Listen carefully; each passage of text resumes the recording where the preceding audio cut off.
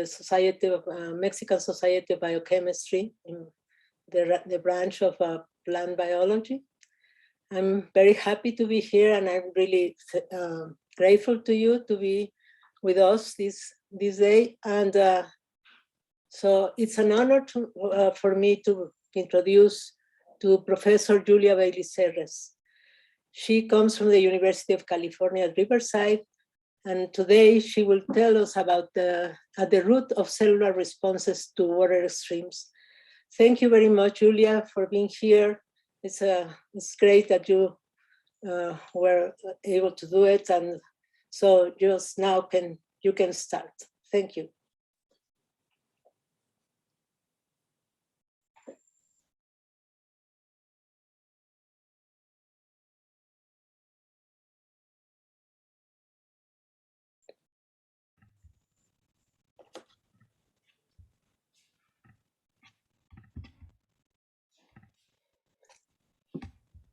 So, good morning, everyone. Can you see my screen? Yes, everything was okay.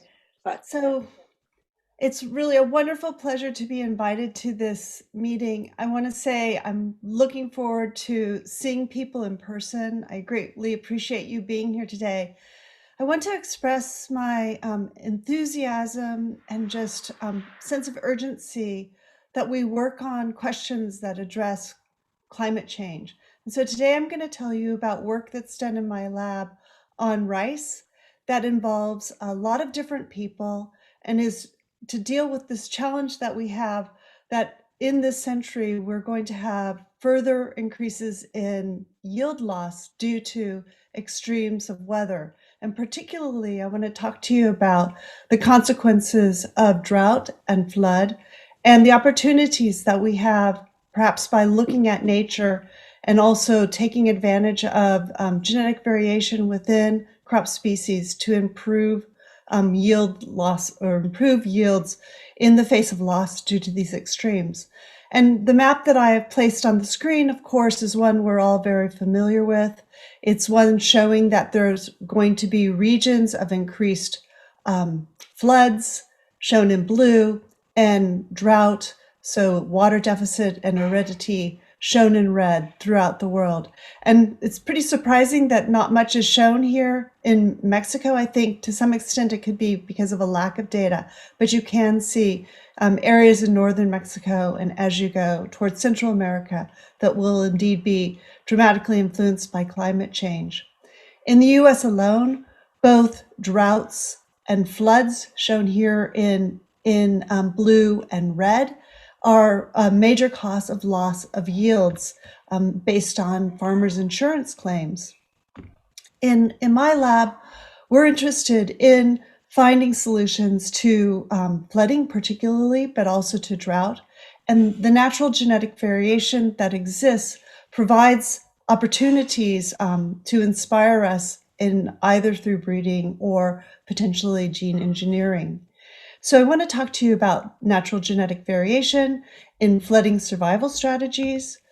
And I don't know what is going on here. Thank you. And also a bit about the mechanism of low oxygen responses in plants that's relevant to flooding survival strategies. And then finally, I'll wrap up with talking about some recent work that's unpublished on looking at regulatory networks that are occurring in different cell populations that are important for controlling the plasticity of development to both flooding and water deficit stress. So a quote that inspires me is this one: "In wilderness is the preservation of the world." To me, this has multiple meanings, perhaps not the same meaning as the author, but to me it is that we can look at nature and find inspiration. Just as this water hyacinth shows us the elongation of a petiole as it lives in an aquatic ecosystem, we can look at nature and find examples of strategies that are effective for a plant to grow in a water-prone environment. So this water hyacinth shows the petiole elongation, which is an avoidance strategy, so that it is able to be reproductively competent and have effective photosynthesis above the air-water interface. This river photograph, and this one as well, was taken by me in Peru, showing you the deciduous shrubs on the bank of the river that are bursting with leaf growth as the water level falls. And in this case, shows you these plants that were fully submerged for during the high water season, and they have not lost their leaves, but they're able to endure and maintain this greenery with low photosynthetic competency when it's underwater, and then just maintain and grow when they're desubmerged. This is an avoidance strategy as well as the elongation strategy, and this is perhaps an endurance strategy that we can consider a true tolerance strategy, all shown in nature. If we turn to rice, which is the model organism of my group, what we find is that there's many mechanisms for aeration that allows there to be exchange of gases between the air and regions of the plant that are underwater. So that could be waterlogged root systems, or also the aerial tissue when the plant is partially to completely submerged. Those traits that provide aeration vary in nature, but in a rice plant include the formation of lysigenous parenchyma, which are gas spaces formed within the cortical layer of the root system, and then up into hollow stems and hollow regions of leaves that allow passage of gas, exchange of both CO2 and oxygen between the roots and the shoots.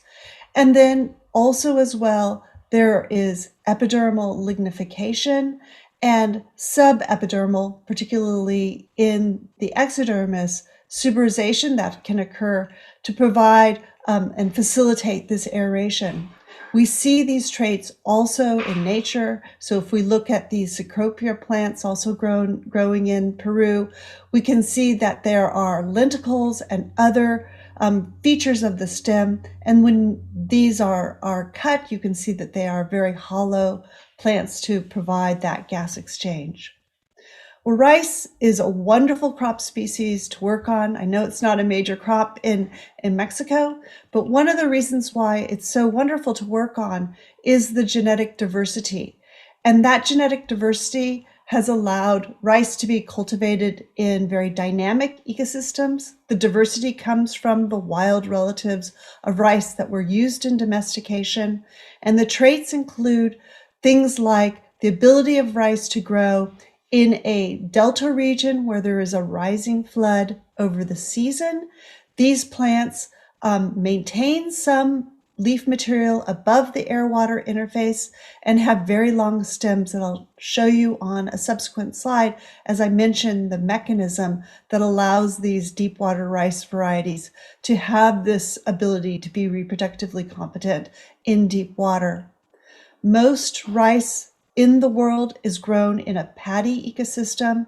These are rain-fed regions, typically with low irrigation control, and they can be highly productive because the paddy has the water to provide rice both water and nutrients in the soil during early developmental stages, but post-establishment, these plants can undergo a partial to full submergence event, and they can also undergo a drought event, and this can be intermittent. So sometimes we see that a paddy will be submerged and then droughted, or oftentimes there's these periods of drought because farmers are dependent upon rain. Also as well, there are upland, dry or aerobic rice that's grown, and these are irrigated.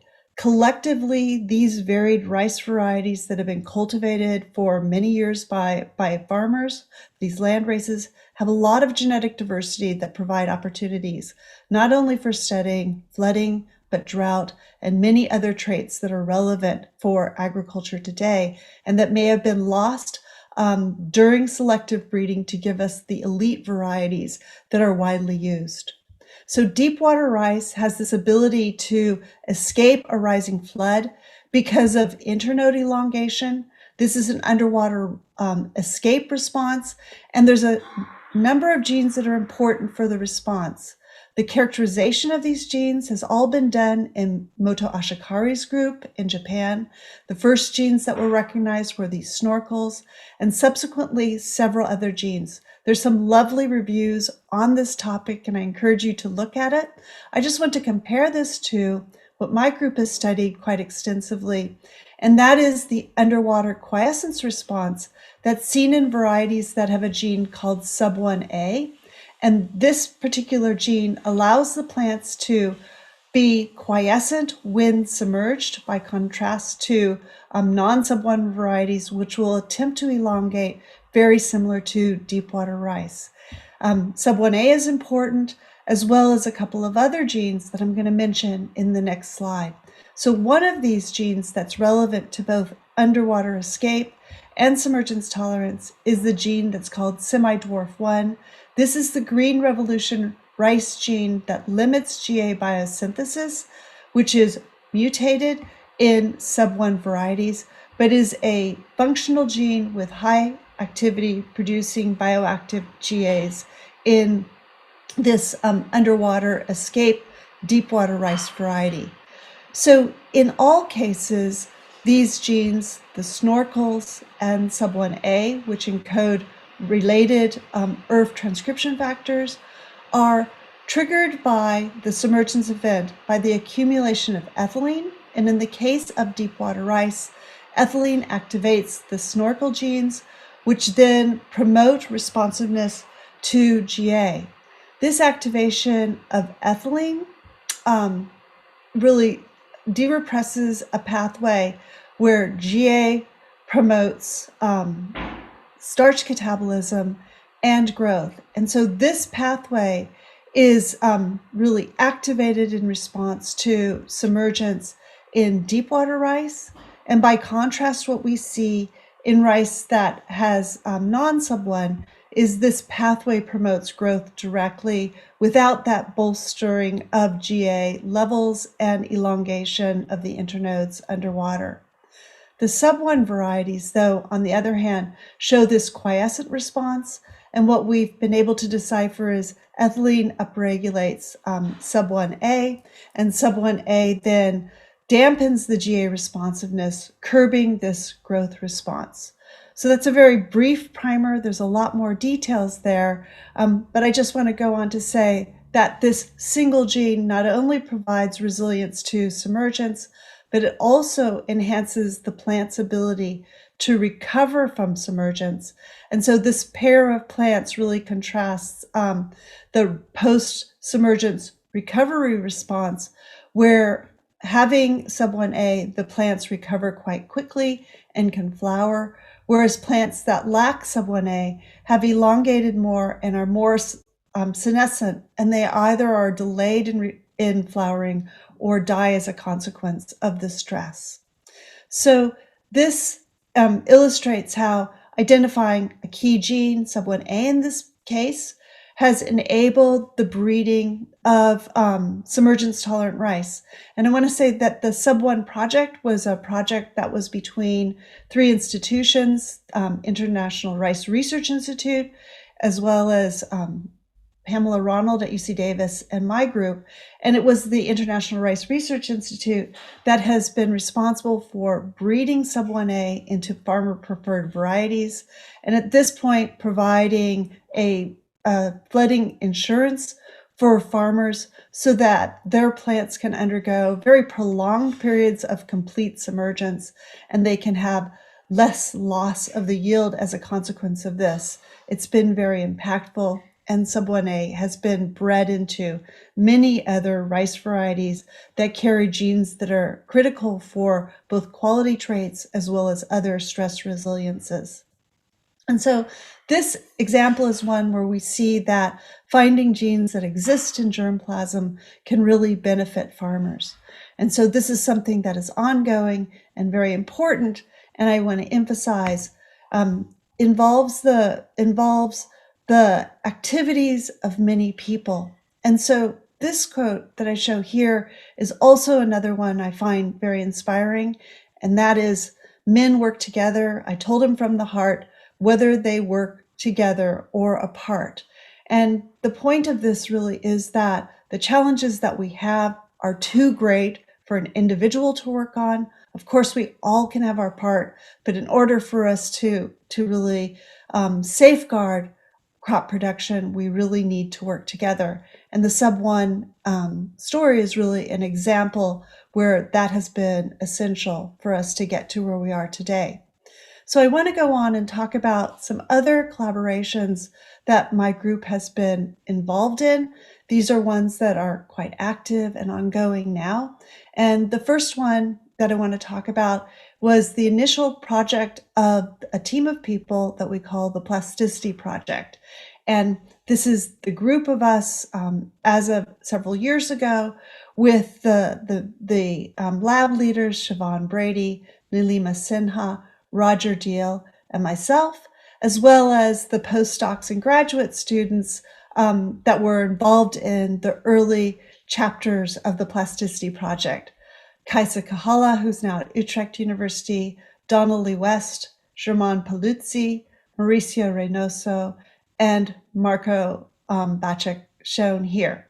So I'm going to talk to you about the work that we've done to define regulators of developmental plasticity to stress, looking at multiple species, and taking advantage of the integration of data on chromatin, particularly chromatin accessibility, and mRNA dynamics. And we were motivated to do this because of questions we had of what's going on within the shoot base of plants and in specific domains of the plant. So in the case of Sub 1A, what we see is meristems survive. The apical meristem, the primary meristem, or tiller meristems can continue to survive in this quiescent mode and then are really the source of the rejuvenation after desubmergence. And then also we have questions about what goes on in roots where there's a lot of dynamic plasticity that's relevant to varied stress and environmental responses. And this is the lower half of the plant, which is really much more difficult to capture in an environment such as this field environment. And so together we worked on translating technologies that we had developed in both my lab and Roger Deal's lab so that we could look at defined groups of cells to understand the developmental plasticity and define the gene regulatory networks that underlie that plasticity. So Roger Deal at Emory University had developed a method that's called INTACT. So this is the isolation of nuclei tagged in specific cell types. INTACT is really a very simplistic concept. Roger built a chimeric gene that encodes a protein that is associated or anchored in the nuclear envelope. So his initial constructs are associated, and in rice we redeveloped this so that the construct or the protein would be anchored. And then this is associated with a biotinylated portion of the protein that then facilitates the ability of these nuclei that are tagged to be purified using an antibody linked to streptobdivin. So it's a very powerful way to isolate nuclei from cell lysates of tissue that has been flash frozen after growing in different environments. And then this will capture the chromatin and any RNA as well as proteins that are associated or contained within the nucleus. The second technology is the translating ribosome affinity purification, or TRAP technology, that was developed in my lab many years ago. In this, we tagged a single ribosomal protein of the large ribosomal subunit. And this enables us, again, to use biochemical purification and capture, using an antibody conjugated to a bead, those ribosomes that are associated with mRNAs, or really we look at it the other way around, those mRNAs that are in a single to a polyribosomal complex. This gives us a readout of those RNAs that have been initiated or are undergoing translation within cells. And by using promoters that drive the intact or the trap constructs with specific in specific cell types, we can capture these readouts, those which are from the nucleus or from the ribosomes, in specific domains of expression. And so the Plasticity Project team, particularly Kaisa Kahala and Germain Paluzzi and Marco Bacek at this time, developed a toolbox whereby these intact and trapped constructs were expressed in different cells. So they use the traditional or very common constitutive or near constitutive 35S promoter, and then ones which would capture actively dividing cells, ones that may be expressed specifically in the cortex or in the quiescent center, the endodermis, or the vasculature as examples. And this was done with tomato, Solanum lysopersicum, the wild species Solanum pinelli, which grows in dryland, elevated mountains in the Andes, Medicago triancula as a legume model, and then rice. And so with this toolbox, together we have done some very challenging experiments over time, and I'm going to tell you about these adventures that we have had. So the first one was meant to be a very simplistic experiment where we took these 4 species and our trap and intact constructs that were driven by the 35S promoter and asked for whether or not there was conservation of gene regulation specifically in the tips of roots of these plants. And we're interested in this early response to low oxygen stress, which is a component of the response to submergence. And so when seedlings are submerged for a short time, in this case we used a 2-hour time point, within the root tip as well as within other cells of the plant, there is a change in the levels of ethylene, so those levels are concentrated, and then there's also a change in the levels of oxygen. And we'd characterize this response in Arabidopsis quite extensively, and we're interested in, across these species, what sort of response we would have at this very early time point when there's this first response to low oxygen stress. We took advantage of the intact method to look at accessible chromatin using a methodology called attack-seq. And for those who are not familiar with this, it allows us to see regions of chromatin that go from being condensed to accessible.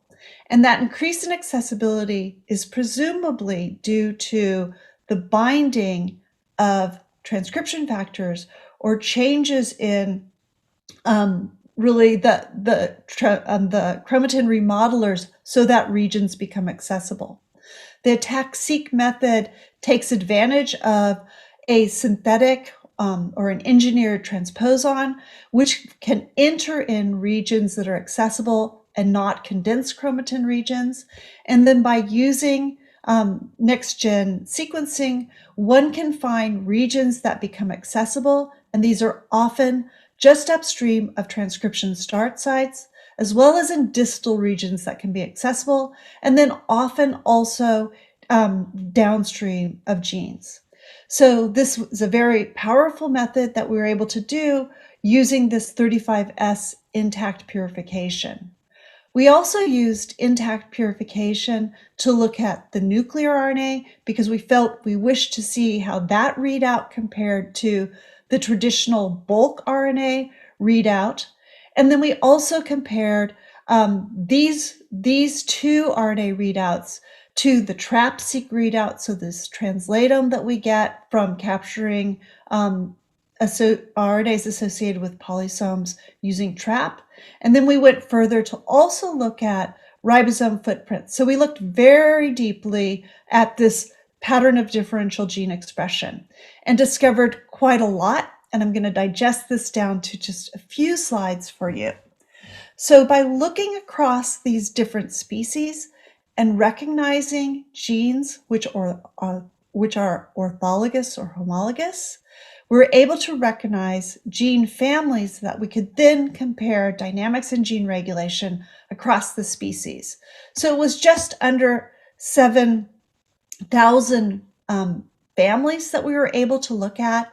And when we looked at our combined data, we were able to see that there were 68 of these families of genes that had one to many members that were upregulated by this 2 hours of submergence, or this early low oxygen response.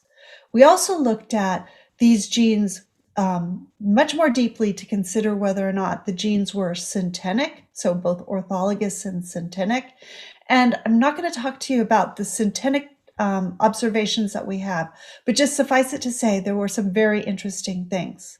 So this 68 families of genes we called the submergence upregulated gene families, or the SERFs. And I'm going to tell you more about the SERFs and how they compare between these species.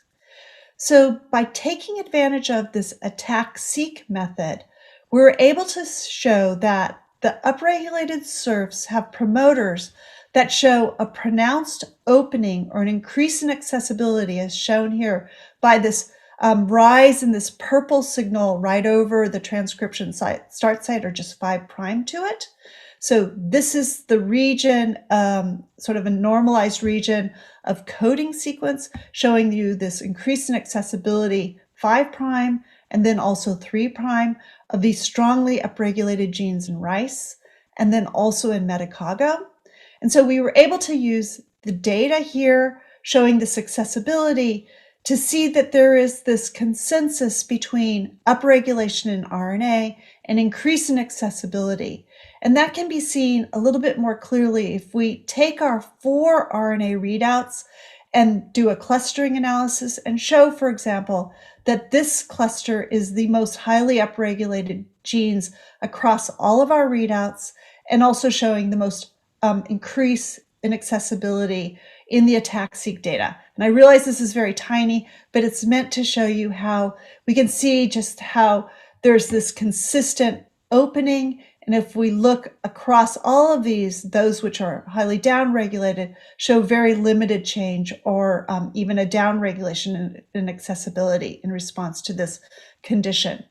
So these regions of accessibility here and across the genome were used to look more deeply at the dynamic genes in order to build, for these submergence upregulated genes, cis-regulatory networks for the 4 species. And so again, focusing on this group of genes, the SERFs, and the accessible chromatin regions, as well as the presence of motifs that could be recognized using DAP-seq data or methods such as those that are provided by the MEME suite. We're able to identify 4 transcription factor binding sites that were overrepresented amongst these genes, and compared in many instances between orthologous genes. And with these, we were able to build networks of association between transcription factors, represented here, and genes that were in the networks. And I want to show you some of the major findings of this by comparing these circular gene regulatory networks, where we've displayed genes as very small symbols on the outside here, connected to transcription factors that are represented by these 4 the hexagons of the network. And again, these are transcription factors deduced by the cis-regulatory motifs and are likely multiple transcription factors within these BHLH, HRPE, MIB, and WRKY motif-associated families. So in rice, many of the genes that were upregulated are associated with the presence of this red motif, which is this HRPE motif. Many genes have more than one motif associated, and it's complicated. But if we look across the species, what we can see quite easily is that medicago, tomato, and Solanum pinelli have less of a prevalence of this HRPE compared to the other motifs shown. And in the case of Solanum pinelli, this HRPE motif is the least prevalent. So I just want to emphasize that if you go to the paper, you can look at these in great detail and see every last one of these genes. There's a lot of data here, and I'm just digesting it for you. So I'm going to focus on this HRPE motif, and I'll tell you a bit more about the exact motif and the transcription factor that's relevant in a moment. But I first want to show a really interesting observation, and that is when we look at the number of motifs in these upregulated genes, so 0 to multiple motifs, and whether or not the motif is within a region that's accessible, so this is a transposase hypersensitive site, versus outside, what we see is that the motifs that are inside accessible region are the ones that show the most pronounced upregulation in response to the stress. And this was seen in both rice and medicago, where we had the attack-seek data. And so this suggests either that accessibility is associated with binding or accessibility precedes binding. We don't actually have a real true understanding of which comes first or not. But this motif had been previously characterized by a former postdoc of mine, Angelika Mostrova, in collaboration with my group, and it was shown to bind a group of ethylene responsive transcription factors in this subclass 7. And it turns out that the sub 1 and the snorkels that I talked about earlier are group 7 ERFs. And with Angelika's help, we were able to connect the association of binding to this motif with the upregulation of a core group of genes that are the hypoxia responsive genes of Arabidopsis. And so we're now seeing that this motif is conserved across species and putatively associated with the binding of group 7 ERFs. These transcription factors are extraordinary and important in terms of plants' responses to low oxygen stress. So as oxygen levels decline, these ERFs are stabilized. And in Arabidopsis, there's 5 group 7 ERFs. 3 of them are constitutively expressed. And so during normal aerobic development, these proteins are turned over by a pathway that's called an integron pathway. And I'm not going to go into the details of this pathway, except to say that it is an oxygen-dependent or nitric oxide-dependent degradation pathway. When oxygen levels decline, and as that decline gets to below 10% oxygen within a cell, what we see is that the levels of these ERFs increases. So these constitutively synthesized and translated proteins accumulate, enter the nucleus, and activate the regulation of genes that are the hypoxia responsive genes. So this is data from Arabidopsis. We know the genes that are upregulated are these anaerobic metabolism genes, and then several genes that are important in this pathway. One of them includes a negative regulator that's called plant cysteine oxidase, and others of these important genes either positively or negatively regulate the pathway. And so I just want to say that sub 1A is an ERF 7. It has the characteristics that would make it a target of this pathway, but it's unusual in that it is not stabilized by the same pathway. So that's just a little aside. But when we look at the networks that we discover with this in these studies, what we find is that there's really strong conservation in both the presence of these genes and their regulation across the species. And so to highlight this, I just want to say that we've been able to show that there's commonalities in the hypoxia response across these species, and we see dynamics in the expansion and contraction of these families and variation in the motifs that regulate them. And so just to summarize, this key low oxygen signaling and response mechanisms and the hypoxia response genes are highly conserved but vary in their cis-regulatory features and the degree to which they are enforced across plant species. So I want to turn to some of the more recent work that we've been doing on root plasticity, which asks a question about how plants' root systems respond developmentally to environmental cues. And what we're really interested here is in considering relationships between water extremes. And so I want to do this a little bit quickly because I can see I'm running out of time. But again, we can look at variations in nature, and we can also address the question, which I think is really important, and that is whether or not some of the traits that are relevant for drought are also relevant for submergence or waterlogging. And there really are two that are quite evident. So parenchyma are relevant to gas exchange under waterlogging conditions and are also important during drought to facilitate the growth of long, thin roots to access water deep in the soil. The second one is the formation of a suberin barrier on the exodermis, in the exodermal cell layer of the root. And under waterlogging, this ensures that gas exchange can actually take place near the root tip where cells are actively dividing and growing, as opposed to escaping laterally outside. So it's a barrier to low oxygen. And in terms of water deficit stress, this suberin barrier is important to ensure that water is taken up and doesn't escape via a diffusion barrier. So work that we've done has been to focus on how these different root responses to submergence, waterlogging, and water deficit, as well as the recovery from these responses, is dynamic in different cell types of root systems. And given the time, and I'm kind of surprised I got so far behind in this talk, I really want to jump ahead, or maybe I'll just show you just a very, very little bit of this work.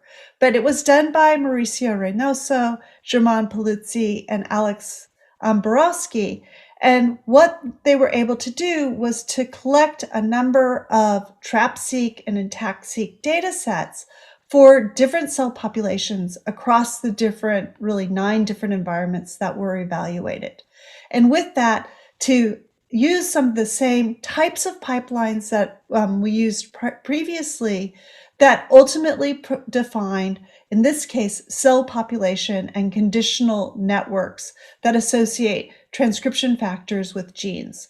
And so this includes co-expression networks that leveraged chromatin accessibility data and also inference analyses that allowed us to highlight and recognize hierarchies between transcription factors.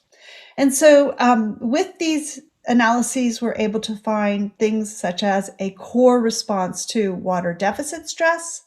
And I'll just highlight that to say that with the analysis, we're able to recognize some of the known ABA responsive networks and associations between transcription factors in those networks. And so this dynamic network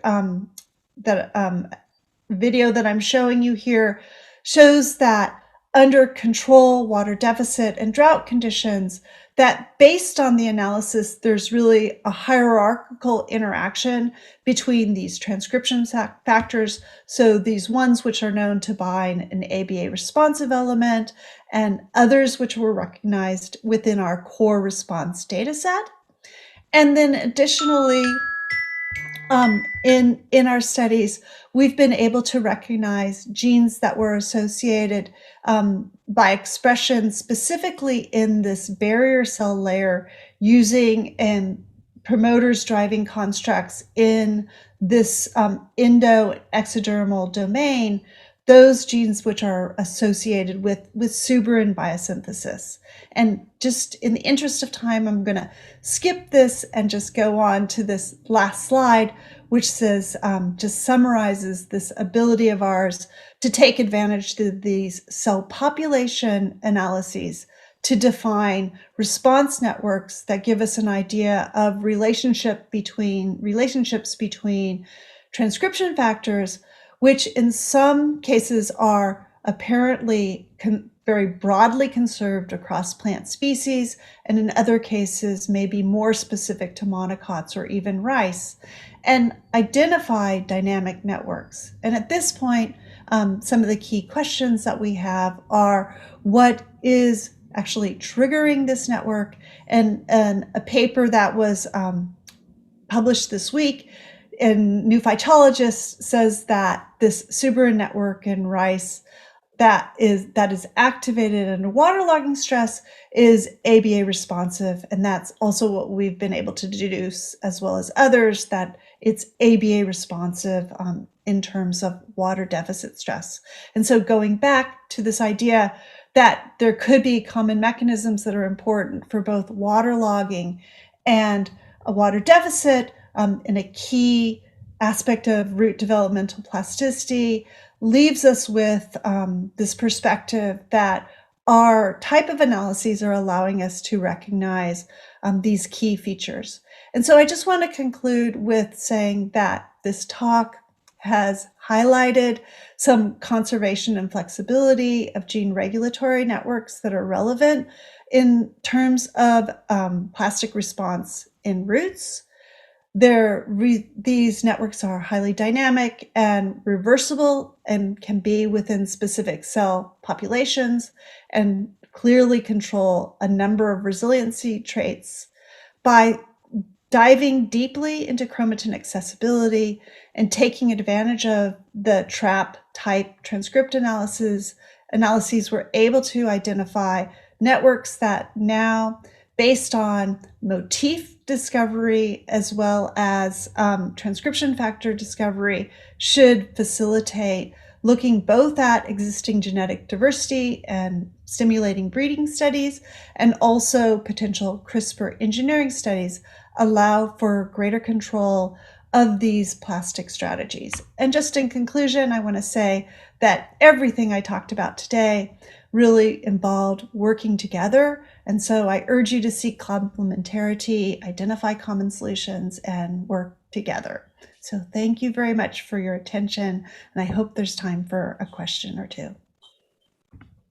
Thank you so much, Julia. It was a wonderful talk, really, and very, very interesting. I hope we will have you again sometime soon. But now go to the questions. I think we'll have time just for one quick question. And the first one will be from Dr. Luis Cardenas. Luis, you can go now. You can unmute yourself.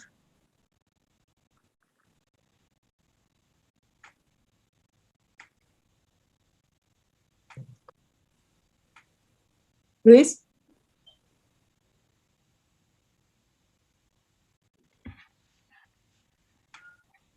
Let's see. Now. Can you hear me now? Yeah, now. Yeah, okay, thank you, sorry. That was a wonderful talk, Julia.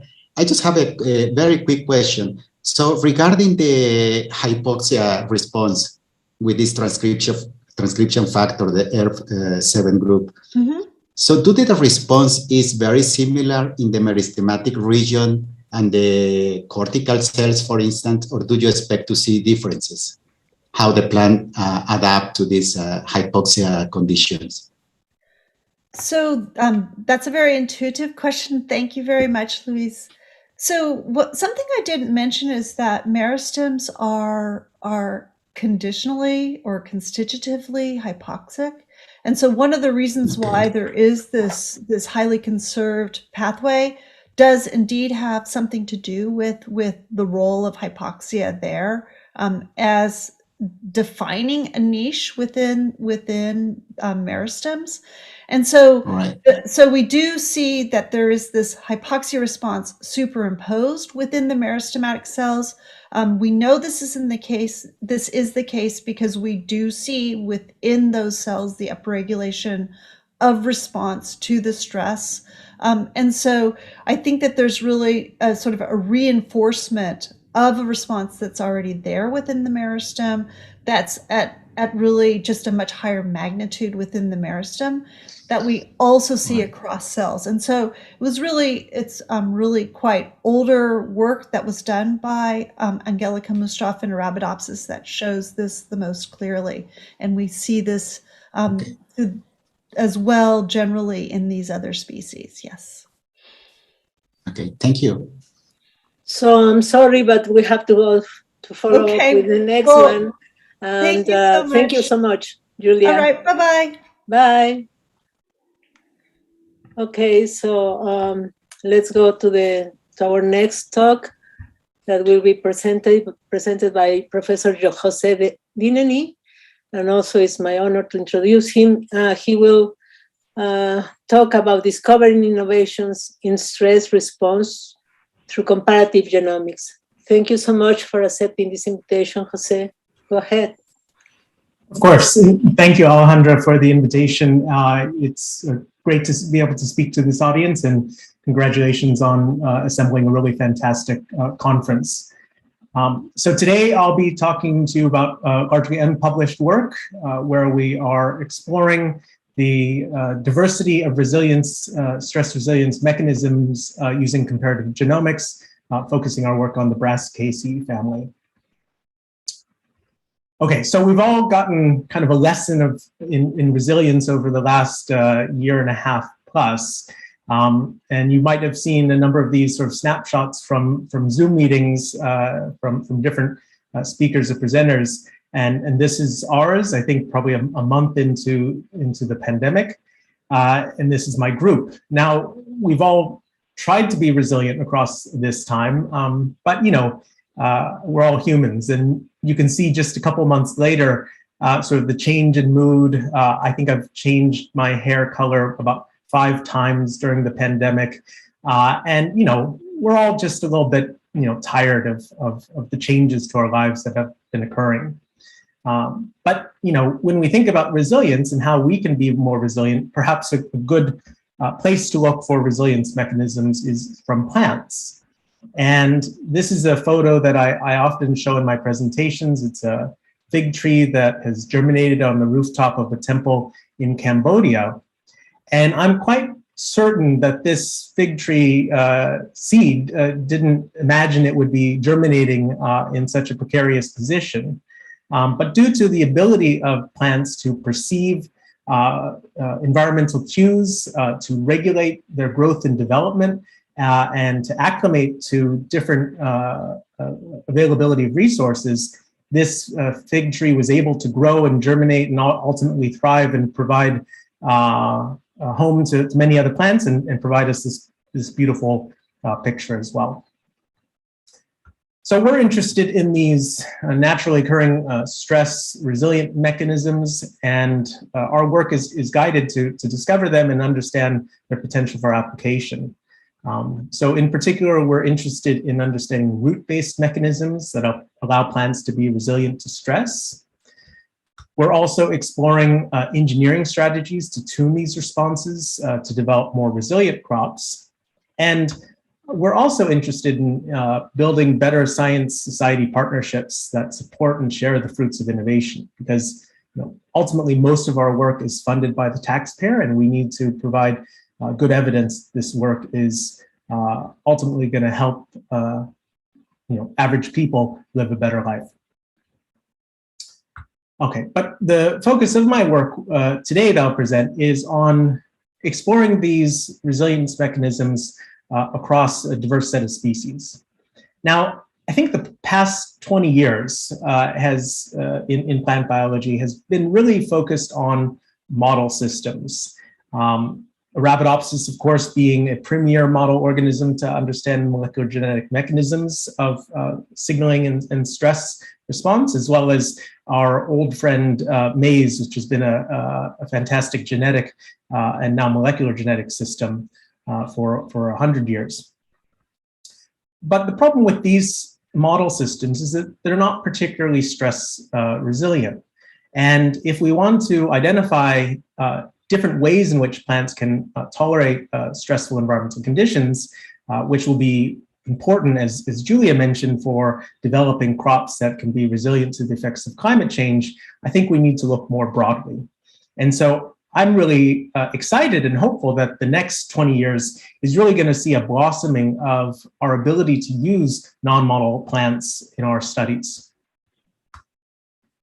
Now, Arabidopsis, being a fairly stress-intolerant plant, is actually in a plant family where there is a great diversity of environmental tolerance mechanisms. So here is just a subclade of species within the Brassicaceae family that have had their genomes sequenced. And we can see members of this plant family that are halophytes, so plants that are able to grow under high saline conditions. For example, Shrinkiella parvula, which grows along the coast of a hypersaline lake like Tuz in Turkey. We also have plants that are tolerant to low temperatures, to heavy metals.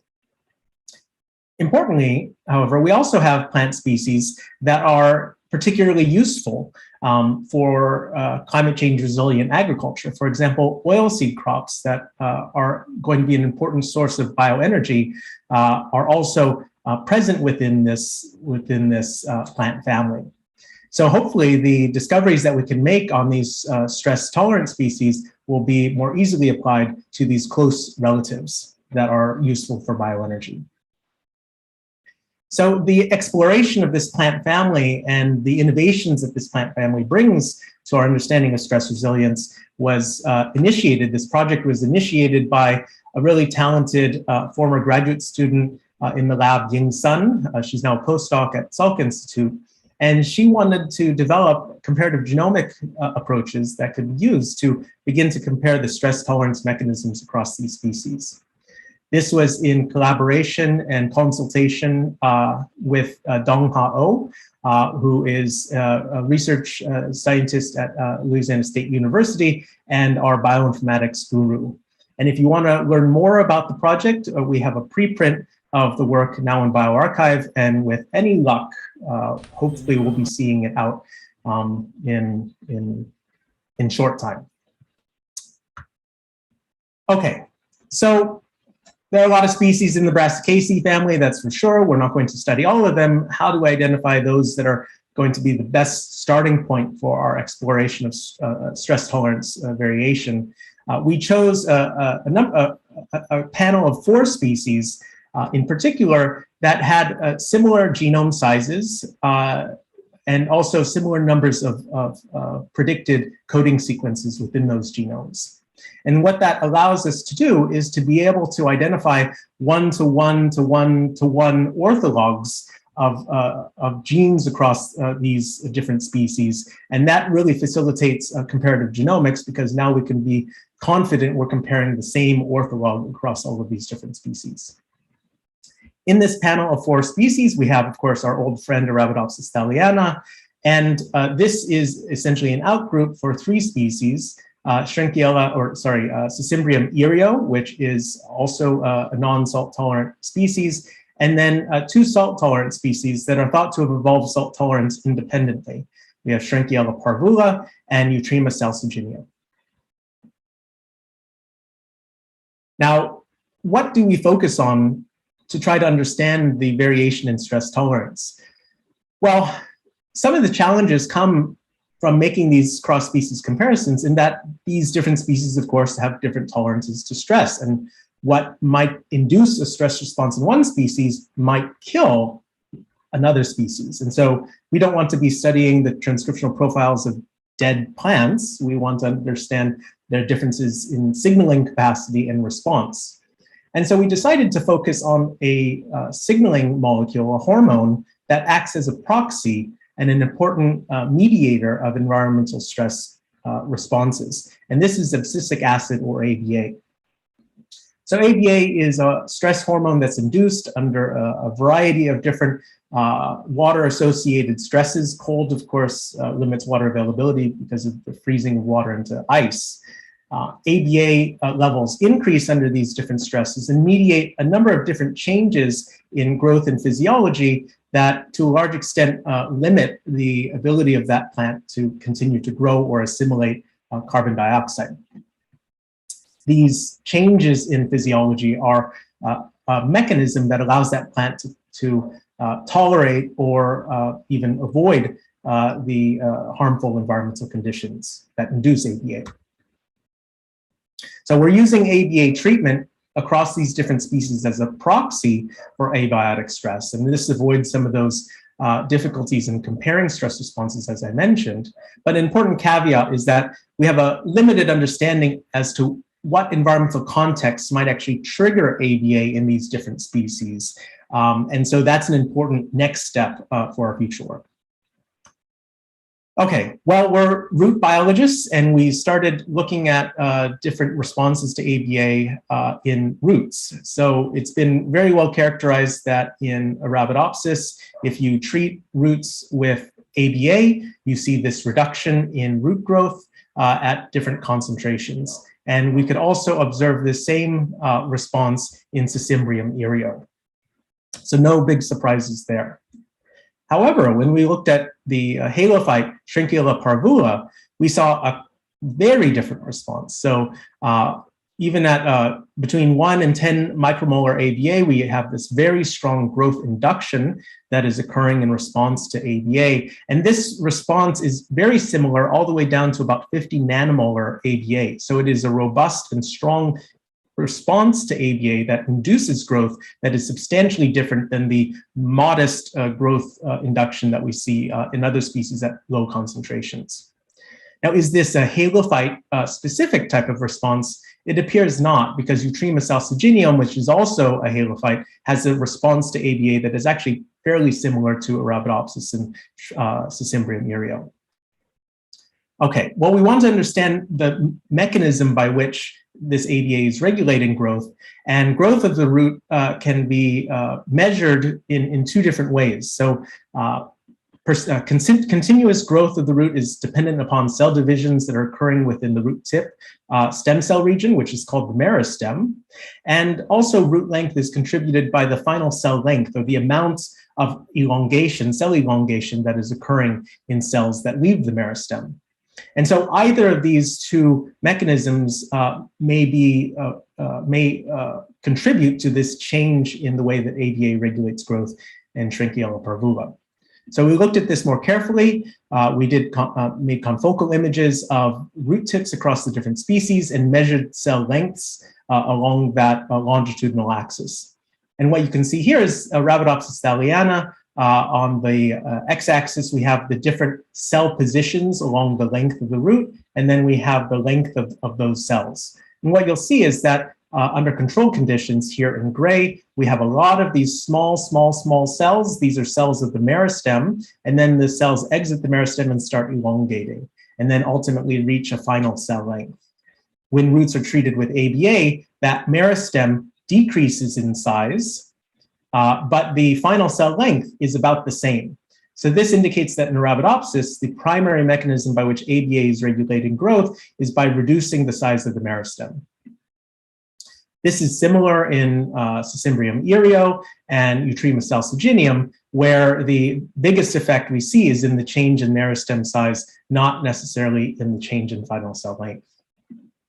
This is, of course, different in Shrinkiella parvula, where we see some effects on meristem size, but the biggest effect here is in final cell length. So the final cell length of parvula is much greater than it is under control conditions, and this explains why ABA is able to accelerate growth in this species.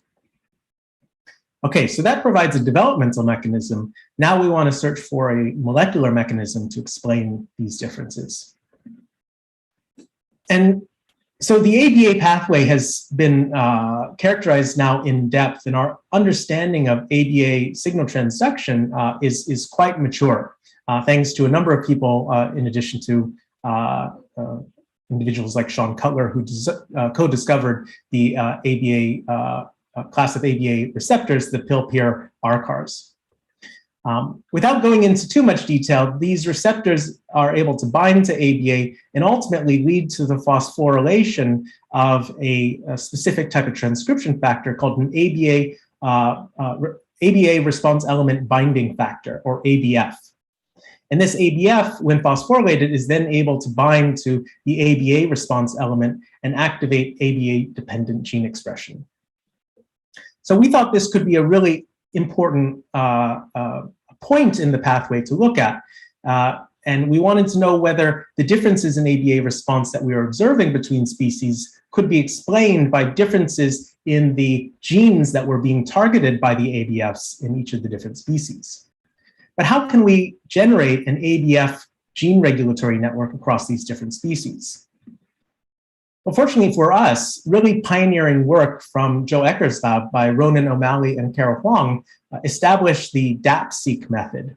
And DAP-seq is essentially an in vitro method that allows one to interrogate the pieces of DNA or the genomic regions that are bound by a particular transcription factor. So DAP-seq begins with the in vitro transcription translation of a transcription factor of interest. This is then bound to beads and fragmented genomic DNA, and the DNA that is bound is then sequenced. And so because all of this is done in vitro, and because the transcription factors are sourced from sequence, we can do all of this from non-model systems so long as we're able to get genomic DNA from that species. And so this of course enables transcription factor DNA interactions with native genomic DNA. It allows those interactions to be reconstituted in vitro, and it has a good correspondence with ChIP-seq data, as I'll also show later on. And so this facilitates now an ability to create these gene regulatory networks in species that are difficult to transform. So many of the approaches that Julia Bailey-Serres, for example, illustrated, which provide a beautiful insight into cross-species comparisons, are only really possible in plants that can be transformed.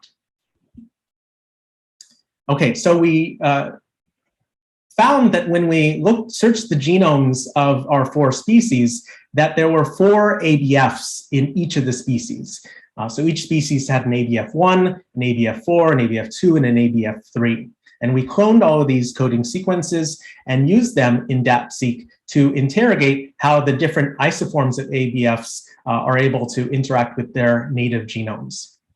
But because this is in vitro, we can do something that is really almost impossible in an in vivo context, which is we can swap the genomes and test how sequence differences across transcription factors might affect their ability to interact with the same genome. And so Ying called this swap DAP, where now we can interrogate all the different transcription factors of, say, isoforms of ABF4s across the different species on the same Arabidopsis genome. And this allows us to then interrogate whether there are coding sequence differences in those transcription factors that might contribute to the gene regulatory network differences.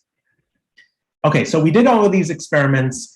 And what we largely found is that the different transcription factors across these different species bind essentially to the same sequences. So their position weight matrices obtained either by DAP-seq or swap DAP are very similar, and they have a large overlap in the genes that they target. There are some differences, but to a large extent, they behave as similar transcription factors in the context of ABA response. Okay, so what we want to use this data for is to identify genes where the wiring, where the connection to the ABFs has changed. And so I'll show one example here and then broaden that out. So this is what the DAP-seq data actually looks like. We see, for example, the ability of the Arabidopsis ABFs to bind to the upstream region of this gene, which encodes a DNAJ heat shock protein. We see conservation of that binding in Cimbrium aereo and also in Eutrema salciginium, but this binding is lost in the 5' region of this gene. And through SwapDAP, we can see that it's not because the Shrinkula parvula ABFs are not able to bind to this sequence. They're able to bind to that sequence if we put it in the context of the Arabidopsis genome using SwapDAP.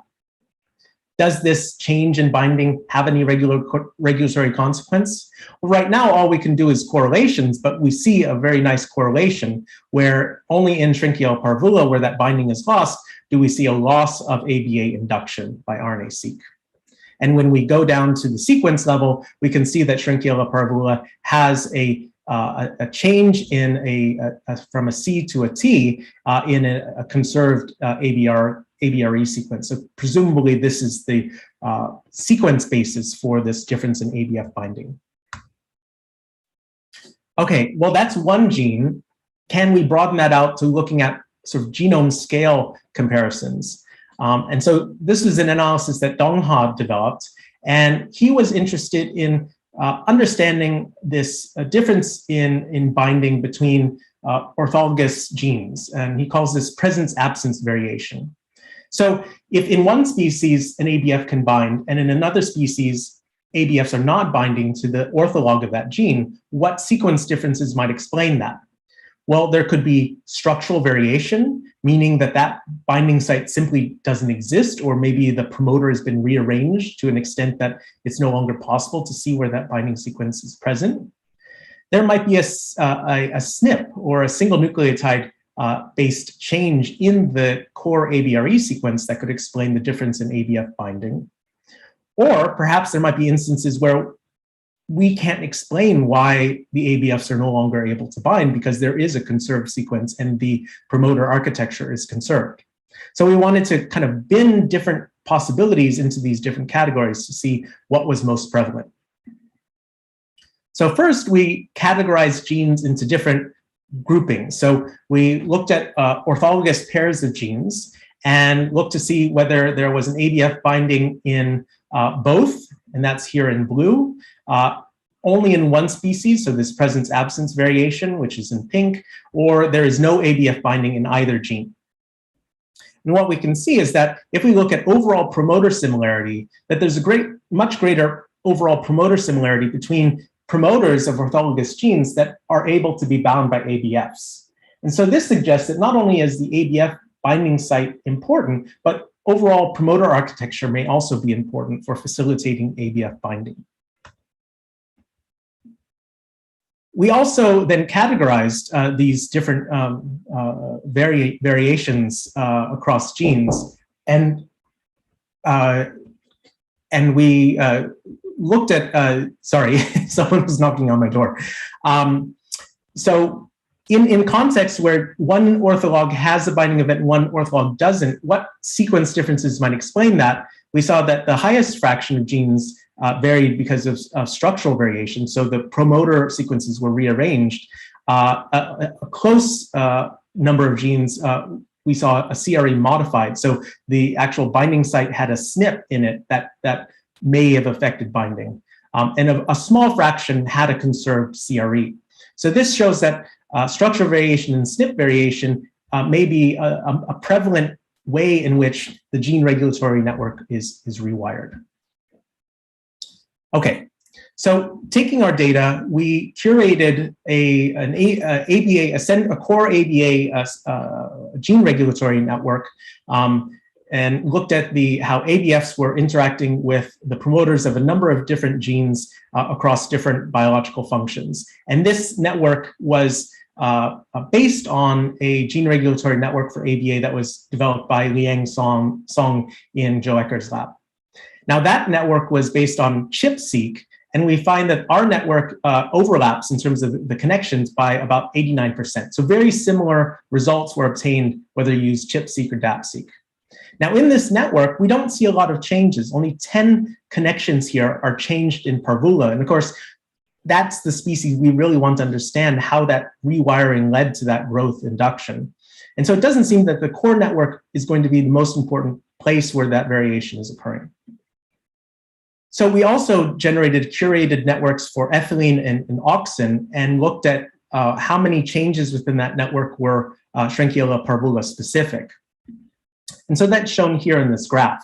So we see different percentages of the nodes vary in Shrinkula parvula, and that may be based on a number of different criteria used to build the networks. But what's, I think, most interesting is that for the auxin network, we have a much higher percentage of connections that change only in Shrinkula parvula. And remember, that's the only species where we saw this growth induction by ABA.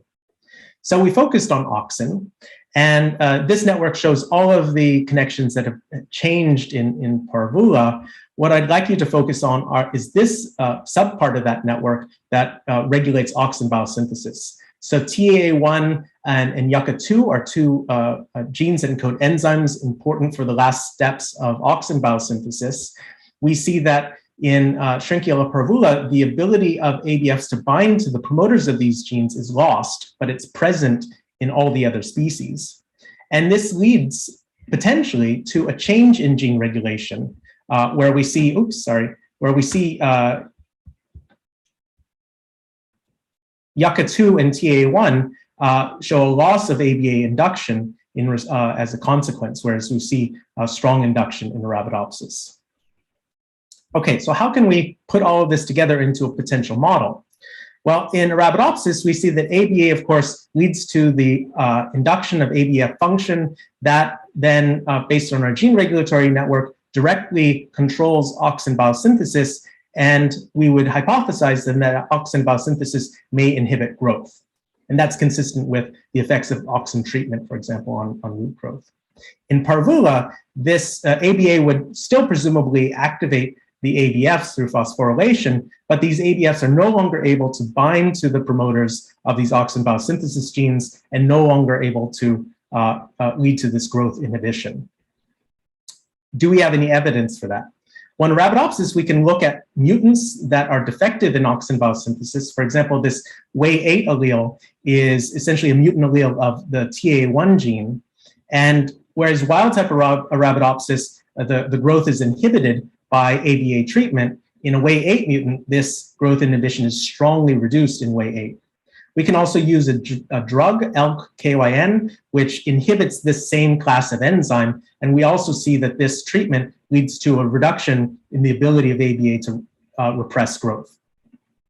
We can ask the question the other way: can we make Shrinkula parvula more like Arabidopsis? Well, here what we can do is we can do co-treatment with ABA and auxin. And what we see is that with ABA alone, we see this nice growth induction in Shrinkula parvula, but if we supplement with auxin in these conditions, we can inhibit that ability of ABA to promote growth. So that backs this, this hypothetical pathway, but there's still an important part that we haven't discovered. What is it that allows growth to be accelerated in Shrinkula parvula? And so we're actively trying to discover this pathway. In order to do that, we're expanding out our universe of species. So really talented postdoc, Prashant Ramachandran, is looking at ABA responses and growth across a large number of species, and we see tremendous variation in how ABA regulates growth. And we're also generating the ABF GRNs across these across 11 sequence species in the Brassicaceae family. We're collaborating with John Schiefelbein, Maheshi Desanayake, and Song Lee in order to generate single-cell RNA sequencing data sets for these 4 species, and that is allowing us to then explore cell type specific innovations. And we're performing anatomical analyses of all of these different species, looking at stains such as Nile red, which is a lipophilic stain that stains suberin and other hydrophobic molecules. And we see interesting variation in the pattern of these hydrophobic molecules across our species of interest. So to summarize, we've seen that ABA has diverse effects on root growth across the Brassicaceae family. We've seen that DAP-seq is a really useful and reliable tool for cross-species analysis of GRNs. We see that changes in the way that auxin biosynthesis is regulated in Shrinkula parvula likely underlie the differences in growth regulation by ABA. And through our collaborations and anatomical analyses, we're hoping to discover new cell type specific innovations that differentiate these species and may have potential for application. So I've thanked the folks along the way, but I'd really like to thank my group as a whole. This was a recent pumpkin festival where we dressed up as characters from Sesame Street. And so this work was brought to you by the letters HHMI, NSF, and DOE. Thank you very much for your attention, and hopefully I'll have time for at least one question. Thank you so much, Jose. It was so interesting talk, very intrepid approach. I think the swapping approach, that's very nice. So let's see if we have questions. I don't think so. Okay, so we are on time, so we'll finish here. Thank you so much for accepting our invitation, and I hope to see you soon. Thank you Absolutely. so much. Thank you. Thank you.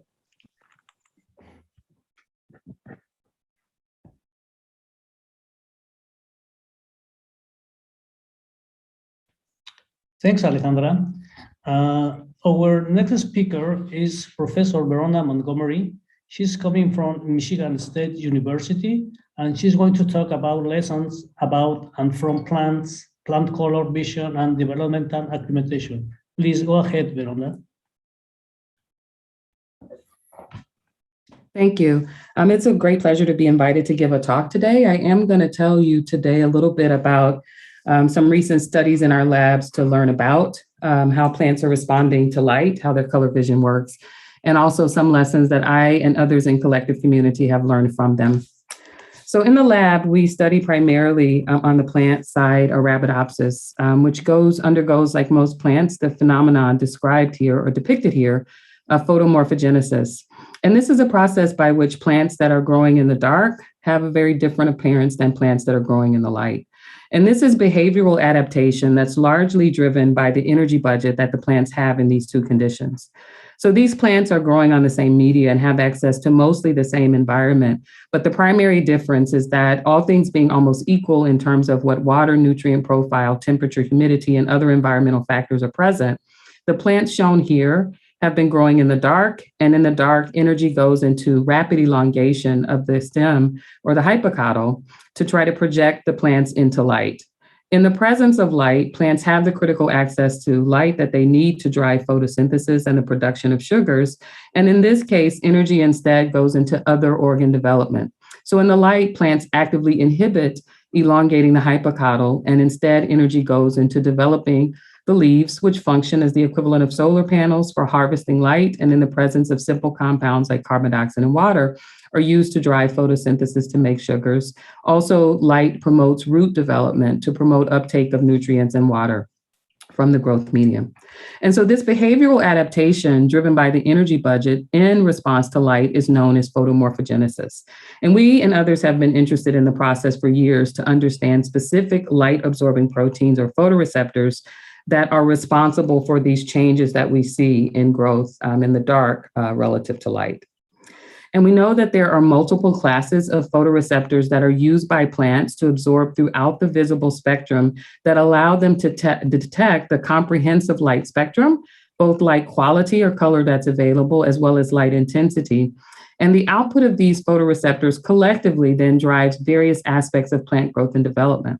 So three major classes of photoreceptors are depicted here: the phytochromes that absorb in the red far red region, two classes of blue UVA absorbing proteins, the cryptochromes and phototropins, as well as the most recently characterized at the molecular level photoreceptor UVB receptors, UVR8. And as I stated, all together, these function to give plants a comprehensive view of the light spectrum. And that drives different aspects of plant growth and development, from the emergence of the seedling from the seed and germination to the process of de-etiolation, which is that change that was depicted on the prior slide that we see for plants grown in the light versus those grown in the dark, all the way to the shift from vegetative to floral growth, as well as ultimately senescence, as well as a number of growth aspects. In my laboratory for years, we've been very interested in the role of phytochromes in these light-dependent growth processes. Phytochromes have two major components. There is a protein component, the apophytochrome, that is encoded by nuclear genes. And then the chromophore, or the light-absorbing moiety that's a part of phytochromes, is encoded it's synthesized from two committed enzymatic steps, where a circular tetraparole heme is cleaved by a heme oxygenase to make biliverdin, and then that gets reduced to make the chromophore. This chromophore binds to a chromophore binding pocket on the apophytochrome, which has the activity to then drive covalent attachment of this chromophore to a conserved cysteine residue to create the holophytochrome, shown here in the dimer states in which they function, both homo and heterodimers, in the red light of ground state. And so we've been interested in the function of these in planta, and we're very interested in how these function as a family, but also how they function across time and space. So we do know that plants have families of phytochrome. Arabidopsis, which we study, has 5 phytochromes, 5 nuclearly encoded genes, A, B, C, D, and E, whom they all use the same chromophore, phytochromobilin. And this has been interesting because there are 2 classes of genetic studies, genetic mutants that have been identified that have helped us understand the role of this family in plant photomorphogenesis. So you can imagine having mutations in any of the 5 nuclear genes. As depicted here, if phi C is mutated, you isolate a mutant, and the characterization of that mutant and the differences in phenotype relative to the parental wild type gives you an indication of what that particular phytochrome family member contributes. There are mutants in all 5 of the phytochrome. The other class of mutants that have been identified are chromophore deficient mutants. And so there are mutations in either the gene encoding one of the hemoxygenases or the gene encoding the biliverdin to phytochromobilin, that phytochromobilin synthase. And in these cases, chromophore is missing. As all 5 of the phytochromes use the same chromophore, you have global phytochrome deficiencies in these particular plants. And this is important for the approach that we've taken to understand a subclass of phytochrome responses. So we have been very interested in my lab in tissue and organ-specific phytochrome responses. And that is the idea that light has different impacts on plant growth and development depending upon the organ which is exposed to light. So as compared to dark-grown seedlings, where there is limited development of the cotyledon and most of the growth and development is in the hypocotyl, in the light, you have active promotion of growth in the cotyledon as well as the development of the roots. So light promotes growth and development in the cotyledons and the roots. Compared to the dark, however, there's an active inhibition of growth in the hypocotyl for light.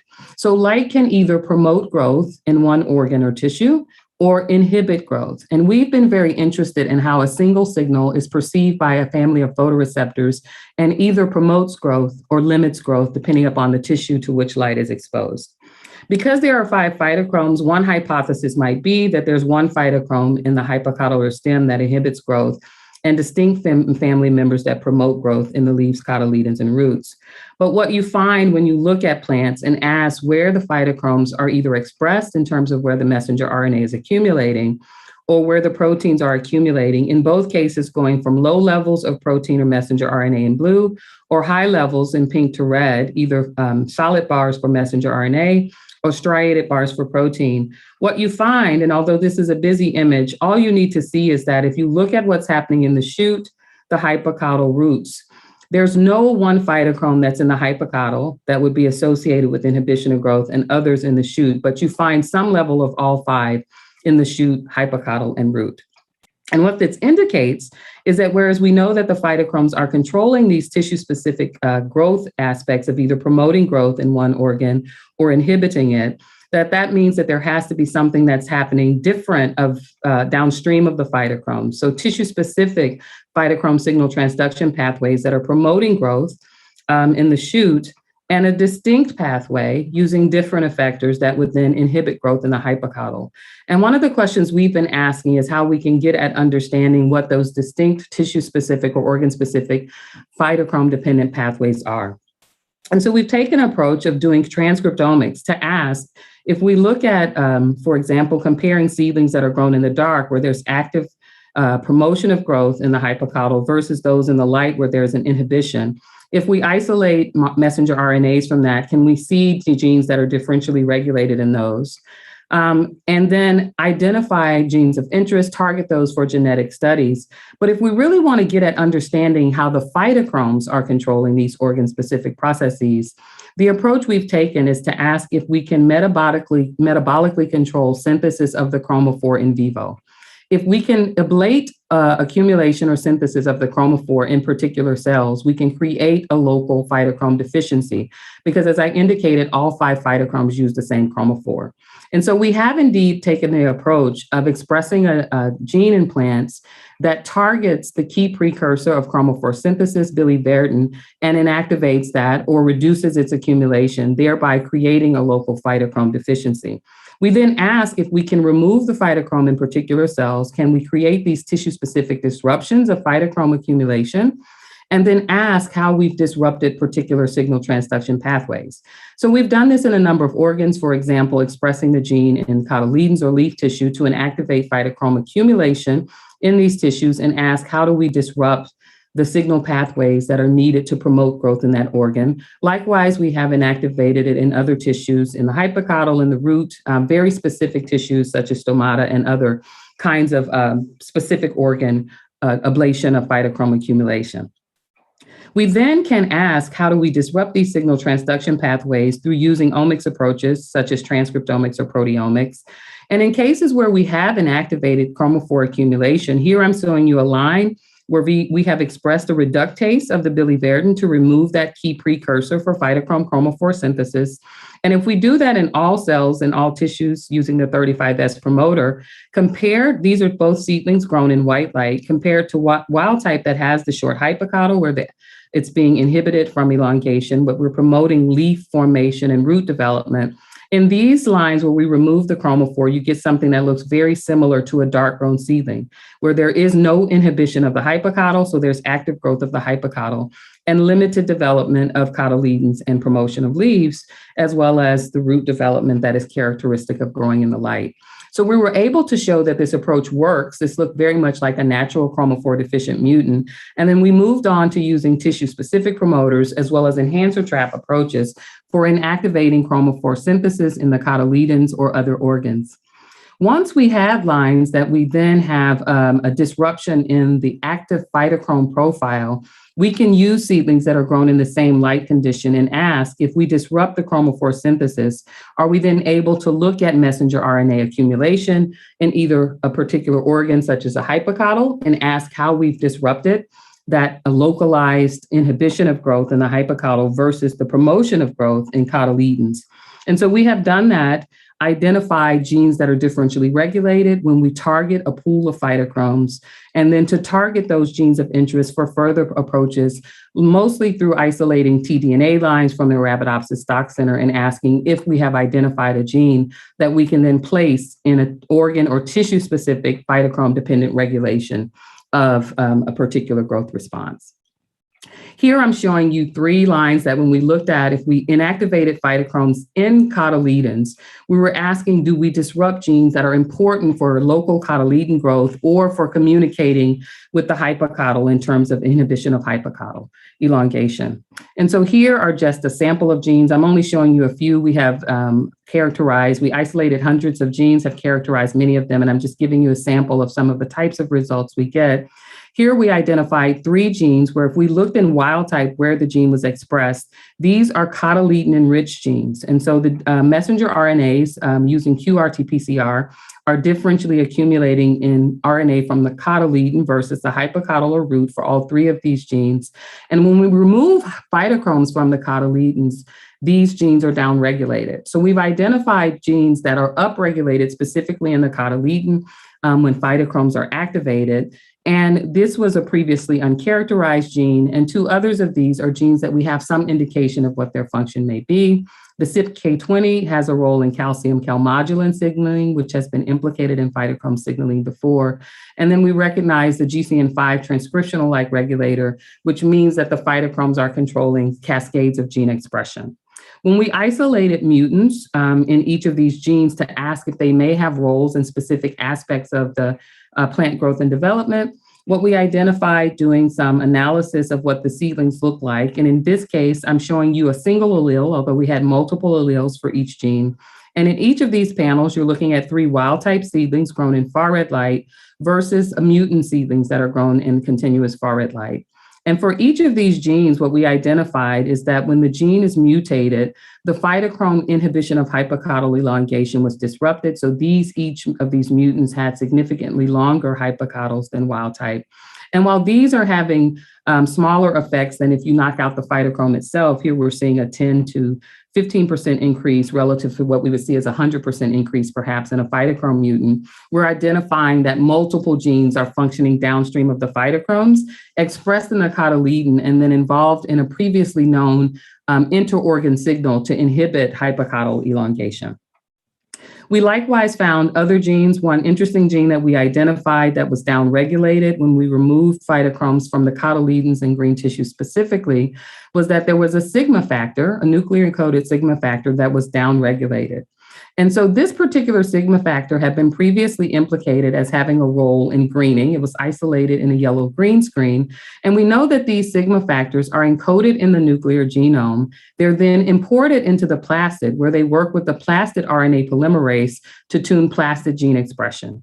So this was presumed to be part of a light-dependent induction, phytochrome associated with this, of light induction of plastid development.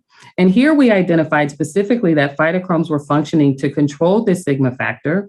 When we looked at seedlings at the bottom, these are dark brown seedlings, 3 again for wild type, and we have 3 sigma-2 mutants, 2 strong mutants, sigma 2-2 and 2-4, which have basically no accumulation of the sigma-2 messenger RNA, and a weak allele that still has 70% of wild type levels. When we're going up towards the top of the slide, for seedlings that were grown in blue light, we saw that the previously identified chlorophyll deficiency in sigma-2 was apparent. But we noticed something specific, that the sigma-2 factor appeared not only to affect plastid development, but also had a role in phytochrome-dependent photomorphogenesis. Because in red continuous light, in addition to the yellow-green phenotype that we see, clearly you see elongated hypocaudals for the strong sigma-2 mutants. And likewise, we did see elongated hypocaudals in far red light. We presume that this was specific to phytochrome because in blue light, where the cryptochromes are active, there's only the yellow-green phenotype, but not an impact on hypocaudal elongation or the cotyledon size and root development. So here we identified that a previously identified factor having a role in greening is regulated by phytochromes in mesophyll cells, presumably because that's where we've knocked out their accumulation, but also because it's affecting photomorphogenesis. And so we started to be able to tease apart some of these tissue and organ-specific phytochrome signaling pathways that have critical roles in plant growth and development. So all of these studies from our lab and other labs have been really teasing apart what happens in the dark that allows the plants to focus on elongation. So when the photoreceptors are not activated, there are a set of signaling intermediates and signaling pathways that promote the elongation of the hypocaudal and inhibit really progressive development of leaves and root tissues. And several photoreceptors are functioning in the light. We focus on the phytochromes. Different signaling intermediates are impacted, a different set of signaling pathways. And what my lab has really been layering onto the work that other labs are also doing is to really add to this idea that these seedlings are perceiving light, changes in the environment, the gene networks are being modulated, and there's an outcome. But we have also been looking at what are the tissue-specific pathways that lead to promotion of growth or inhibition of growth specifically. So I wanted to pivot in the last few minutes just to share not only what we have been learning about how these seedlings are functioning in their environment to perceive light and tune their growth and development very specifically across tissues and organs by modulating their molecular networks to promote the appropriate outcome, but also the ways in which we have looked at these similar types of differences in photomorphogenesis to ask questions about what we can learn from this, not just at the scientific level, but also about being scientists in community. And so I've been very interested in how we can continue to fill out these signaling networks to contribute to what we know about this, but also what we can learn from this.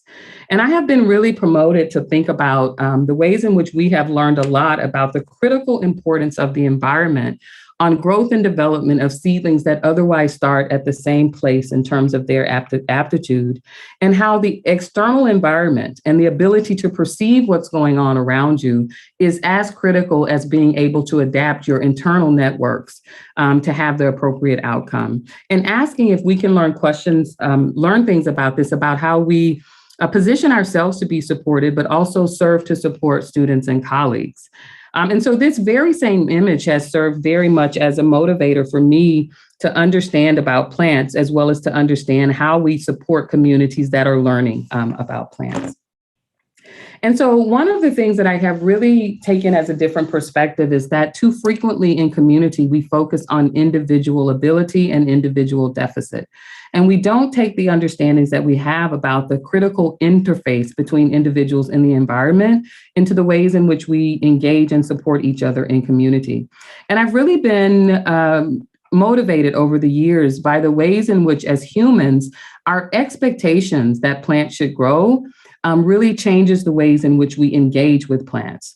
And so humans, by and large, not only those who study plants like many of us here today, but the human population, by and large, believe that plants should grow. That's the default expectation. And if we have plants in our environment that are not growing in the pattern that we anticipate, the questions we start to ask ourselves is whether this organism has everything that it needs. Most humans would look at this plant and say that it may need water. If you live in a very hot and humid environment, you may say that the temperature is not optimal. Likewise, people who grow plants in their homes or gardeners, certainly those of us who are plant biologists, look at plants such as this and start to ask questions about what's missing in the environment that this plant doesn't have access, likely to the nutrients that it needs to green. We don't look at such a plant and say it's incapable of greening. We likewise don't look at this plant and say that it should work harder at soaking up the water from the soil. We ask if someone has prepared it by transferring water from a faucet to its soil. And so when plants are not faring well, we ask questions about what's missing in the external environment, as well as asking questions about the caretaker and whether the caretaker has the skills to interpret what's going on and to mediate what's missing in terms of the critical factors. And so this has really promoted me to think about how that should stimulate us to think differently about mentoring and leadership, and what specific mentoring lessons we could learn from our understanding of the importance of the external environment, as well as plant caretaker abilities for promoting our expectation of success for plants. And so I have really drawn specific lessons that I thought we could learn from this. I'll share just one with you today, but it is this idea that when plants depart from our default expectation that they should grow and be healthy, we probe the environment first and extensively to ask if something is missing, as well as probing our caretaking abilities. When we talk about students and colleagues, when they are struggling, whether it's struggling to get through classes, struggling to get grants funded, struggling to get papers published, we often assume that there's a personal or individual deficit. And I think that our engagement in community would be well informed by expecting growth for each other, expecting the possibility of success, and where there's a departure from that, asking questions at least equally about what the individual may need to strengthen about themselves, but also asking questions about whether everything needed to support success is available in an environment, and or if it's there, but there is not a steward that's made the individual aware that the critical factors are available to them. So I think we need to ask questions first and systematically about how the environment interfaces with the individual to see if success can be promoted. And so what we generally do with individuals is very different from what we do with biological organisms. And often we start by judging the outcome. We ask whether students are routinely performing well in classes. We ask whether colleagues are routinely publishing high impact papers and success with grant proposals or other such expectations. And based on the outcome, if they are routinely performing as we expect, we judge them as high achievers. We say that they're geniuses. If people are routinely struggling, we often attribute that to an individual deficit, their inability to cut it in an environment without asking whether everything is there needed externally to support them. Frequently, when and if we decide that individuals do need advising or mentoring, we often do that through an assimilation-based lens of telling them what they need to do to fix themselves to demonstrate success. And I have simply argued that we know when we work with biological organisms that success or lack thereof is about them being in an environment that has everything they need and their ability to perceive that and modulate their networks accordingly to lead towards outcomes. And I think that we would be well informed to move away from these deficit-based engagements with individuals to using a similar model that parallels what we know happens in nature over and over. And that's to understand that individuals are in an environment.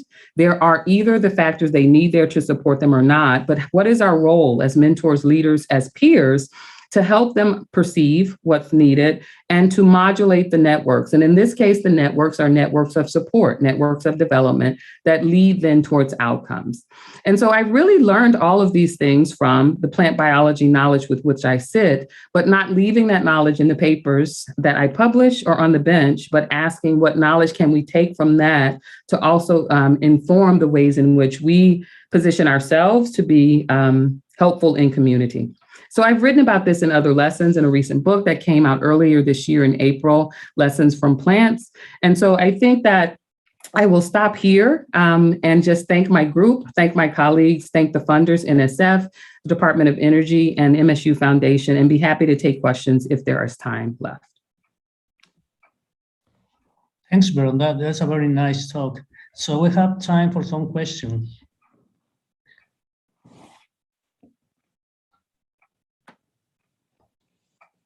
So, anyone for questions?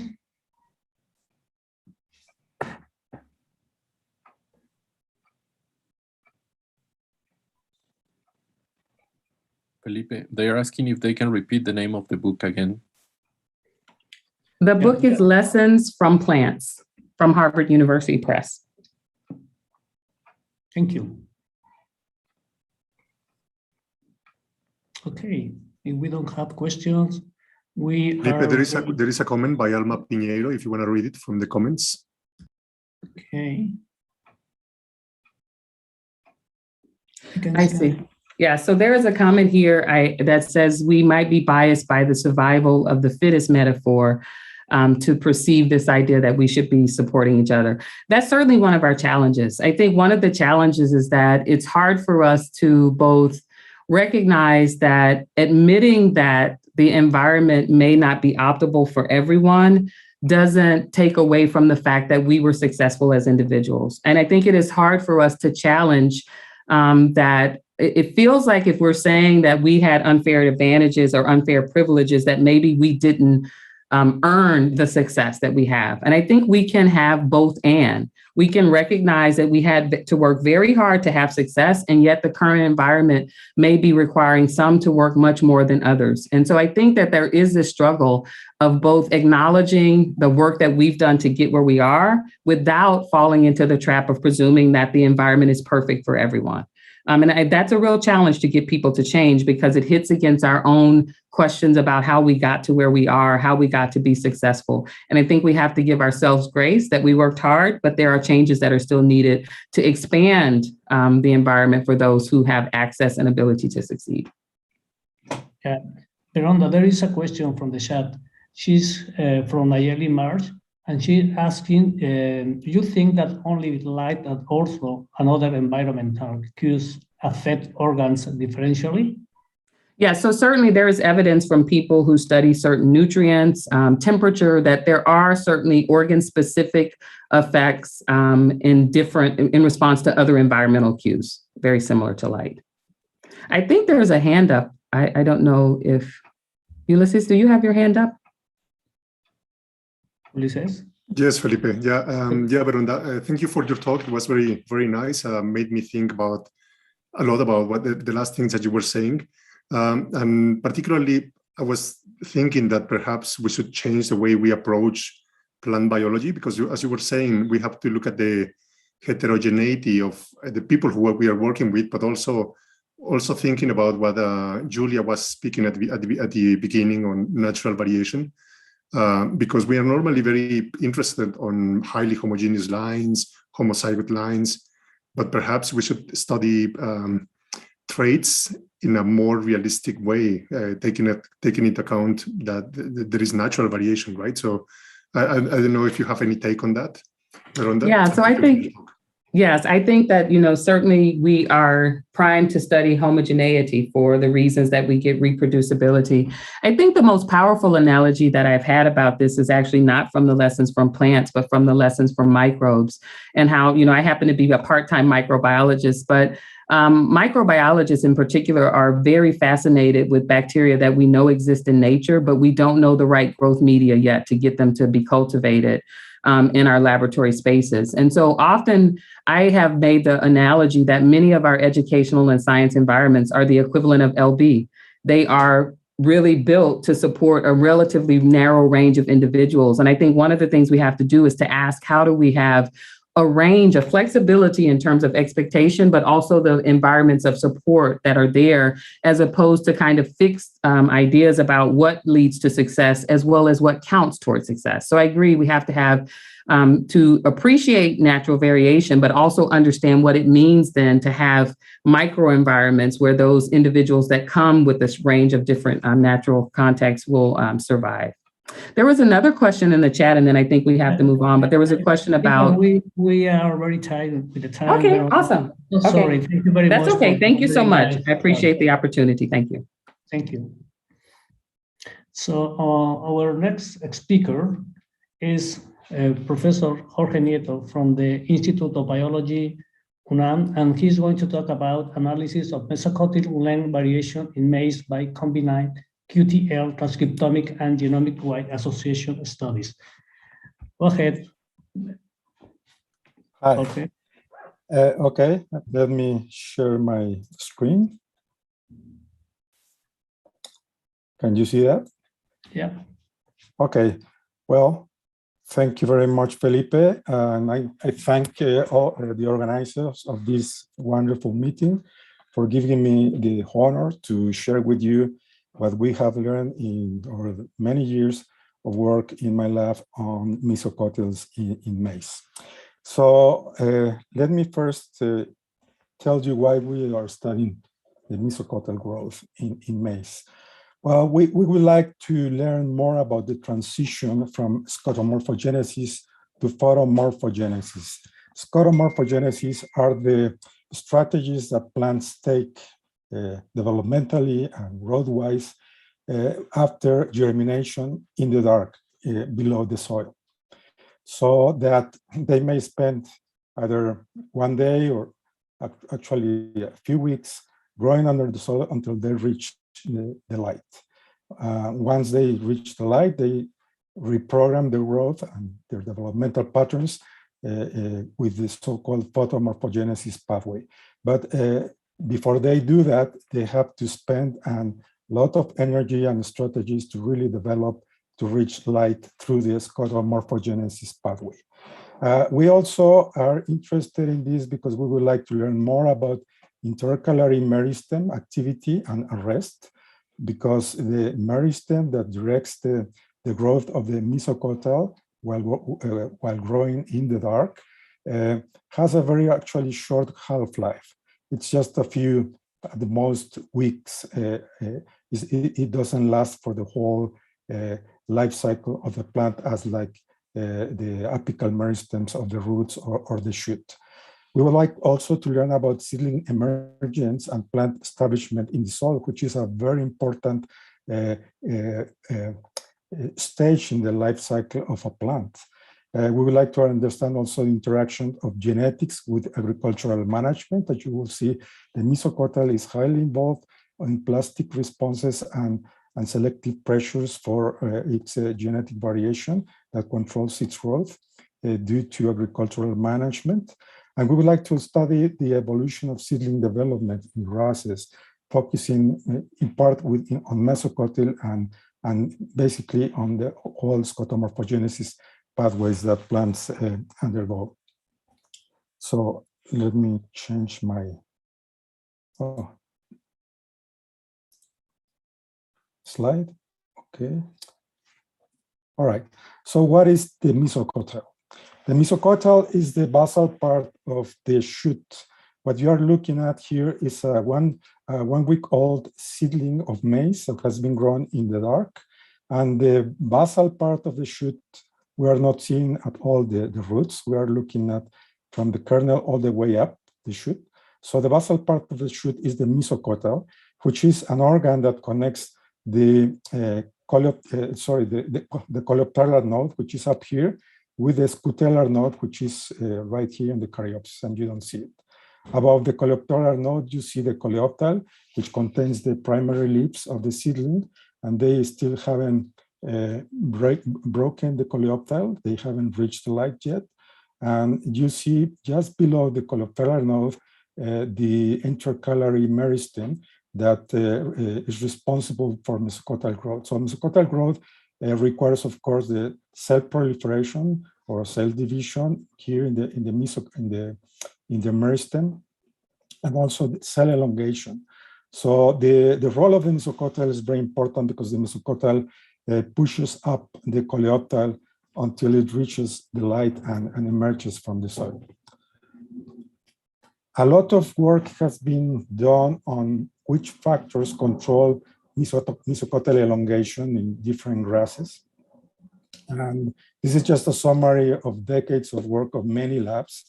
We know that CO2 promotes mesocotyl elongation, while light, either red light through phytochrome B or UVB light, inhibit mesocotyl growth, as well as heat and low water potential. There are also internal factors that regulate mesocotyl elongation, mostly plant growth regulators, which inhibit mesocotyl growth, such as ABA, nitric oxide, and strigolactones. On the contrary, ethylene, auxins, brasinosteroids, and gibberellins promote mesocotyl elongation in the dark. Now, before the plant reaches, let me remove, sorry, because I have a problem here with, well, before the plant reaches the light, this gene LACY1 promotes auxin transport basipetally from the coleoptile tip towards the mesocotyl, and that increases promotes mesocotyl growth. And once the coleoptile tip reaches the light or emerges from the soil, light activates phytochrome B, which in turn inhibits LACY1, and this auxin flow stops preventing further growth of the mesocotyl. So the mesocotyl importance is, of course, prior to seedling emergence. You don't want the mesocotyl to grow further once the plant reaches the light. Okay, what is the relationship between mesocotyls and agriculture? And this is very important. About more than 100 years ago, Collins made a very important discovery. He was a great botanist. He was traveling all the time in many places of the world, mostly the US Southwest and Mexico and Central America. But while he was visiting Arizona and New Mexico at the turn of the century, he realized that the Navajo and the Hopi people in these areas were able to cultivate corn basically in the middle of the desert. And he wondered how is that they do that? And what he found after spending several months with them and doing a very nice ethnobotanical work, he found out that the people there used lands that have reasonable good humidity under the topsoil. Even though there was not much rain, the humidity was there, and they knew where they could find this type of lands. And they were also doing deep planting of their seed. And we're talking about 10 to 40 centimeters depth. And most importantly, their maize varieties displayed, of course, deep planting resistance. And what he found was that what was more remarkable between their maize varieties and a normal maize variety was that the mesocotyls were growing very long, such that the coleoptile reached or emerged from the soil much easier than a normal variety, which actually most maize varieties cannot emerge from the soil at these depths. So, okay, this is the kind of landscapes where this type of agriculture takes place. On the left, you see a view of the Arizona desert at the Hopi Reservation.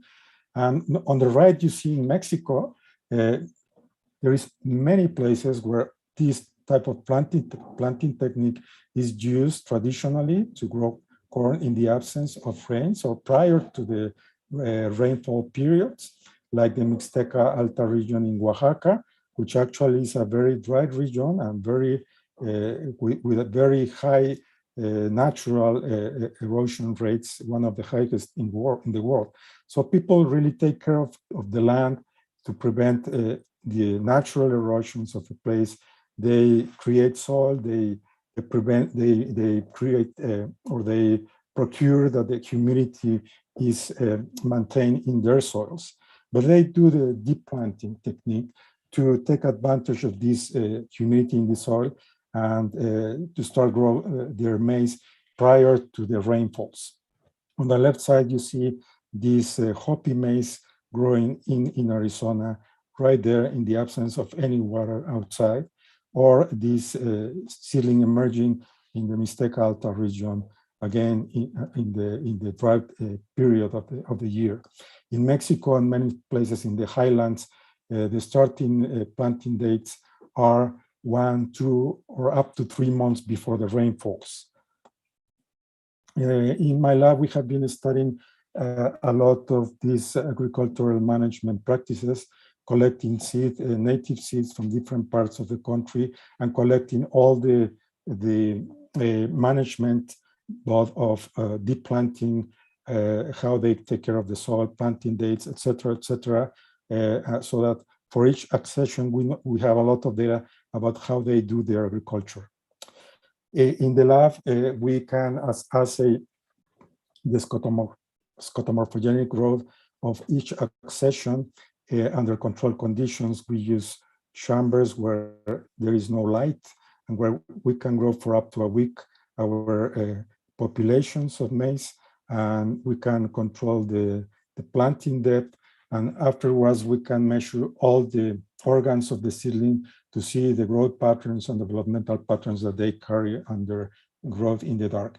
On the left side, you can see this picture of how behaves a deep planting variety from Oaxaca that shows these very long mesocotals.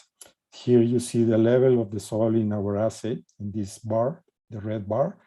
And in comparison, you can see how modern maize varieties like hybrid corns have very short mesocotals, and some of them have a very hard time or they never emerge from these assays, which actually are not very deep. And when they emerge, they do it differently. Basically, they can, because of the short mesocotal, they grow their primary leaves and they start the growth of the internodes of the plumule, so that they emerge through the action of the growth of the leaves, not the coleoptile as deep planting varieties do. This is a very inefficient way of emerging, and actually in real life, very few plants can emerge through this type of emerging pathway. We have assayed many accessions of land races across Mexico, including the hoppy maize. And in our assays, here we are showing the average of a population of seedlings from each of these different accessions. In blue, you can see the average length of the mesocotal for each accession. Red is the coleoptile size, and green is the size of the emerged leaves that break the coleoptile. And what you can see here is that there are several varieties that have this very extreme capacity to grow very large mesocotals, like the hoppy maize, this chalqueño variety from Oaxaca, another chalqueño from the state of Mexico, this cónico from Tlaxcala, and this palomero toluqueño. So just remember, the palomero toluqueño is one of also of the champions of mesocotal elongation. I'm going to go back to palomero later on in the talk.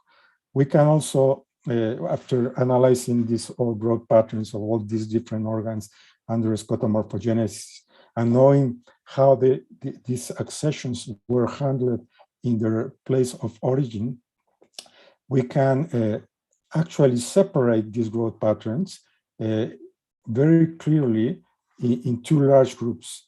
On the left side, all the dots and lines which are marked red, orange, and green belong to deep planting accessions. These are individual seedlings. We are talking about thousands of seedlings that we have analyzed.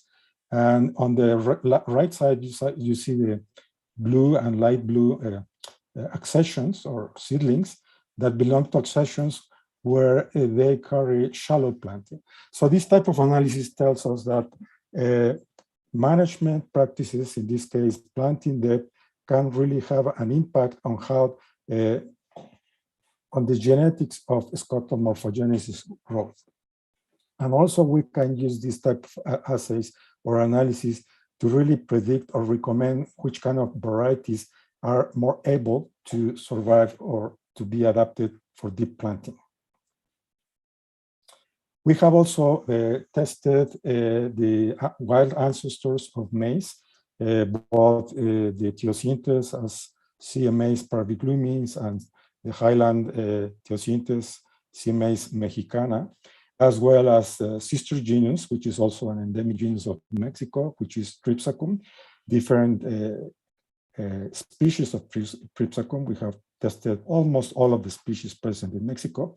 And what you can see here is that the capacity of exaggerated growth in the dark of the mesocotyl is present in the wild type accessions, including even some species of Tripsacum. So basically this long mesocotyl trait is an ancestral trait. It was not really developed by men. It was just kept in the population, and in some areas of the world, they keep these traits under selection. So now we wanted to understand how deep planting management influences the physiology and yield of maize under cultivation. We also wanted to understand what's the genetic basis of deep sowing resistance. To answer the first question, what we did was some experiments in under control conditions in experimental agricultural stations. We were honored to have the opportunity to work with people at CIMIC. They gave us a lot of areas to do our experiments, and we used some hybrids developed by CIMIC. So the idea was to separate the genetics from management, and for doing that, we just took several hybrids, and by using one kind of hybrid, you can make sure that basically the genetics of all the individuals of that population is basically the same.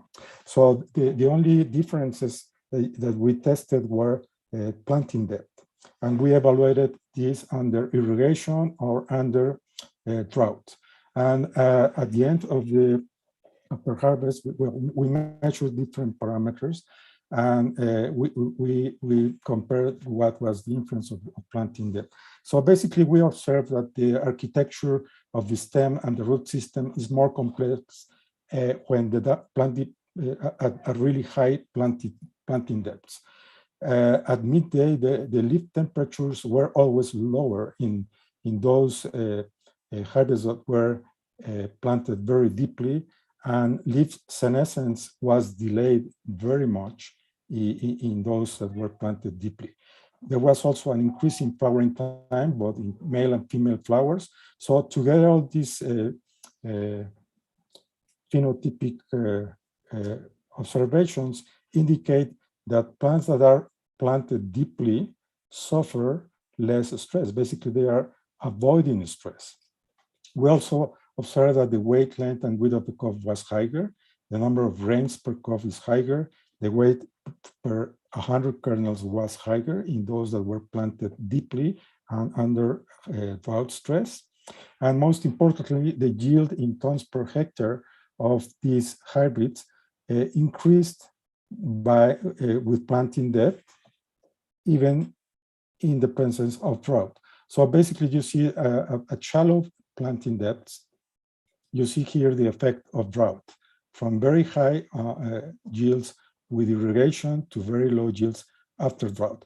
But as you increase planting depth, the increase of yield is very notorious, to the point where this was a drought of at least 2.5, almost 3 months of drought. And the yield was similar to those that were irrigated. What is the problem with this? Well, that most modern varieties and even many land races, which are not managed this way traditionally, don't have good resistance to deep planting. And you can see here this comparison. This is a maize from Oaxaca, which is handled all the time with deep planting, which has a very high emergence after planting at 34 centimeters, whereas these hybrids, which is a typical result with modern maize hybrids, they have a very poor emergence after deep planting. We have tested so far around 500 different hybrids, and except one, all of them are really poor. So there is a lot of room for improvement, deep planting resistant in modern maize varieties to take advantage of this fabulous sustainable agricultural practice that by itself increases yield without much genetics, other than, of course, the genetics involved in controlling mesocotyl growth during scotomorphogenesis. Now we wanted to understand also the expression of genes in long mesocotyls versus short mesocotyls to really understand what sort of functions are happening in these large mesocotyl varieties. We also perform a genetic analysis to get QTLs related to mesocotyl length using 2 biparental recombinant populations, or we call DTP and LP. And we also perform genome-wide association studies to get genes associated to mesocotyl length variations in a collection of inbred lines developed by CIMMYT, the DTMA collection, and also in a collection of maize land races that we have gathered ourselves and from which we have all the agronomic data behind those accessions. Now, how is the expression in a maize variety, a traditional maize variety called Palomero toluqueño from Mexico, which has a very long mesocotyl in the dark, versus B73, which is an inbred line from Iowa, which contains or develops very short mesocotyls in the dark. Well, basically, the maize transcriptome basically uses the whole maize genome. It expresses the whole maize genome. But the differential expression between these two varieties indicates that almost 5,000 genes are up in Palomero toluqueño relative to B73 in the mesocotyl, whereas 3,300 and so genes are downregulated in Palomero versus relative to B73. The ontology terms of the genes that, or the most common ontology terms for this big, large amount of, sorry, there is a lot of announcements here that bother me reading my screen. We have ontology terms related to carbohydrate metabolic processes in the upregulated genes in Palomero toluqueño. The second most common category relates to RNA modification, and there several categories relate to cell wall related processes like hemicellulose metabolic processes, hyloglucan metabolic processes, cell wall biogenesis, etc., etc. Whereas downregulated genes in Palomero toluqueño are mostly related to lipid metabolic processes, sulfur compound metabolic processes, and a lot of activities that relate basically to inhibitors of protease activity, which are strongly downregulated. Also, it's very interesting to note that the response to biotic stress is really diminished in Palomero toluqueño, which makes sense because in general, all living organisms, when they are actively growing, they tend to have a very low basal response to biotic and abiotic stress. So it makes sense, this data. When we look at specific pathways and see how many genes are up or down regulated, this is the cell cycle pathway. And interestingly, in Palomero toluqueño, there is a lot of genes basically relating to the S phase, to the G2 phase and the M phases of the cell cycle, which are upregulated. For example, we see origin of replication complex genes, the mini chromosome complex genes. We see 2 genes related to DNA damage checkpoint control, and also genes involved in the promotion of anaphase. Actually, some which are part of the anaphase promoter complex, like CDC20, CDH1, and also the separase ESP1 and RAD21. We see a lot of changes in the ribosomal proteins, both large and small subunits. Most of the changes are upregulated, although there are also a lot of downregulated proteins. But the majority of them are upregulated. The spliceosome, a lot of elements of the spliceosome are upregulated, as you can see here. And circadian rhythm pathway, it's very interesting. Most of the genes, or many genes of this pathway, are upregulated. For instance, the phytochrome B, the CRY1, which is the blue light receptor, Gigantia, time of CAV expression of TOC1 gene, PRR7 are upregulated. And interestingly, Hy5, which is one of the master regulators of promoting photomorphogenesis, is extremely downregulated, which makes sense, because at this point, the plant is still growing in the dark, and the last thing it wants to do is to trigger photomorphogenesis. Now, the genetics. To do that, we perform QTL analysis using these 2 different recombinant populations, which were made out of using 2 different parents, the TMA227, the TMA245, and they were crossed against the same inbred line and genotype by GBS and phenotype. So the idea was to get these recombination maps out of these populations.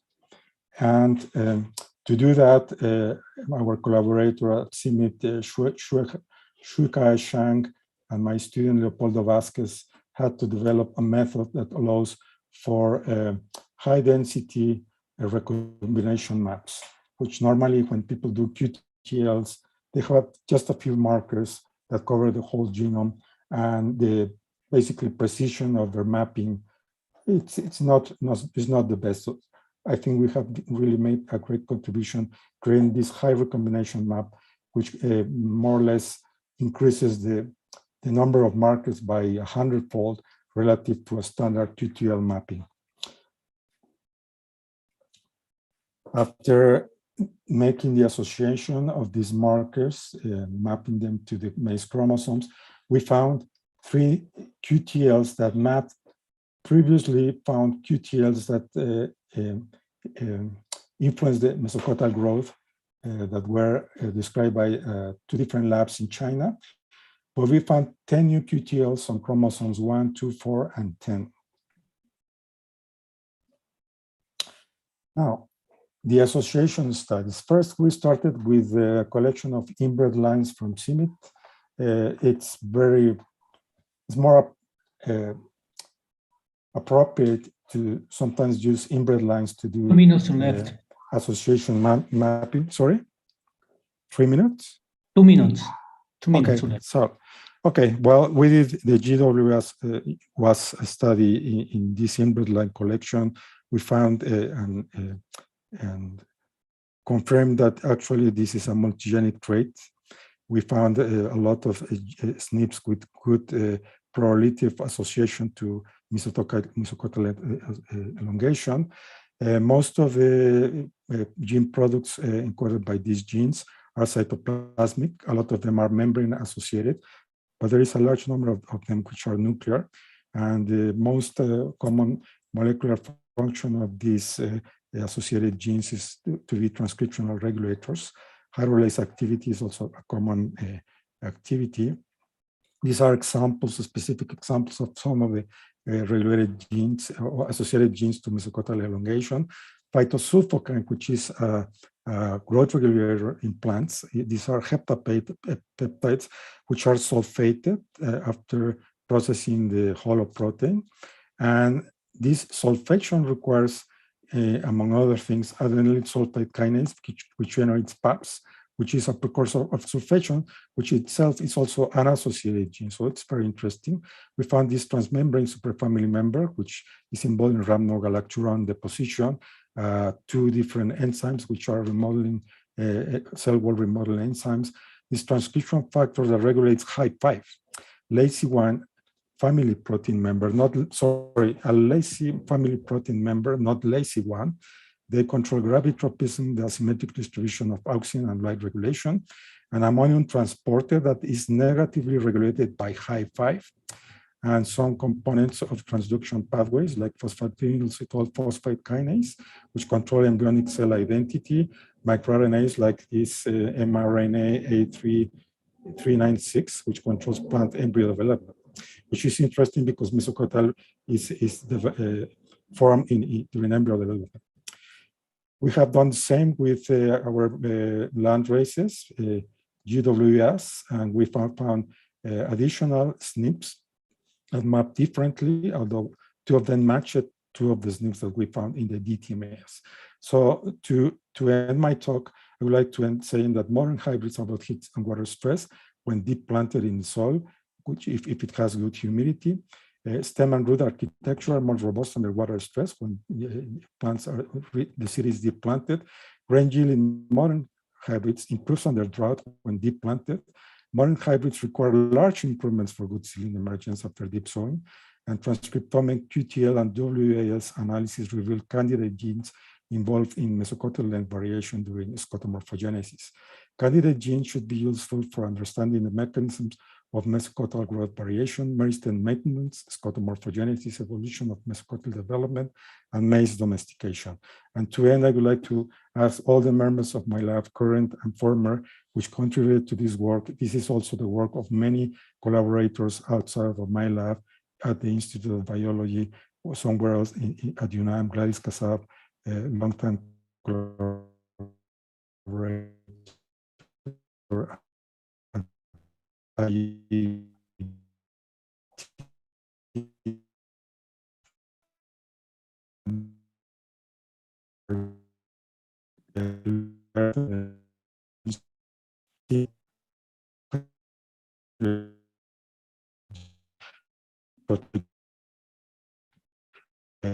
Contribute this work. Thank you very much. Thank you, Jorge, for your interesting talk. I think that there is time for one question, and I saw one in the chat from Luis Cardenas. Luis, could you do yourself the question, please? Are you there, Luis? Okay, I'm going to read it. Do we know if the mesocotyl of the Hopi and Toluqueño plants are stronger in order to emerge from deep planting? If you found some genes that could be related with cell wall remodeling or strengthening cell wall, I mean, if there are genes related with cell wall in your analysis, if you found them. Jorge? Hello? I think that we lost Jorge.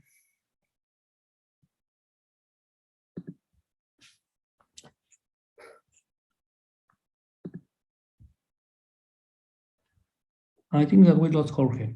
So we are going now to a break, and we will have to be in the next session at 11:45. Please be on sharp. Thank you.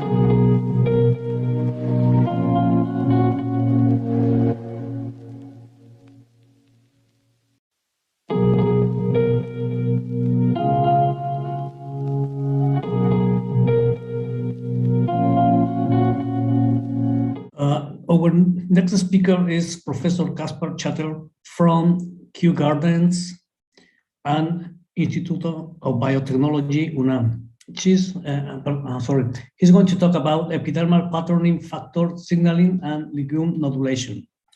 Go ahead, Kasper.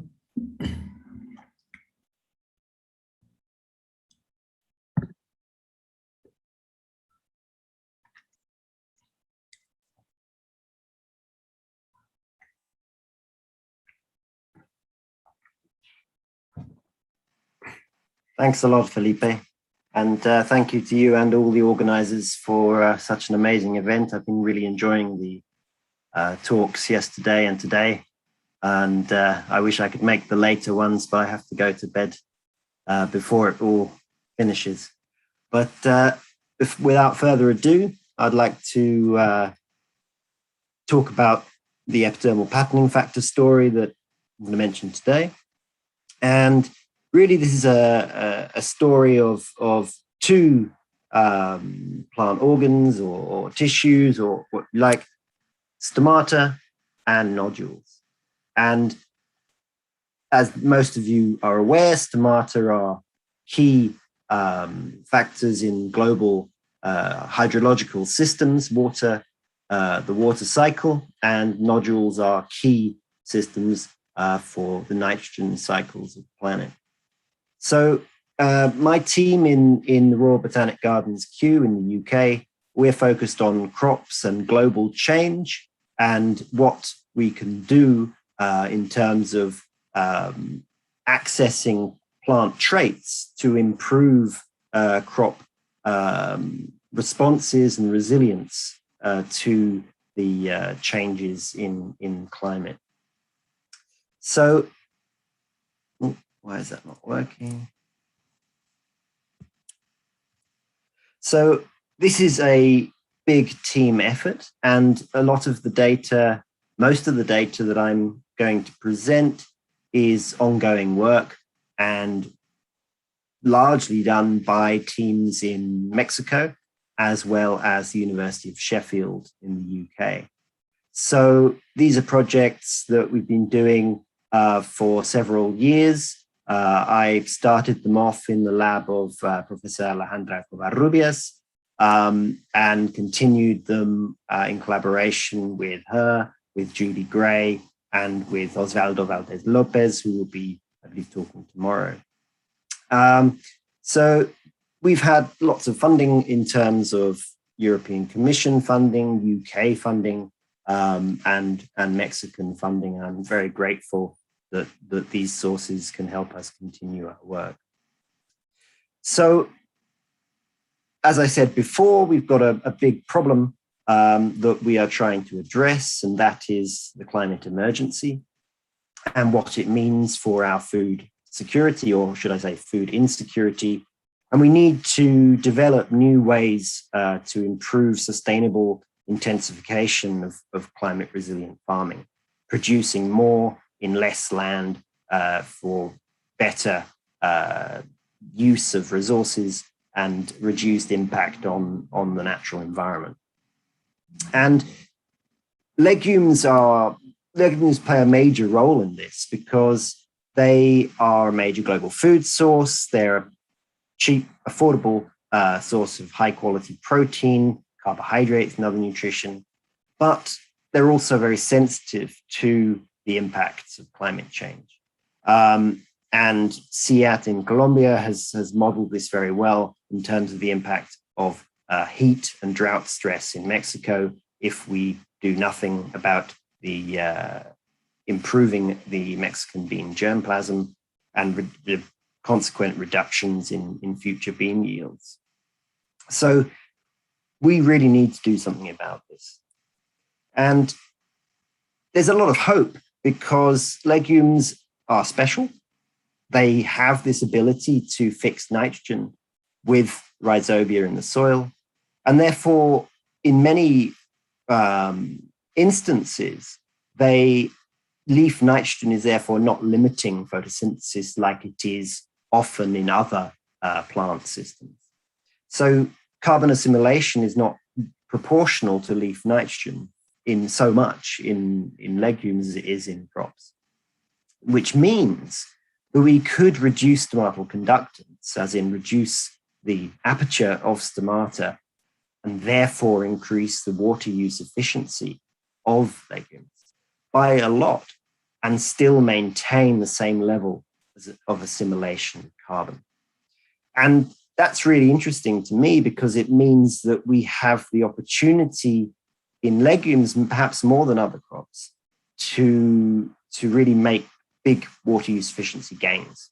And that's a large part of my work. So a little bit more on stomata. Well, many of you probably know, but stomata control water uptake and loss by transpiration. And this also has effects on many other processes like nutrient accumulation, CO2 uptake, evaporative cooling, and pathogen responses. And this thermal image here you see is of a moss spore capsule. And you see, even in the moss spore capsule, you have stomata at the base of the capsule, the cooling the moss. And the same goes in flowering plants, such as beans, where you have evaporative cooling from the thousands, millions of stomata on the leaves. And you have this draw up from the soil, from the rhizosphere of the water that then escapes through the stomata. Now, my work's mainly involving stomatal processes, both in short-term and long-term responses. Short-term is aperture, so opening and closing in response to the environment, and long-term is developmental responses, so the number of stomata that you make, or the size of the stomata you make. And that's what I'm going to be talking about today.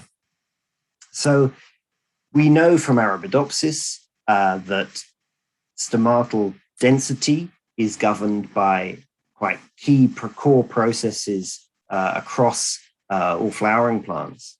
And these stomatal density developmental responses are governed by epidermal patterning factors, among other components. And epidermal patterning factors drive the increase or decrease in stomatal density that we see on leaves.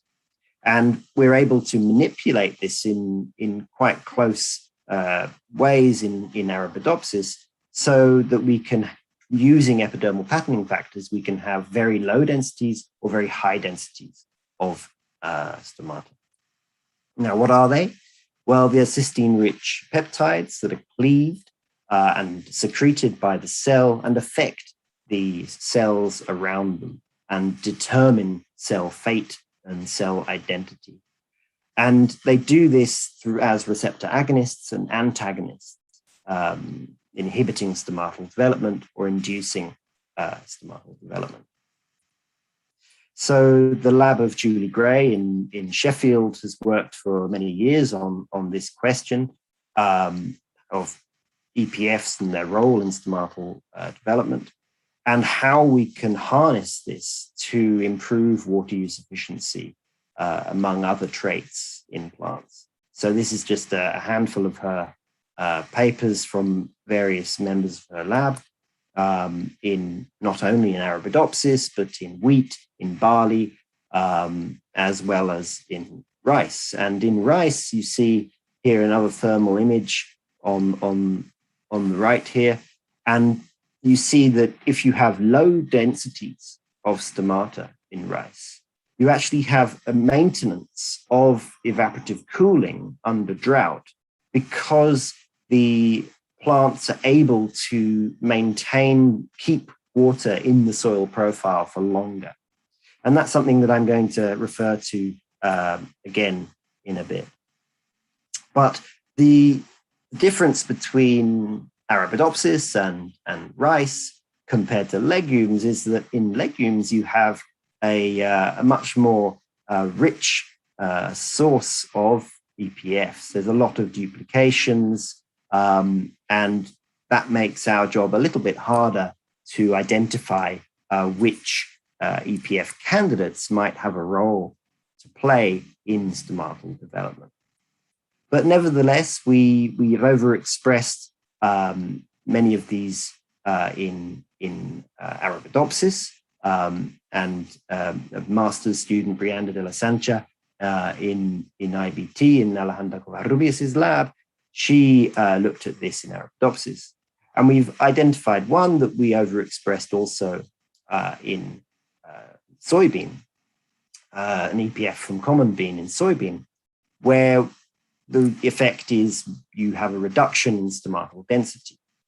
And this reduction in stomatal density also goes on to prevent excess water loss under water deficit conditions. And this is work that's been followed on by Miles Bate-Wellman in Sheffield.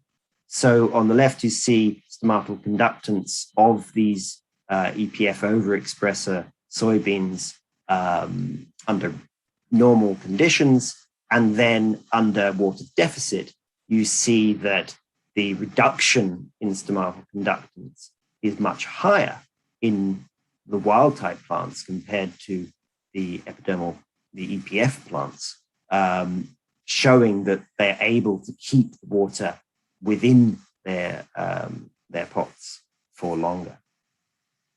And just as in Arabidopsis, you also have differences in stomatal size when you overexpress EPFs, and this may or may not have effects on evaporative cooling processes that we're also trying to figure out. So we want to take this to the field and try and understand what's going on, or what will go on, as the CO2 concentrations continue to increase in the atmosphere. And we hope to do this in collaboration with the University of Illinois and Professor Andrew Leakey on the soy face, or soybean free air CO2 enrichment program there. So when you take things out in the field, it gets a lot more complicated, because you're then dealing with heterogeneity of the soil compared to the quite controlled conditions of the lab. And we really want to know what's going to happen in a more kind of agronomically relevant environment, not just above ground, like I mentioned before, but also below ground. So what are below ground traits involved? Now, again, we've mentioned this before, but the legume symbiosis is key here.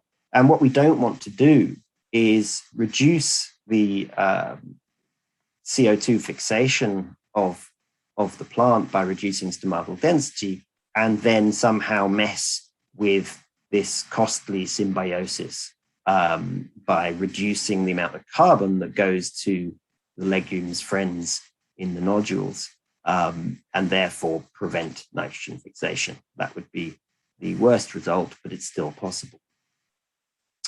Now, do we know if EPFs function in roots or in nodules? And we don't. What the literature is quite sparse for any below ground processes with EPFs, whether that be in Arabidopsis or any other plant. And what we do know is that rhizobial nodulation involves a huge number of other peptides, of which we have RALFs and PEPs and ORFs and ENODs, and in autoregulation of nodulation as well, we have CEPs and CLE peptides. So it's a rich environment, and peptide signaling plays a huge role both above ground and below ground. But so far, no role for EPFs has been shown. Now, what about Arabidopsis? Well, I mentioned there's not a lot in the literature, but papers from Judy Gray's lab have looked at EPFs involved in stomatal signaling to see if there are below ground effects, and there are below ground effects. So EPF1 and EPF2, which are involved in stomatal development, you don't see any expression of those EPFs in the roots or the root hairs, but you do see that if you overexpress an EPF, you have reduction in root mass. And if you delete a couple of these EPFs, you have an increase in root mass. And that suggests that there's a lot of crosstalk, and that's probably not a direct molecular one, but something to do with the hydraulics of the system. You know, you're losing water faster or slower, and therefore you build your plumbing to accommodate that. So we also see if you overexpress an EPF in rice, we have knock-on effects on the parenchyma tissue. And that's, again, very interesting. And we don't know if this is, again, an indirect role like we see in Arabidopsis. Another reason why it could be less direct, and similarly we see this in legumes, is the expression levels of these EPFs are very, very low in nodules, in legume root hairs and roots. And this is just data from phytosome. You see this in soybean and common bean. They're almost traced to none in a lot of these transcripts, again, suggesting they are not doing a lot. So we got the chance to explore this in more detail on a Global Challenges Research Fund project with Julie and with Osvaldo. A year or so ago, we started the project, and as you all know, COVID has played merry hell with all of it. But I've got somewhere, and work from his postdoc, Dr. Litsi Agapado, has been really exciting for us to see how this has developed over the past year, even under those conditions. And what Litsi has shown is that we do detect certain EPF peptides and transcripts in the roots, and these EPF peptides respond to rhizobial infection and nodulation. So this is really exciting stuff, and it's just very early days for us to probe this. Now, what she also shows is that we can downregulate or overexpress certain EPFs, and we get effects on nodule number, on nodule size, as well as nitrogenase activity. And we are now probing this even further to determine what's behind this. Is this just a case of we're messing with the system, or are we actually getting to a core mechanism of peptide signaling that we can hijack or harness? And what we also see is that we get a larger infected cells and corresponding with these larger nodules. So there's something there, and we are very close to working out what's behind that. Another similar project, again, one that's been, like all of them, affected by COVID, but we've got some really interesting data now. This is a Newton Prize project with the labs of Alejandro Covarrubias and Gina Hernandez in Centro de Ciencias Genómicas, la UNAM. We are looking at common bean water use efficiency, as well as nitrogen fixation phenotypes in a whole population of EMS mutants in common bean. And postdocs and Pablo Paleas, Delfina Epan, Alexis Acosta, and Jose Polania over the past year or so have been looking at this population to determine whether they can identify cool mutants or hot mutants amongst them. And they have found a range of both. And when I say cool mutants, I mean mutants that are unable to regulate their water loss compared to the wild type. And when I say hot mutants, I mean those that are unable to lose as much water. So you see in this example here at the top in this thermal image, there is a hot mutant that's quite a bit hotter than its neighbors around it. Perhaps because the stomata are closed, or perhaps there's some other phenotype that we have to identify. And then below you see a much cooler individual compared to its neighbors. And those are the plants that we are now working on with whole genome sequencing to identify the polymorphisms involved, genes involved, and then be able to use that information to improve the water use efficiency and heat and drought responses of these beans. So in summary, I probably raced through this a bit more quickly than I was expecting. We've been enhancing both bean drought resilience and nitrogen fixation processes, or at least starting to understand the processes to be able to do so. We know that EPFs can modulate legume stomatal density through the work on common bean and soybean that we've started, and that by reducing stomatal index and stomatal density in these plants, we can improve their water use efficiency. And now we know that other EPFs modulate legume root nodules, and we don't know how, but we're beginning to find out.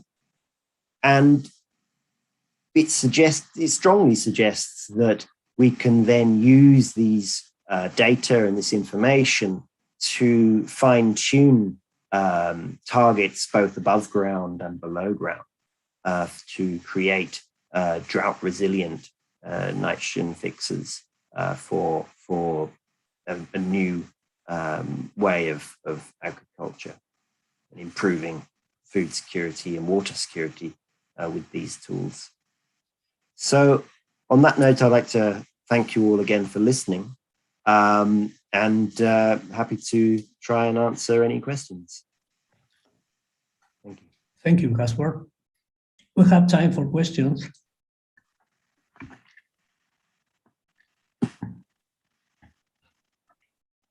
Is there some question?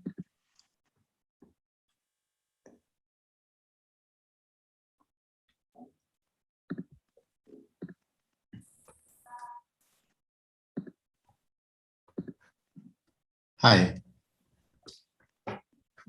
Hi, Luis. Felipe, can I make a question? Hi, Caspar. Nice talk. I just have a very brief question. So can you spread the EPF factor over the leaves of the Phaseolus vulgaris beans leaves and have an effect on the stomata development? Or do you need to express the peptide? Just in case if you want to see the, yeah.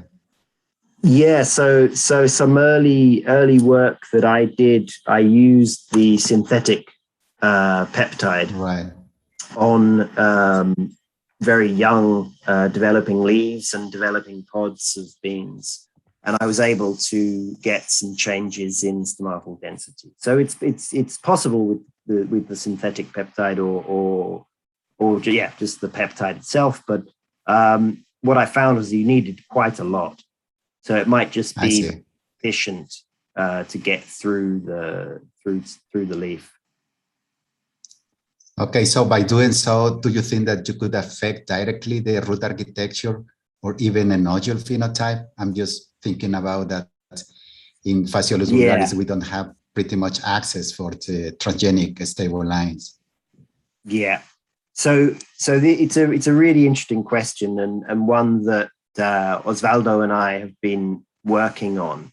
And though so far we have not got proper information to say that there's a long distance signal.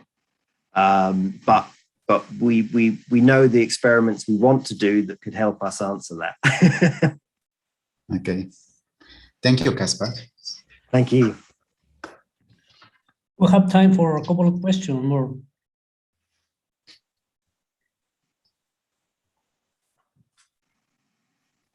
Does anyone for questions?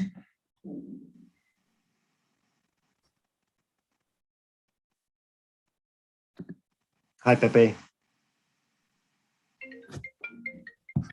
So if we don't have more questions, we... Jose Luis Reyes, Yes, go yes. ahead. There is another question? Okay. Yes, I was trying to unmute myself. Hi, Caspar. Hi. Thanks for your talk. Very interesting as always. I remember there are a few versions or a few different genes encoding EPF-like factors. Is it in the future to have experiments with others?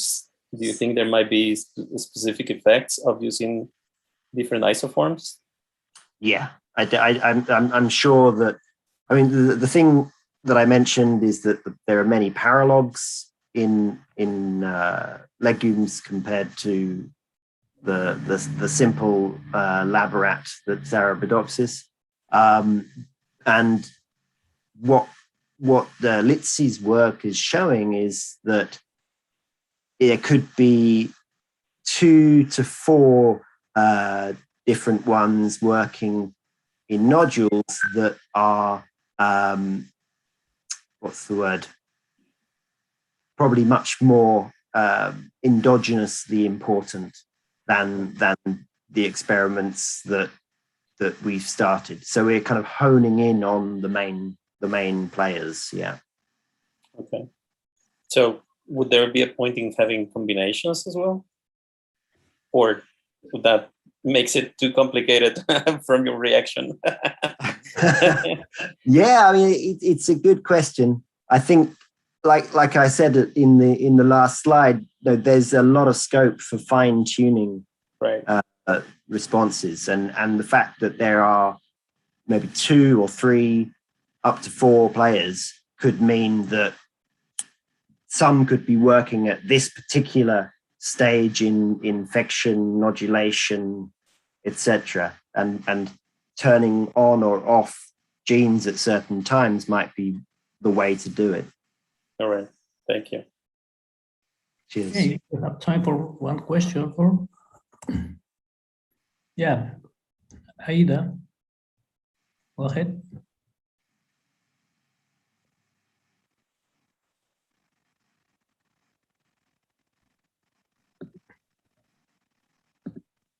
Aida?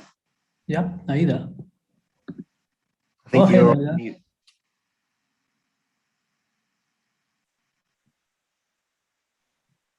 Sorry, did you hear me? No. No, sorry. Okay, again, sorry. How much is affected the photosynthesis in your mutants or in your overexpressed plants with this factor? So for the stomatal development overexpressors in soybean, we don't see any significant difference in photosynthetic parameters. It's negligible if there is. Okay, good. Thank you. Thank you. Thank you very much, Caspar, for your very Thanks interesting talk. Thank you. Thanks for giving me the opportunity to talk. I look forward to the others. See you later. Bye.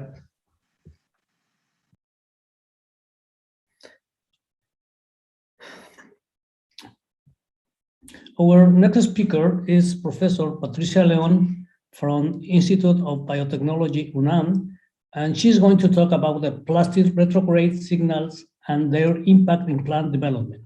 Go ahead, Patty. Thank you. Let me just try to put my, hope you are seeing my screen right now. It's okay? Yep. Okay, well, so I will start, and I will start by thanking the organizers for this splendid meeting under the circumstances. It's great. And also for giving me the opportunity to be here and present and share with you some of the current work of my group. And in this occasion, I will tell you about plastic retrograde signaling and the impact in plant development. And well, just as a very brief reminder to you, I would like to mention that the acquisition of the chloroplast by the plant cell not only provide to these organisms the autotrophic capacity, but also during the evolution, these organelles become the center where a lot of different specialized biochemical processes take place. And this aspect become very in coordination with the appearance to different plastic types that were not present in the original endosymbiont. Thus, it's not surprising at all the fact that they must be, in order that all these pathways work efficiently and are regulated, there must be a close connection and communication between the nucleus and the organelles. Of course, the nucleus regulate most of the developmental and metabolic process of the organelle because, as you know, the majority of the proteins required for these processes are encoded in the nucleus. And that is what it has been known as anterograde regulation. However, it is very well accepted that the organelle sends signals to the nucleus and modulate the gene expression of many genes involved in the plastids functionality, but also, as I'm going to show to you, genes that affect the growth and the development of the plant. And this is what it has been known as the retrograde communication or regulation. Retrograde communication is a quite complex process because it involves many signals and signaling pathways. And they have been divided in those that operate during the in the differentiated organelle as the operational signalers, and those that happen through the biogenesis of the organelle. So in my group, we have been interested trying to understand the signaling pathway and isolate and identify new signals of this retrograde communication. And today in this talk, I would like to share with you some of the work that we are doing in two main lines. In the first part, I would like to present to you what are we doing trying to understand the evolution of the biogenic signaling and signaling pathway. And we are doing that by analyzing the present and function of known factors that participate in biogenic control in vascular plants, like model plants, like Arabidopsis or maize, in early terrestrial plant lineages. And early, we heard Dr. Solano's talk regarding the great characteristics that plants such Markantia polymorpha has with this low redundancy. And especially and particularly important for us is that this lower plant, this basal plant have already different plastic types. So we think that it's a good model system to study and compare the evolution of these pathways. And in the second part of my talk, I would like to mention to you the work that we have done regarding a new signal derived from cis carotenoids that we call ASIAS1. And its impact in the plant development. And the first part of this talk, in order to analyze the diverse elements that participate in biogenic retrograde signaling in evolution, we made an analysis of the putative or the presence of putative orthologs in different plant species.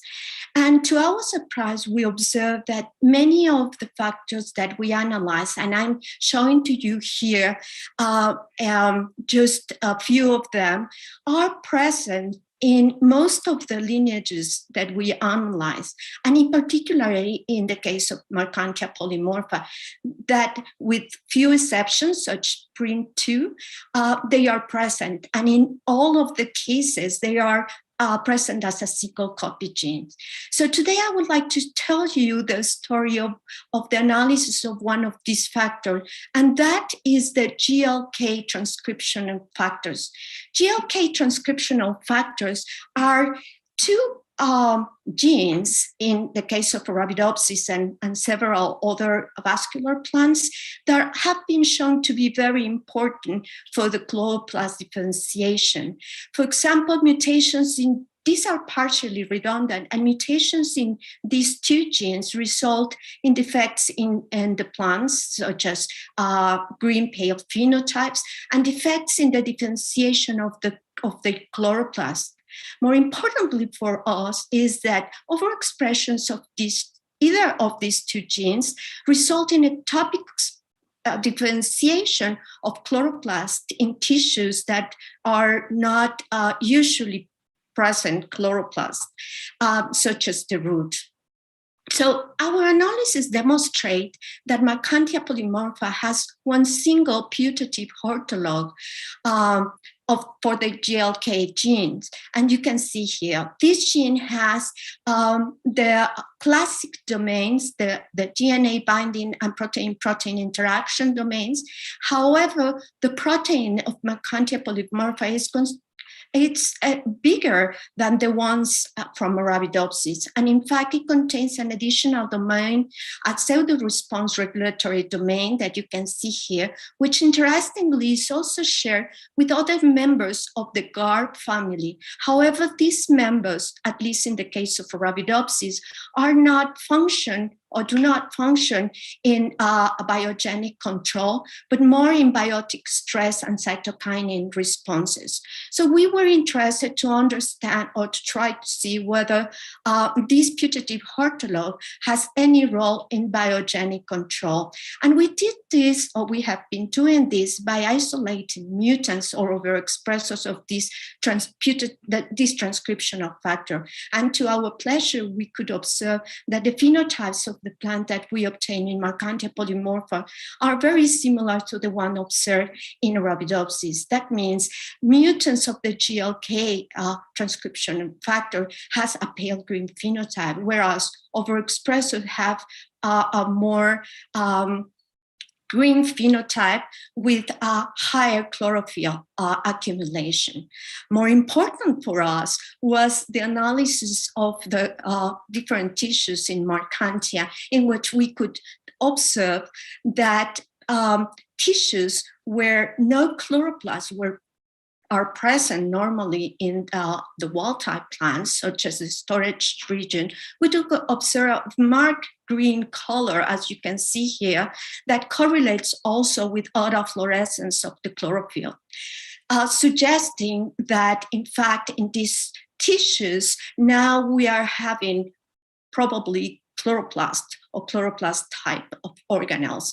Also, we observe important differences in the chloroplast morphology. For example, a strong accumulation of amyloplasts.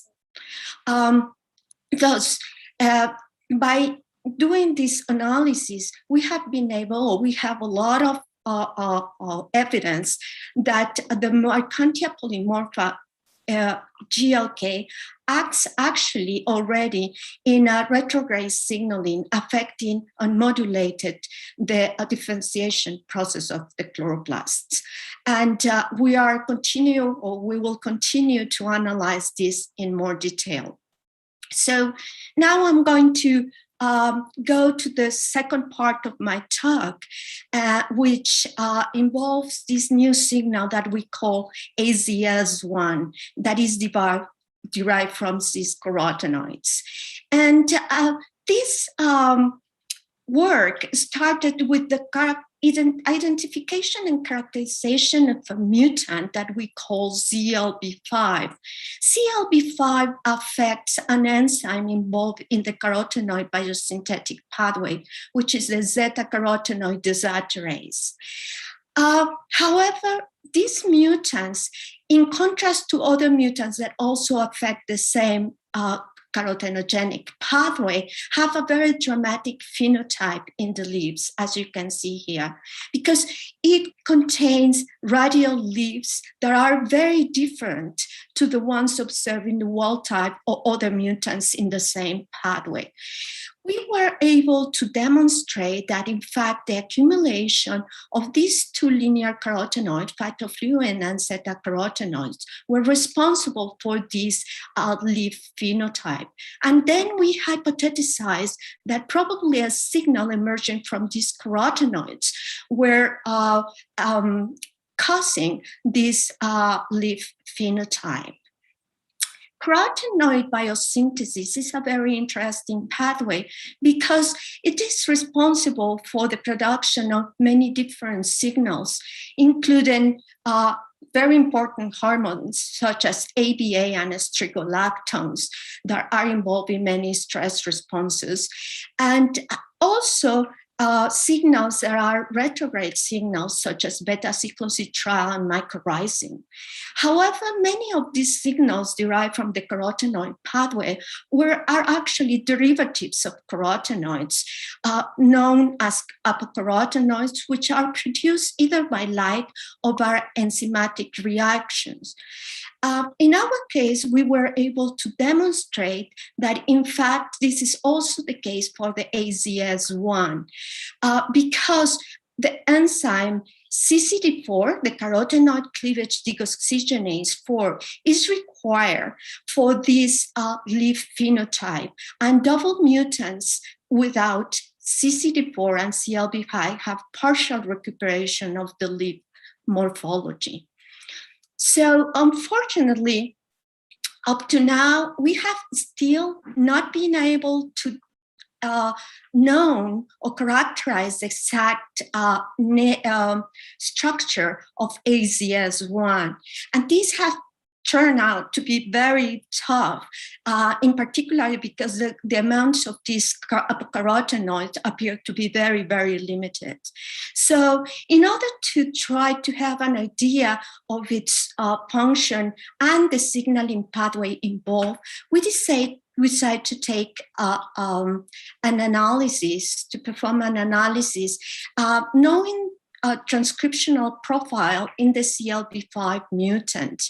And we analyzed the expression, the gene expression in the CLB mutant, and we compare it not to the wild type, because there are many differences, but with a mutant in the same carotenoid biosynthetic pathway in the previous enzymatic step, the PDS, which also do not have carotenoids, but have a very normal leaf appearance. And we observed that, to our surprise, more than 2,000 genes were significantly affected in its expression. Moreover, we found out that many of these genes become more similar to the PDS3 in the double CLB5 CCD4 mutant that, as I mentioned to you, recuperate the leaf phenotype. When we analyze the biological processes that were affected of the genes affected in the mutant, we find out something very interesting, and that is that more than 50% of the nuclear encoded genes for the protein chloroplast ribosomal proteins were severely repressed or downregulated in our CLB5 mutants. And this downregulation becomes suppressed in the double CCD4 CLB5 mutants. We have been able to demonstrate more recently that this decrease in the transcript accumulation results from the repression of the genes, of these genes. As you can see here, the nascent or primary transcript in our CLB5 mutants of many of these chlororibosomal proteins are downregulated as similar to the mature transcript. So From this, we could conclude that ACS1 were downregulated transcriptionally the expression of many of the chlororibosomal proteins, nuclear encoded chlororibosomal proteins. Immediately when we found this, it became to our attention previous studies that have already published that the addition of plastic translation inhibitors such as spectinomycin or lincomycin results in defects of the leaves. And we did close comparisons of the morphology of the leaves in our mutant and in streptomycin-treated plants. And we observed that the phenotypes of these leaves were undistinguishable, so suggesting a common mechanism. As you can see here, both are radial and both have similar deficiencies. However, we find out also that the treatment with the spectinomycin or lincomycin were not able to repress the expression of the nuclear chlororibosomal proteins, as you can see here, which is very similar, or even in some cases, higher than in the wild type, in comparison to what we have previously observed in the CLB5 and another allele, SPC1-2, another allele of the CLB5 mutant. Those suggesting that, in fact, ACS1 was affecting chlororibosomal protein expression, and these defects was affecting the plastic translation in a similar manner to when inhibitors were used by spectinomycin or lincomycin. However, both causing this plastic translation reduction result in leaf in development. So then one thing that we were interested on is to try to understand in more detail the biological consequences of the ACS1 accumulation in the plant development. We realized that maybe this analysis could help us to understand and identify signaling factors involved in this pathway. And we initially some time ago already have demonstrated that the leaves in the CLB5 mutant have important effects in the adaxial and abaxial pattern, as you can see here with these reported genes, where the expression are in some cases completely gone, for example, for filamentous flowers. However, more recently, we were interested trying to understand whether these defects in the leaves were actually started early in development. And for that, we also analyzed the shoot apical meristem and the expression of some marker genes. And to our surprise, we observed that, in fact, in our mutant that you can see here, we have an important reduction of gene markers. And in this case, I'm showing to you some of them, like Wuchel and Clavata, that are very important for meristem maintenance.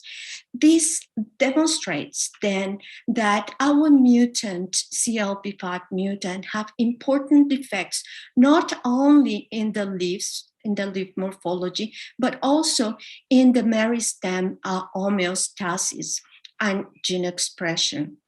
However, the analysis of the some meristem in our mutants have demonstrated to be quite challenging because of the mutant size and number. So we decided to analyze in a more detail whether other parts of the plants or other regions of the plants were also affected in our CLB5 mutant. And we could demonstrate that in fact, this is the case.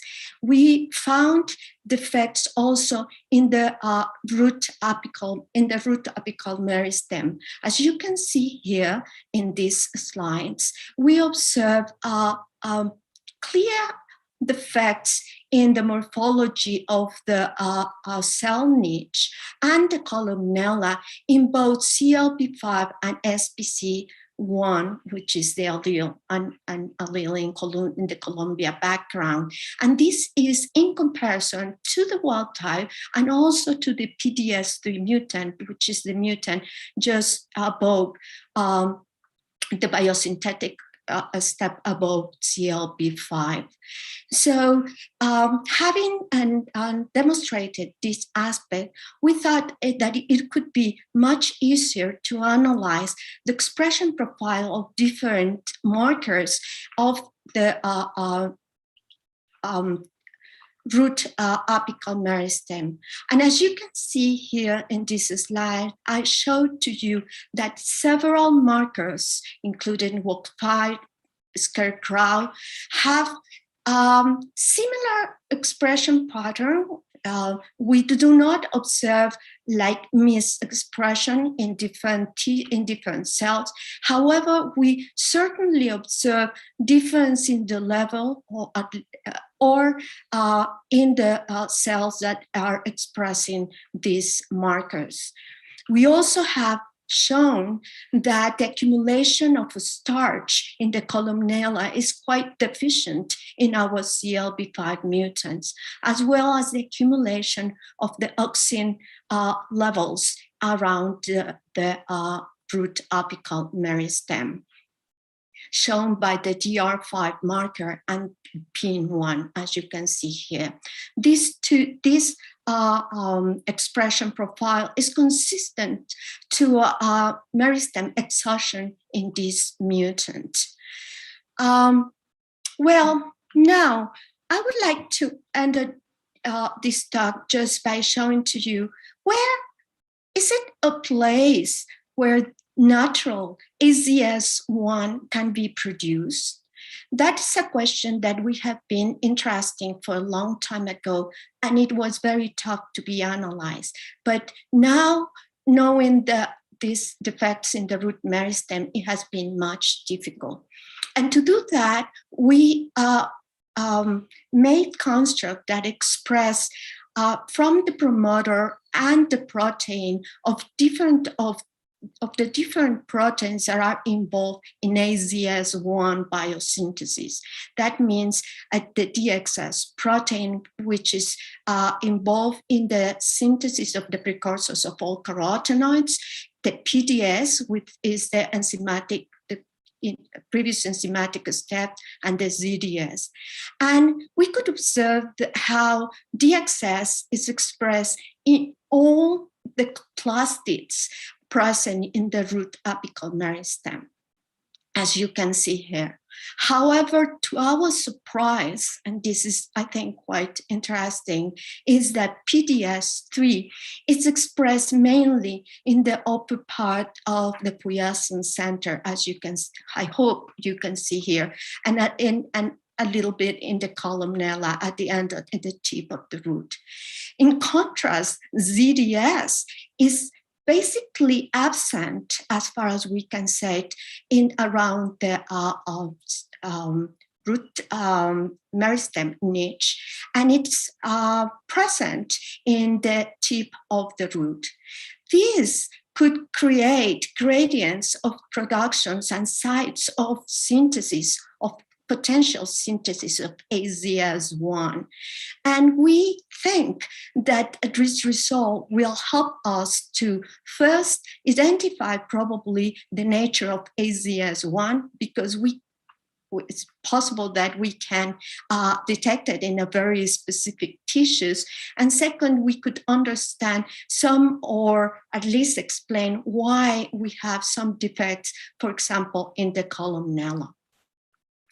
And with this, I just want to summarize, and I hope during these minutes, I was able to convince to you that the plastids send a variety of signals. And now we are discovering this new signal derived from linear carotenoids, which by the participation of carotenoid deoxygenase enzyme produce this new novel carotenoid, one or more, and in which light is important. I'm sorry I didn't have the time to tell you about this. But what is interesting is that we are seeing this dialogue that is starting between the chloroplast to the nucleus, in which ACS1 is produced, affecting the plastid translation proteins, which in turns affect the translation of the chloroplast, which in turns sends another signal yet to be identified that affects again the expression of nuclear genes that are important for the meristem homeostasis in the shoot apical meristem, in the root apical meristem. And also, I didn't have the time, but we have pretty good evidence that that happens in the floral meristem. So today I'm showing to you that these slaves have an important voice to say, and that modulates the development of the plant. And with that, I want to conclude and finish acknowledging, if I can, with the most important slide of my talk, which is acknowledging and thanking the people that have made possible this for me to be here, which is previous participants, Lucero Gutierrez and Odetta Ventaño, current participants, current members of the lab, Elizabeth Cordova, Julio, Lina, Kenny, Ariel, and Leslie, that without them, I couldn't be here. My collaborators, Mario Arteaga from the University Veracruzana, regarding the Mercantia polymorphia work, Barry Poxon, Ryan McQueen, Sandra Mathoni, and Blake Mayers in the ACS1 work. And of course, the funding agencies, without such, I couldn't make any of what I have told you today. And with that, I'm happy to take and try to answer any question. Thank you. Thank you, Patty. Is there someone for a question? We have time for a couple of them. Okay, Eleazar.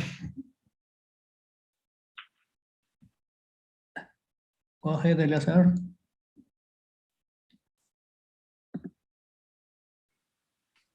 Can you hear me?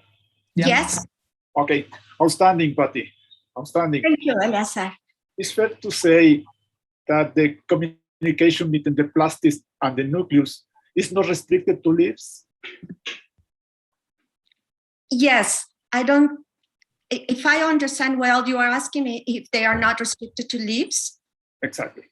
Yes, no. What we are thinking is that, in fact, this communication is probably very important in the meristematic regions.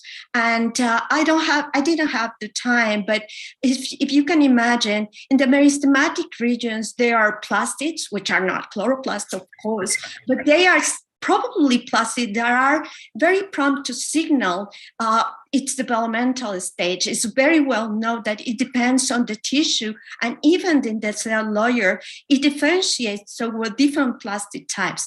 So what we are thinking that is far more complex, and that yes, in the different meristem, root meristem, shoot meristem, and also in the flower meristem, this communication might be very important to mention, to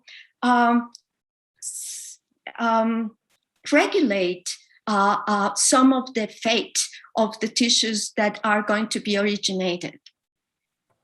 Yeah. I have time for another quick question from Nayeli March. Hello, Patty. Very nice talk. Thank you. And I wanted to ask you if you think if ACS1 can move between cells, like if you could do some grafting between plants, and maybe that could help to identify the nature of the molecule. Yes, in fact, that's something that we have been very interested on, because many of the apocarotenoids are very small molecules that have the capacity to travel between cells and in distance. And yes, we are very interested in doing these things. Unfortunately, the mutants without carotenoids have a clear disadvantages. So for a long time, we have been trying to set up a system in which we can modulate the production of ACS1 artificially without having the problem of not having carotenoids, because this mutant, you know, it's lethal. So the handling and the manipulation, it's quite hard. But yes, and that's why it's very interesting that in the root we see this gradient of possible biosynthesis of ACS1. But yes, that's something that we are very, very keen and interested to try to do. Thank you, Patty, again for your very, very interesting talk. Thank you. Let me. So we'll continue with our meeting. And before I present the next speaker, I will recall our audience to please use the option of raise hand in Zoom to ask for questions. That would be easier for us to give you word. So with that, I want to introduce, it's my pleasure to introduce Dr. Marina Gavilanes. She comes from the Faculty of Chemistry from the National University of Mexico, and she will talk about functional diversity on the plasma membrane sphingolipidome. So thank you, Marina, for accepting our invitation, and go on. Thank you so much, and thank you all you organizers, Alejandra, Felipe, Ulises, Stefan, Mario, and Dan. Thank you so much for this huge effort, and thank you also to the technological team that has made this almost miracle possible. So I will talk about the functional diversity in the plasma membrane sphingolipidome. And here I'm starting with the model of the plasma membrane or any biological membrane that was proposed many years ago, and that has two dimensions: the spatial distribution of lipids and proteins in a bilayer, and then the temporal dimension in which these components are diffusing freely along the membrane in the lateral plane. But this model has been recently refined and tuned in such a way that we now envision these membranes as bilayers with patches composed of specific lipids and proteins that have specific functions, and that these membranes have these patches traveling along the plane with all their charge of proteins and specific lipids for very specific functions. And then it turns out that the plant plasma membrane is a specially patchy membrane. It seems that it is organized in small regions that are confined by the limitation of elements from the fibers of the cytoskeleton and the cell wall. And it seems that this SOPRA organization is specifically planned in order to fulfill the plasma membrane functions. So in this context, knowing the fine composition of membrane is crucial to understand its organization and function and then taking into account that we we can have access to in very powerful techniques to know the detailed composition of membranes, it's important to apply all this knowledge to the better understanding of the membranes. And remarkably, sphingolipids constitute a majority of the total lipids of the plasma membrane. And this is something very special that doesn't happen in any other eukaryote plasma membranes. And sphingolipids are a very diverse group that have a polar head and two hydrophobic tails. And according to the polar head, they are classified in ceramides, hydroxyceramides that have small polar heads, and glucosyl ceramides and glycosilyl phosphoceramides that have big hydrophilic heads. And these are the GIPCs components that have huge hydrophilic and voluminous and bulky polar heads. But all of these classes of sphingolipids contain the same two kinds of tails that are hydrophobic, and that these hydrophobic tails in Arabidopsis are formed by fatty acids and long change base. In Arabidopsis, we can find 10 different fatty acids that are different in their length of number of carbons and on the number and position of unsaturations. And Arabidopsis has mainly 4 variants of long change bases that differ in the double bond presence or in the hydroxyl presence. So what I will be talking today is about the detailed composition of this portion of the sphingolipids, the two tails that make the hydrophobic part of sphingolipids. And we had some questions to launch this project about the abundance of a particular sphingolipid class in the plasma membrane could be found, and if the content of individual species of sphingolipid or sphingolipid classes were suggestive of the function of sphingolipids in the plasma membrane. So our approach was to determine a very fine content of the sphingolipid assorbent of the plasma membrane and confront it to the sphingolipidomes of the vacuolar membranes and the microsomal membranes and the detergent-resistant membranes, which have been proved to be a good tool to know the lipid and protein components of microdomains in many different membranes.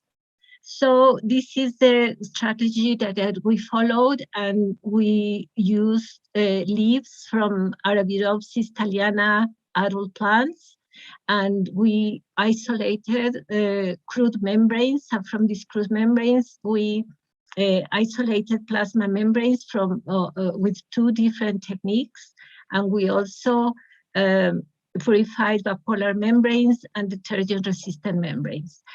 To these 23 replicate membrane preparations, we applied the analysis by HPLC and mass spectrometry that render 84 sphingolipid species in all the different kind of membranes. To these 84 sphingolipid species, we applied an analysis, informatic analysis that included multivariate and univariate methods, clustering analysis, and also principal component analysis. This had to be done with informatics because after we end at this point, we have about 2,000 different entries of different values of long chain bases and fatty acids that are composing these single lipid species. And here you have general view of the qualitative presence of the 84 single lipid species that are composed of one fatty acid and one long chain base in the GIPC classes, in the glucoceramide class, and the hydroxyceramide class, and in the ceramide class. And as you can see, but with this heat map, the crude membranes contain a little bit of all of the 84 species, but then bipolar membranes are more enriched in glucosylceramide species and in these other ceramides. The plasma membrane that we analyzed it turned out to be very enriched in GIPCs, and the DRMs in GIPCs and in these other single lipid classes.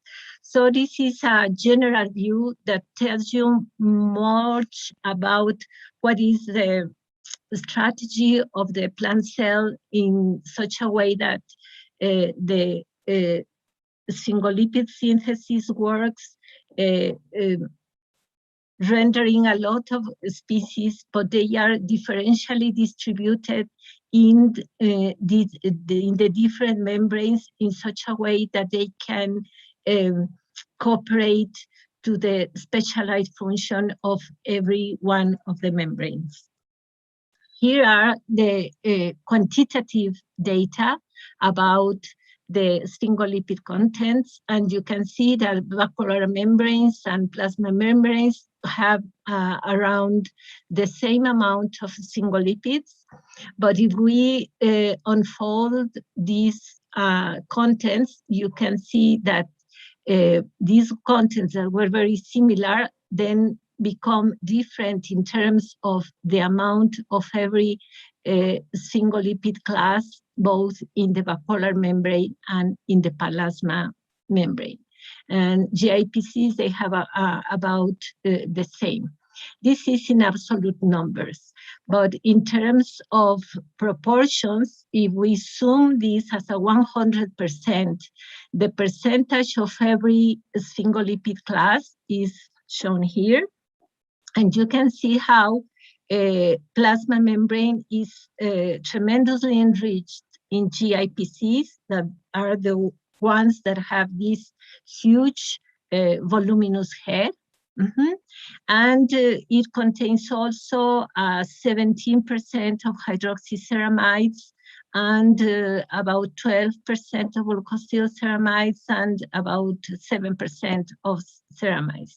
And this is important because this makes a profile for the plasma membranes that speaks a lot of, at least suggests a lot of which are the functions that these specialized single lipids do in the plasma membrane.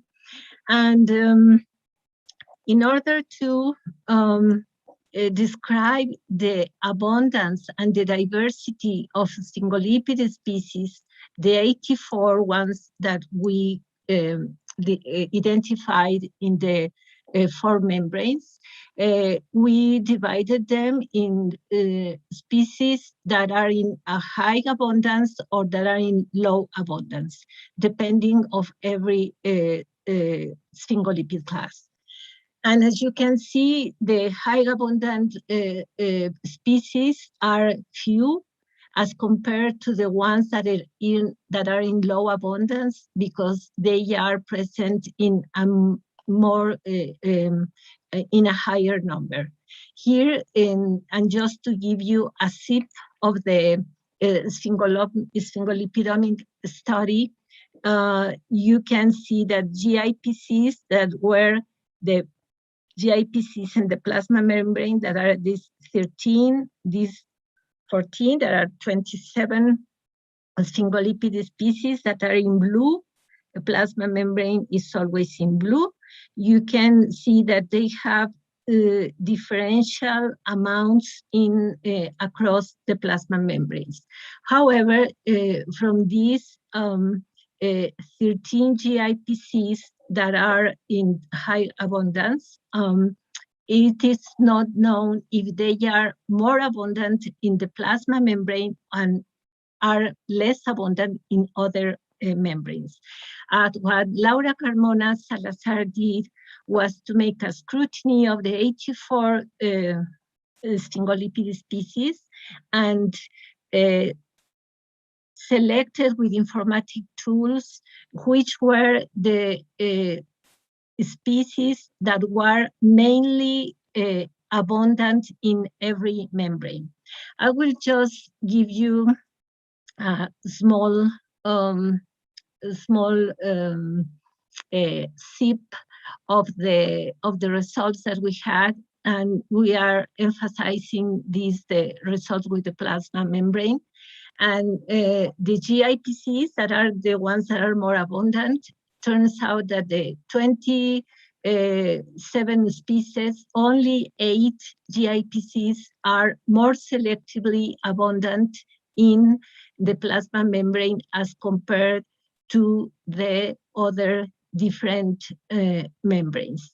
So this is interesting because GIPCs are these sphingolipids with huge heads, very hydrophilic, that are 27 in the plasma membrane, 13 of them are more abundant, and 6 are especially enriched in the plasma membrane. And they will be protruding from the surface of the plasma membrane, and they make this feature suitable for sensing external signals or for recognition of other molecules. And therefore, there are some reports that already have described that GIPCs that attach galacturonans from the cell wall and other GIPCs that act like a receptor of sodium ions during salinity stress. But at the same time, GIPCs can function as bulk lipids because they are very, very high amounts in the plasma membrane, and they can be contributed to the nanodomain formation or to regulate the membrane fluidity. And sphingolipids, it is known that seem to rigidize the plasma membrane fluidity. So we wanted to determine first the capacity of the membranes that I already showed you to sense the temperature changes, and then later to examine the sphingolipid role in the control of this membrane fluidity. And the strategy that we follow was to isolate the membranes, as in the previous results that I showed you, from the mixture of the crude membranes, the bipolar membranes, and the plasma membranes. And from these ones, remember that they are high in sphingolipids, especially these plasma membrane vesicles. And we expose them to a train of different temperatures that go to the cold to the high temperatures. And then to these membranes, we measure membrane fluidity.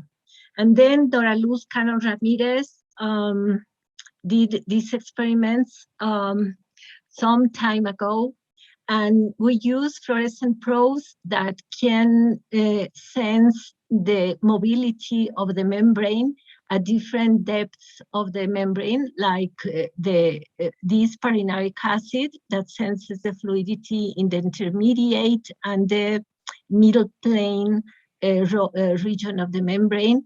TMA-DPH senses the mobility in the surface, and DPH in the inner or central hydrophobic core of the membrane. And we can follow the mobility of these probes in measuring the fluorescent polarization of these probes. And what you can see is that high numbers of fluorescent polarization correspond to rigid membranes, and low values of fluorescent polarization correspond to fluid membranes.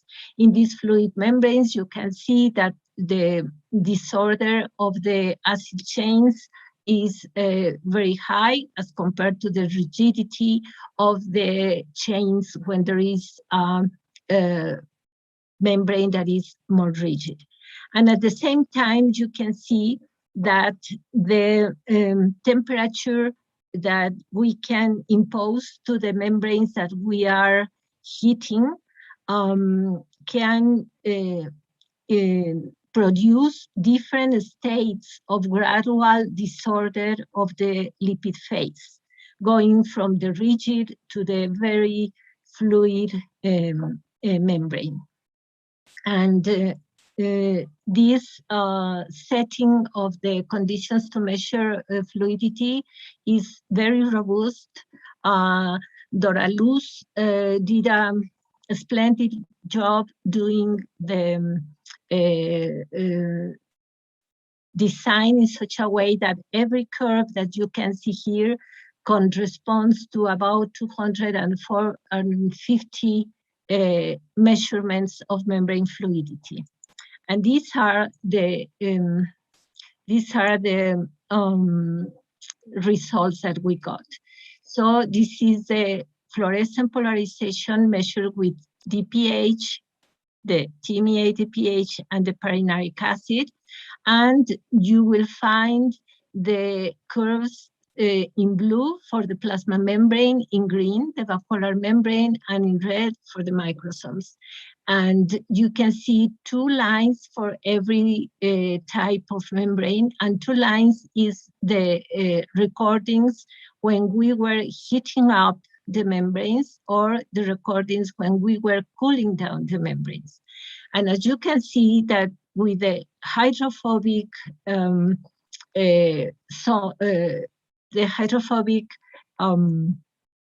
probes, they report the membrane fluidity of the fluidity of the plasma membranes as the more fluids, because these are with the lower values, and this is a very different situation with the other membranes.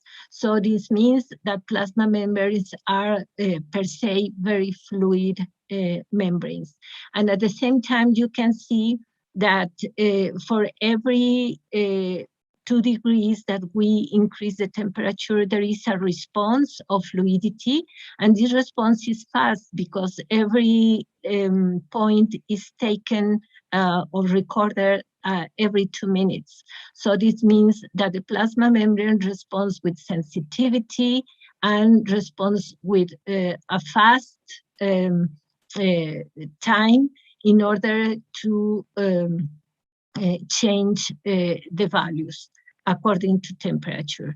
And you can see here also that the plasma membrane shows curves that change slopes, and these slopes are important because these slopes mean that there are phase transitions from one order state to the other order state of the membrane, and this can be better followed by Arrhenius plots in which these same values are plotted here, and you can see the breaking points that are corresponding to the transition phases that are more clearly shown in the plasma membranes and not in the other membranes.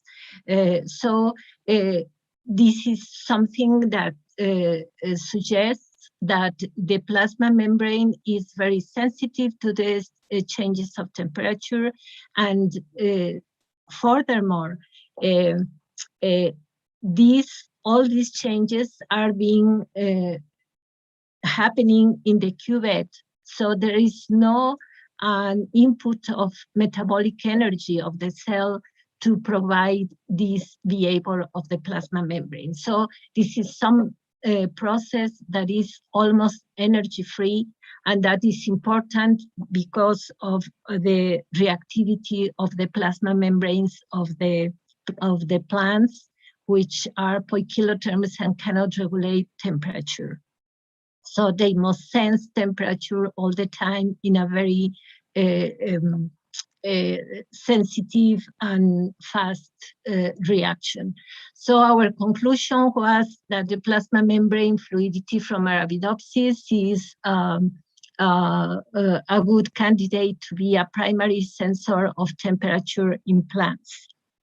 And but how do specific sphingolipids contribute to membrane fluidity? Since we have the tool of the sphingolipidomics setting and also have the fluidity measurement, our idea was to make a kind of titration of amount of sphingolipids, endogenous sphingolipids in the different plasma membranes of the mutants, and then to see if there was a correlation with the membrane fluidity. And we did the same kind of experiments, but this time we isolated the membranes from the mutants. And then we had the following results. Well, you can see that the sphingolipid composition of the wild type and 3 different mutants in the sphingolipid synthesis. And as you can see, all the mutants observed a major content of sphingolipids as compared to the wild type. And at the same time, the distribution of these total sphingolipids was different depending on the mutant.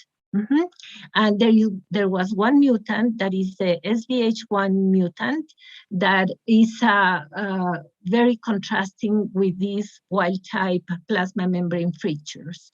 So I will tell you only about this mutant. And here you can see, for example, that this mutant has a very low ratio of trihydroxylated to dehydroxylated long chain bases.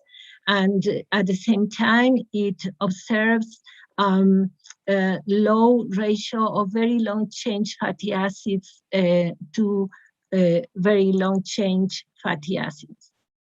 And here are the results. These are the long chain bases that lack the hydroxy group in the long chain base. And this mutant has about half of the trihydroxylated long chain bases content. So you can see here that when Dora Luz measured the fluidity of the plasma membranes from the mutant and from the wild type plants, she observed that in all cases the mutant had more rigid plasma membranes than the wild type. So you have 2 that minutes, was Marina. 2 minutes left.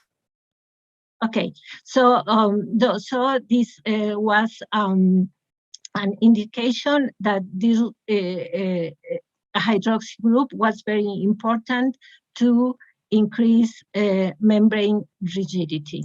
And so this says that sphingolipids can be negative modulators of the membrane fluidity, and we are working with the rest of the mutants. And these are the people that did all the work. Dora Luz, that had a very nice and longing stay at my lab in her master degree. Gio, that has helping with the analysis, although Dora Luz did all the membrane fluidity measurements.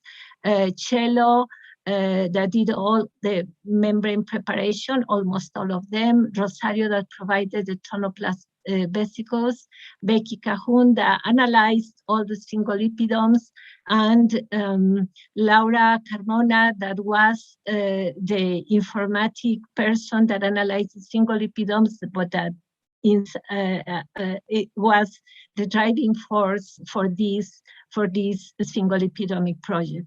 And Edgar Cahun, because of his generosity in providing the mutants and everything related to sphingolipid analysis.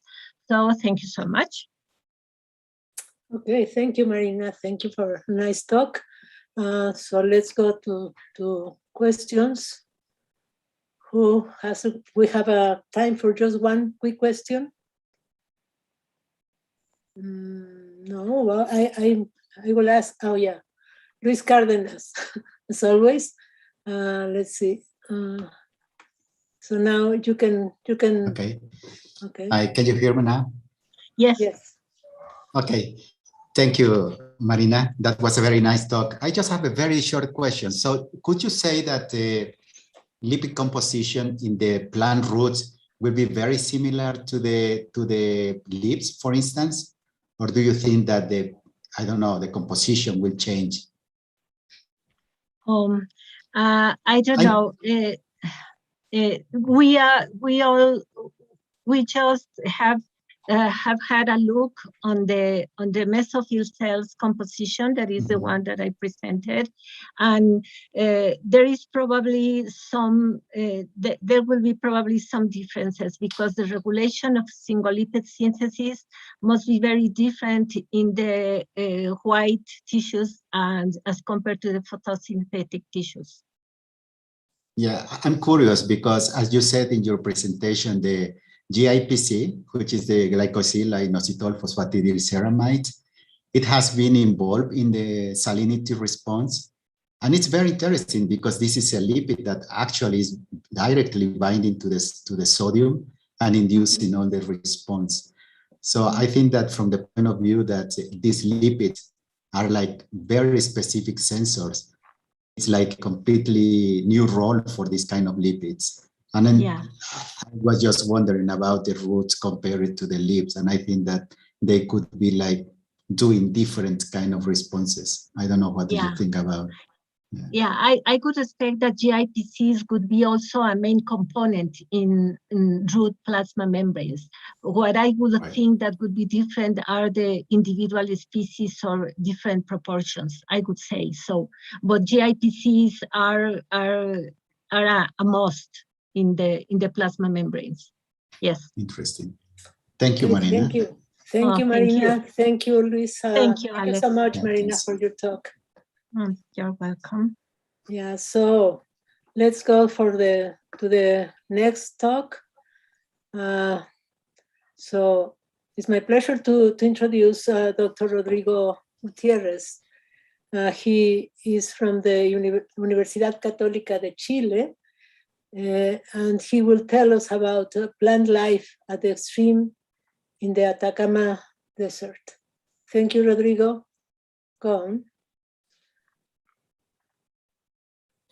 Hello, can you hear me? Yeah, everything fine. All right. Thank you, Alejandra, for the introduction. And I want to thank all the organizers for inviting me to talk about one of the projects that's been going on in the lab for some time now. This is going to be quite a change from the previous talks, but I hope you like some of the data that we have, some of the results. And so, as the title says, it has to do with understanding how plants survive under very extreme conditions, in particular in the Atacama Desert. And the motivation to do this, as you know, human societies are facing an ecological crisis of global proportions, primarily due to the accumulation of greenhouse gases in the atmosphere that is shifting the world's relative balance and increasing global temperatures. And in particular, climate simulations show increased aridity, especially in the subtropics. And this will affect many countries, such as Chile, for example. But in terms of the global desertification, there is a prediction that will increase from 48% to 65% of the total land surface. So here is Chile, for example. And I just like to emphasize that this is not only a prediction, this is something that is already happening. And in particular, in Chile, I have this example from a lake that's near Santiago, the capital city where we are based, where our university is based. And in the span of 10 years, as you can see from these satellite images, this lake used to be a summer destination for fishing, swimming, boats, and so on. Completely dried out, and this place looks a little bit like this now. So under the current scenario of increased desertification, we think that understanding how life manages to survive and thrive in some of the Earth's most extreme environments is crucial to face the future, promote also social awareness of the dire situation that we face. And we chose the Atacama Desert to do this because, as you may know, it's a unique Earth system.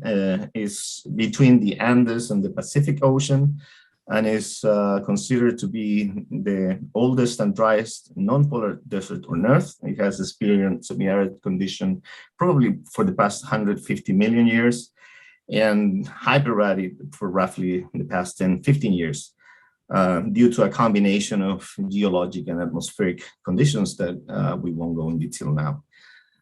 In addition to extreme low water availability, there is also extreme daily temperature oscillations, high salinity, particularly downslope, high radiation. In fact, this is considered to be a hotspot for radiation in the planet. And in addition, which was also one of the things that brought me into this environment, the soils are quite poor, very low in nitrogen primarily, but also in some other nutrients that make life difficult here. Despite all these constraints or these harsh conditions, if you know where to look, there is actually a surprising plant diversity. Some of the species that we have found, I'm showing here in these pictures, so you can have a sense of the different lifestyles and habits and types of plants that you can find. And I'm talking about the open land, right? Not on oasis, which is quite a different story. So what we have been doing for now more than 10 years is that we have been studying a transect, which is located, well, here to orient you, this is South America. This is the north of Chile, where the Atacama Desert is located.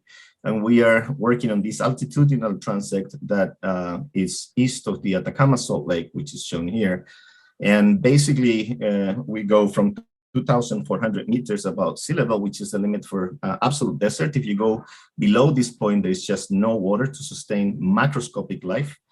And the upper limit is 4,600 meters above sea level.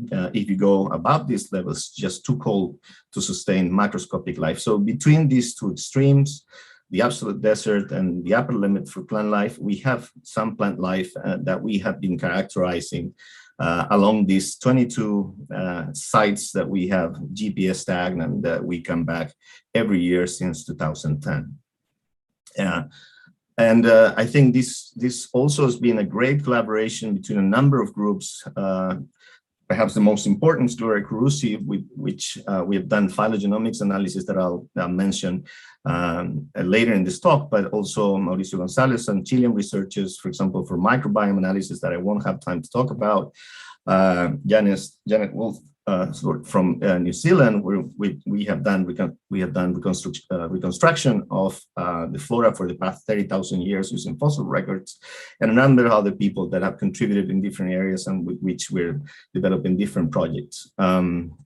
This video is just to give you a sense for how we work there. So we take, like as you can see here, liquid nitrogen and all the implements to collect plant material, to do some experiments as well at the different places that we have tagged in the transect. So we have done significant, I would say, significant characterization of the environment. So we have two meteorological stations that we have measured or determined environmental parameters for 4 years of continuous measurements. We take a picture every hour, and this is ongoing. So we have measurements such as diurnal temperature, solar radiation, rainfall, soil water content, and other parameters that I'm not showing here. Perhaps I would like to just highlight that in addition to that plants have low water availability, the rainfall events occur primarily in February in here. So it's very sporadic water where plants have to take advantage of that and complete their life cycle basically and wait for the next event. So it's not only little water, but it's also sporadic that they have to deal with. We have done also characterization of the soil substrate to understand what the plants are looking at in the soil in terms of particle, which is primarily sand across the entire transect, 80% of sand. And here we have different stations, and we have also measured the soluble fraction in the soil in these different stations. And so, for example, we have a pH gradient with alkaline soils towards the bottom of the transect and acidic soils towards the top of the transect. And correlated with this is, for example, metal availability, which tend to be more available at the top of the transect in acidic soils and less available at the bottom of the transect. Here on the top graph, I'm showing nitrogen, phosphorus, and potassium, important macronutrients, and perhaps the most important aspect is that, as I mentioned already, nitrogen is quite limiting, which is well below this red line that's shown here, 100%, which is considered to be the minimum necessary to sustain plant life. So it's quite a limiting amount across this entire transect. So maybe as a summary, so as you go up the mountain, there's slightly more water, there is a decrease in temperature. Also, as I mentioned, the radiation and across the entire transect is low nitrogen availability. So this combination of environmental factors define three ecosystems in Andean Atacama. The high steppe, which is dominated by perennial grasses, as you can see here. The puna, which is dominated by shrubs and subshrubs, and it's the most rich, biodiversity-rich ecosystem. And the prepuna, which is the most arid ecosystem, which is dominated by annual plants and succulents. So one of the first questions that we had was, what is really the biodiversity that we find here along this altitudinal transect? And this is not so easy to answer in extreme environments because many of these species have strategies to basically escape when the environmental parameters get too harsh. So we combine, I'm going to make a long story short, this was already published. We combine a number of experimental strategies, botanical surveys over a year period, which is summarized in this graph. So here are all the different species, which are grouped by annuals, herbaceous perennial, and woody perennials. And combined with these botanical surveys, we did metagenomic sequencing of soil DNA. We did also pollen analysis and soil seed bank, which is basically see what it can germinate from soil samples and then identify the plants that germinate. So altogether, we identify 93 taxa and 78 plant species in these three ecosystems. And this is important because it provides a baseline or a photograph of the current biodiversity that's found in these environments and can allow us to compare with measurements either for the future and also from the past. And in particular, we have done the construction, as I mentioned, of the last 30,000 years, which goes into the last glaciation event and allow us to see how the flora change in that climate change event from the last glaciation to the current interglacial period. And I won't have time to talk about that either, but this is already published if somebody is interested to look it up. So what I want to talk about is what we have done with the 32 more relevant species that we identify out of these 93 taxa or 78 plant species that we have found. And these 32 were defined based on three criteria: the coverage, so how much of the land they cover, the persistence, so how often we find them when we go to the field, and also the distribution. And as you can see here, these are primarily angiosperms. There's one gymnosperm, which is Ephedra americana, but all the other plant species, the main plant species, are angiosperms. And we have different plant families as indicated here. So Poaceae, Polyanaceae, Amarantheaceae, Fabaceae, and so on.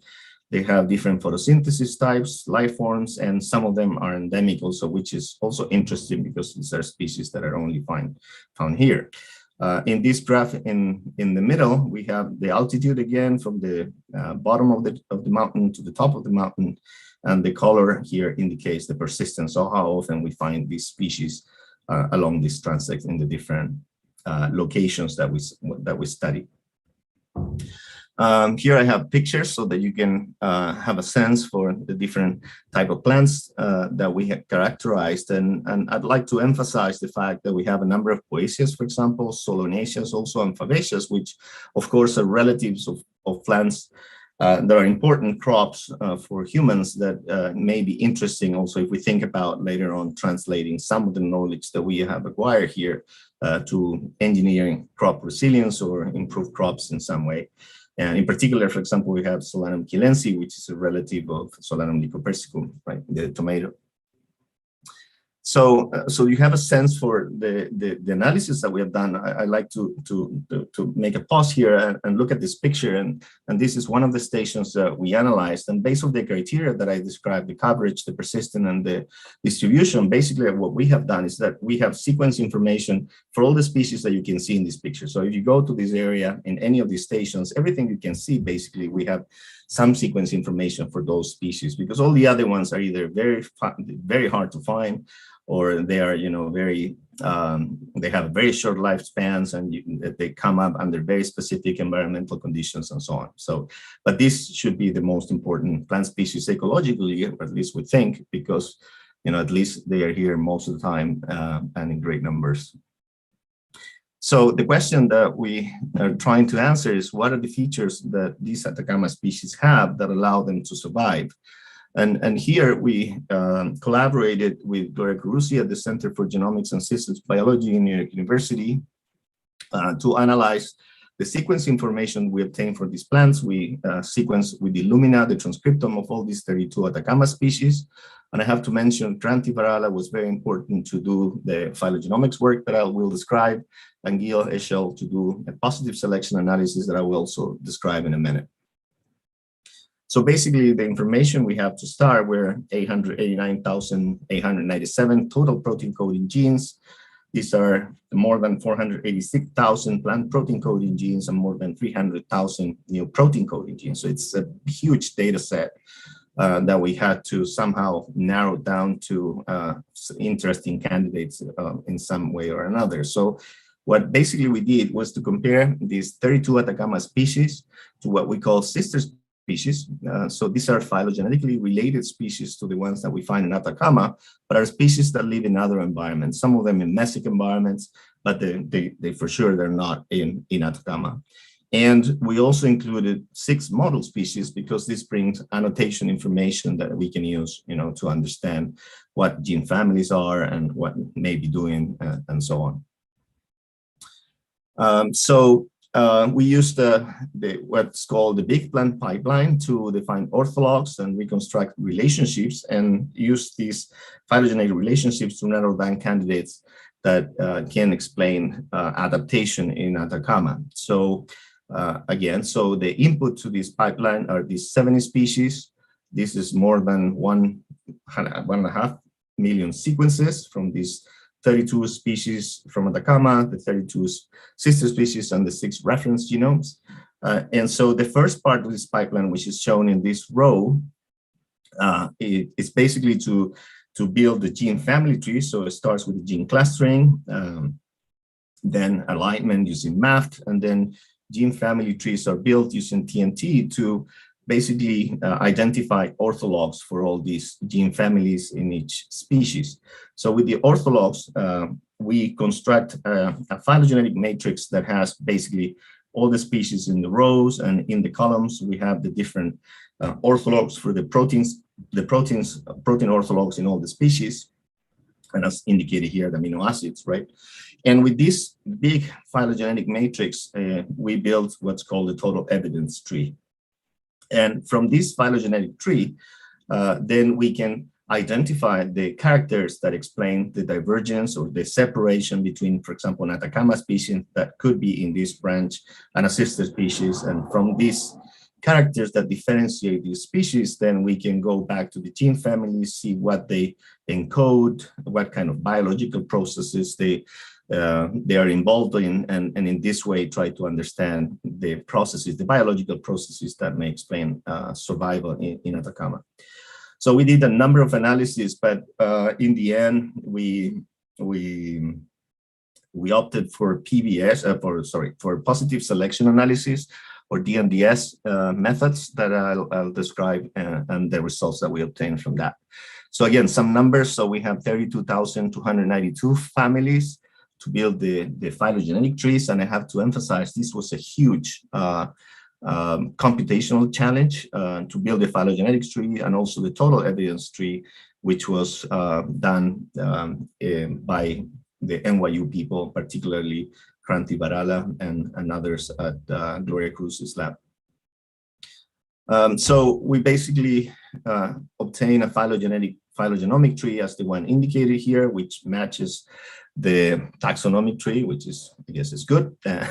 And basically, as you can see here from, we have the Atacama species in bold, like Jaraba frigida, Anacella nardoides, and the sister species that are in normal font, such as Stipa grandis, right? And so basically, we're standing in these nodes and trying to understand what separates these Atacama species from the sister species in every case, and see whether there's similar gene families that appear in different branches of the tree, to see maybe perhaps examples of convergent evolution and so on.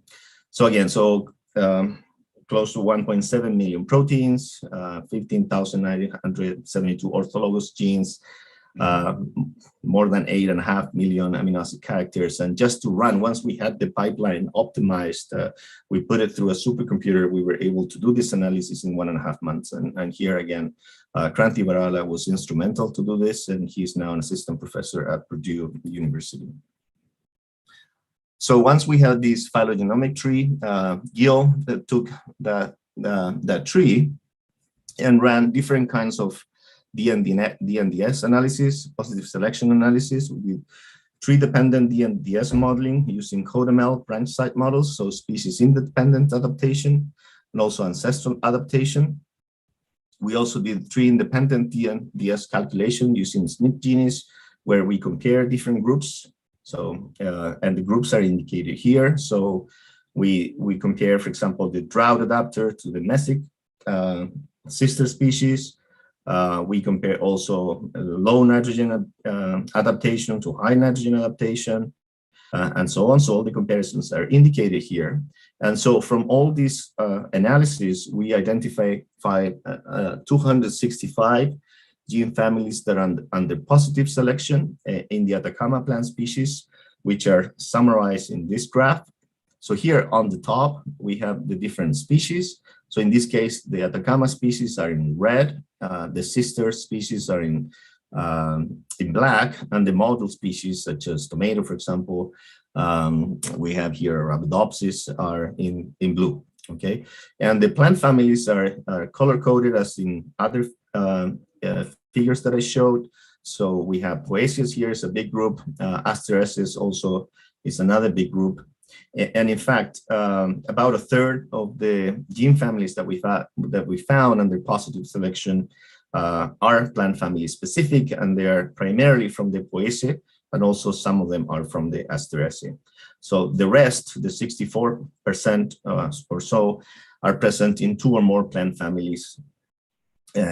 So here in this red, blue, and green columns, we have the different evidence from the positive selection analysis that we did. And here I think it's interesting also that we have the expression level for these gene families, which is color-coded. The browner or reddish color indicates very highly expressed genes relative to the transcriptome of the species that from where it was obtained. And as you can see, many of them are highly expressed. So not only under positive selection in terms of the protein sequence, but these are also genes that are very highly expressed. So likely they play a role, and perhaps they may also have some evolutionary regulatory elements as well. Okay.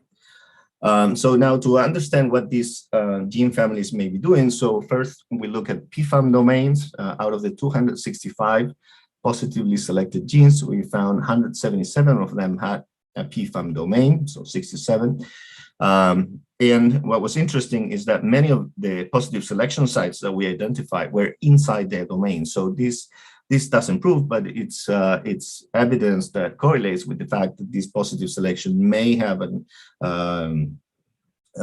impact on the protein functions, right? And some of the PFAM domains that we found overrepresented are shown with these blue star, like DNA-J domains, acetyltransferase, zinc fingers, and there's a number of other PFAM domains that have the positive selection sites, some of them inside domain, others outside, as color-coded here in red and blue.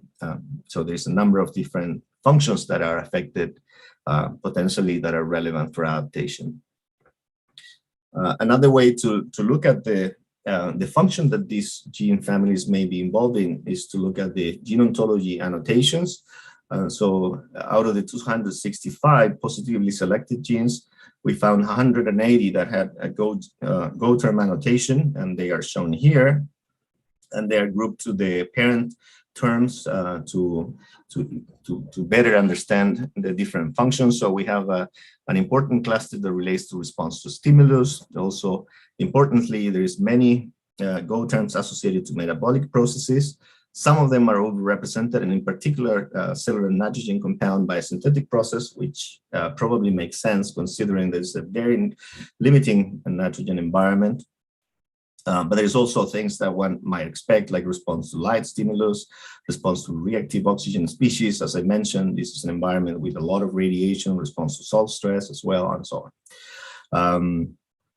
And finally, as a way to try to validate some of the positively selected gene families that we identified, we look at the data from Arabidopsis orthologs to try to see whether any of these genes have been characterized in Arabidopsis, and in fact, we found a number of them that they were. So, particular related to enhanced nutrient use efficiency. So we have a number of positively selected genes associated to this biological process.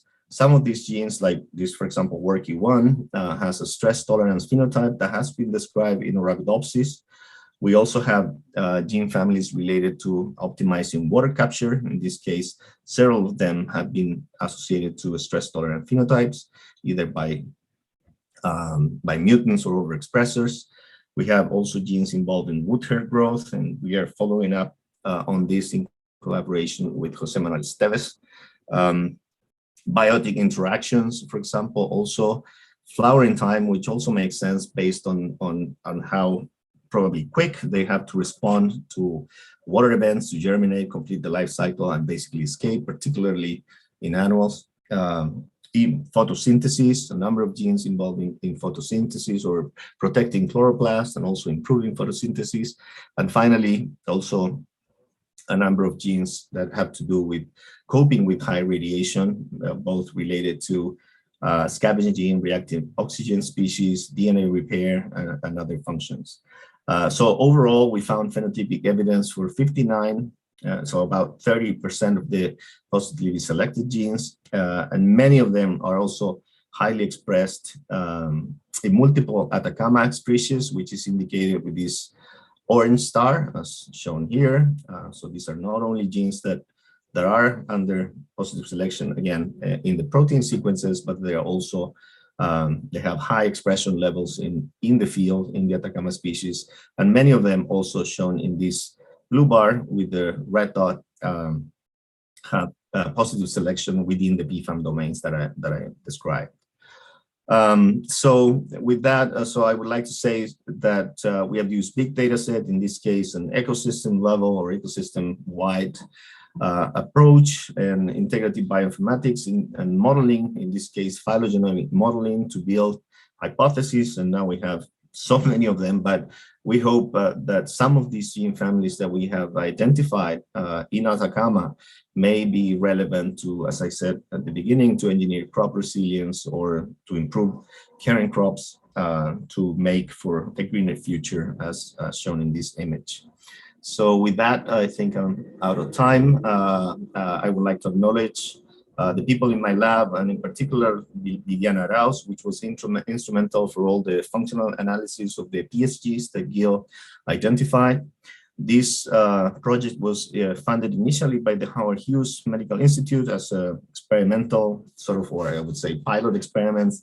Then we had funding from the Center for Genome Regulation, a program in Chile, and then later on from the Department of Energy in the US. And here I have some pictures from different field trips. So every year we would have different crowds, except for this guy here, Claudio Latorre, which is my friend and colleague from the ecology department. Without him, this project would not have been possible. This is an expert in Atacama, and we've been working together since the beginning of this project. In all the papers that we have from Atacama, Claudio and I have been working on this. So this is 2017, 2018, 19, and so on.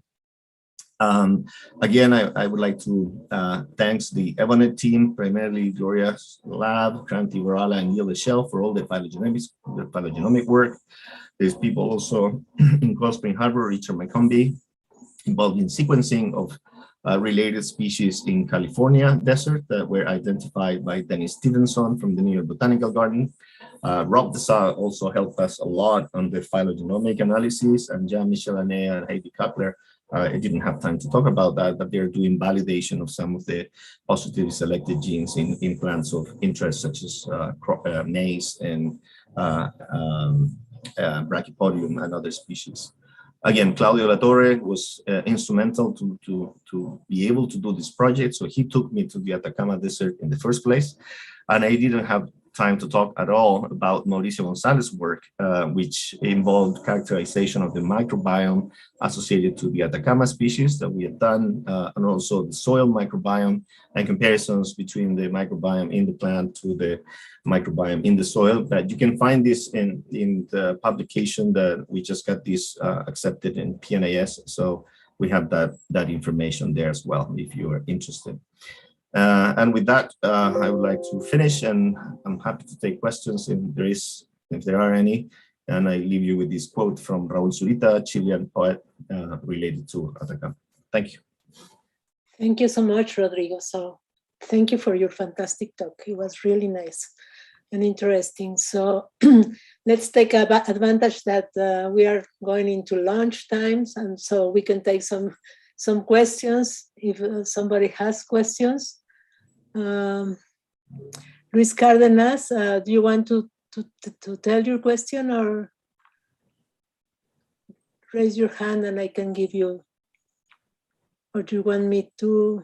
Okay, so Luis Cardenas says, do we know if those plants growing in the Atacama Desert do mycorrhizal association? And also, I would like to know if there is anything about the microbiome.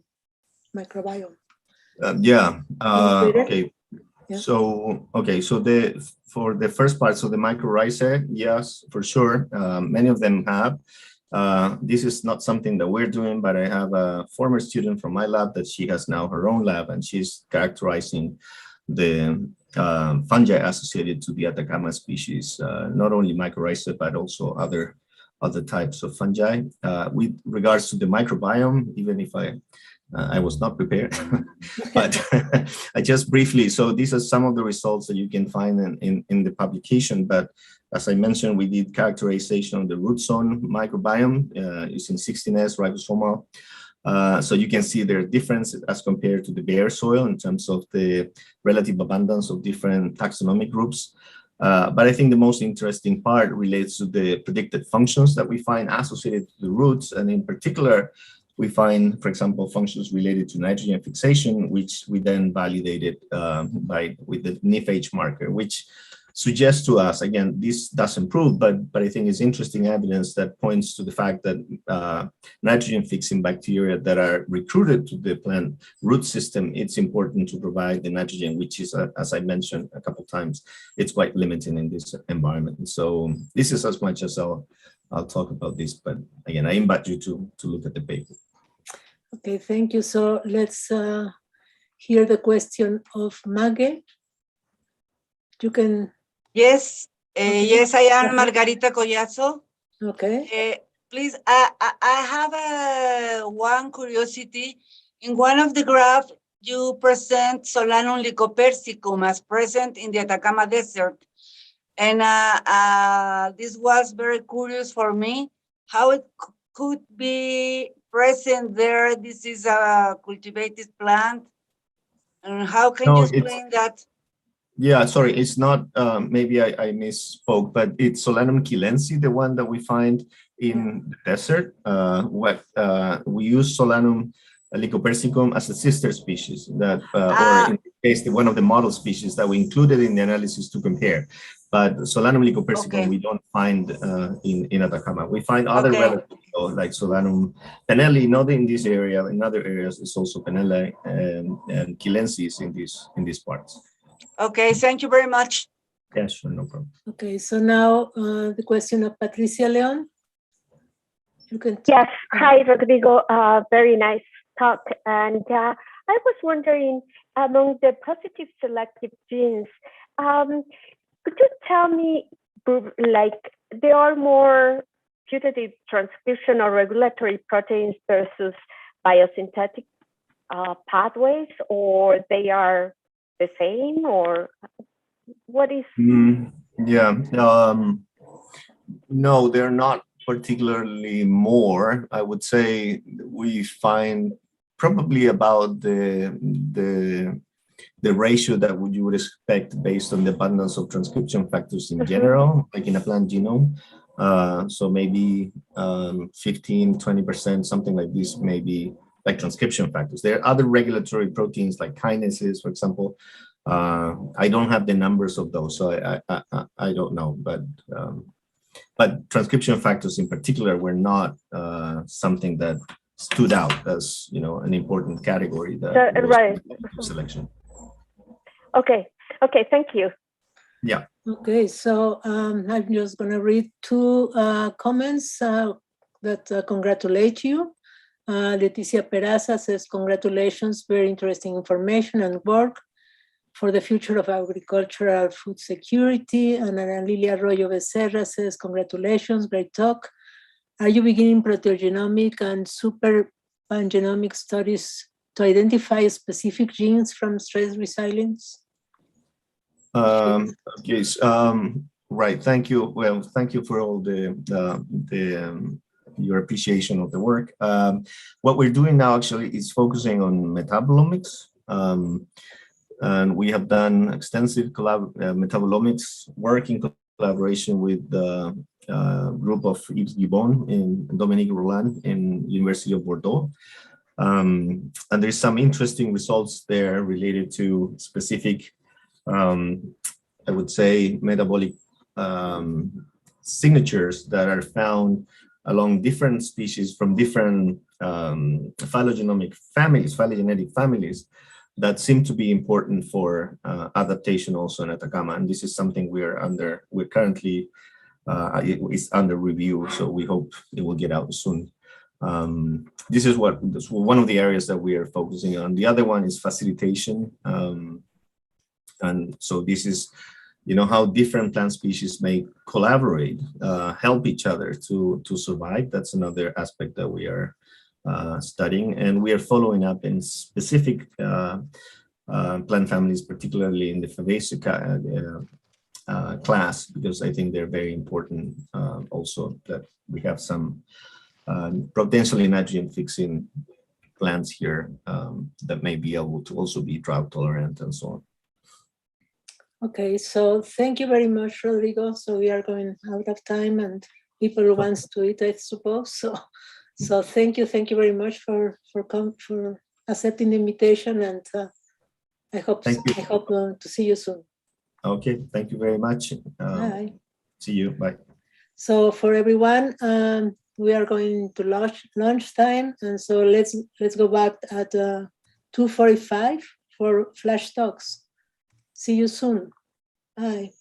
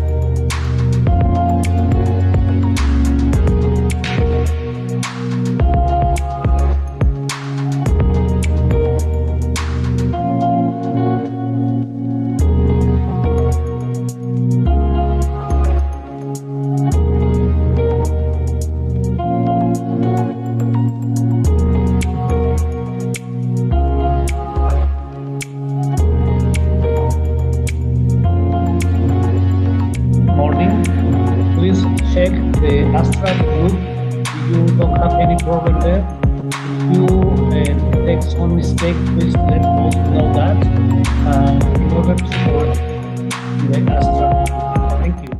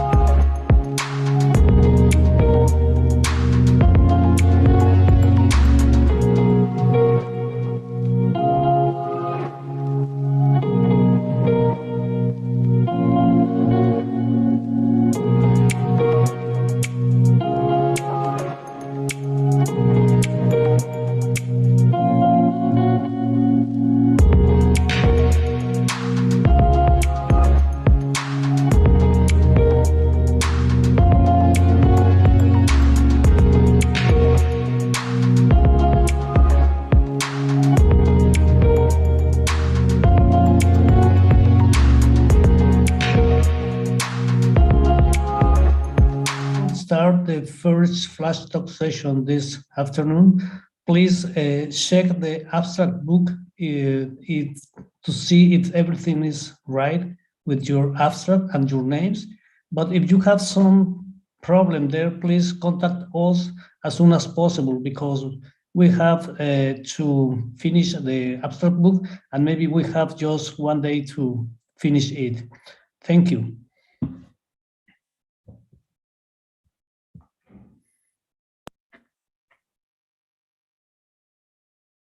Welcome to my talk on the structural characterization of plant respiratory complexes. In order for plants to survive, they must carry out two essential metabolic processes: photosynthesis and respiration. These processes, as you know, provide the plants with the energy and metabolic intermediates they need to live and grow.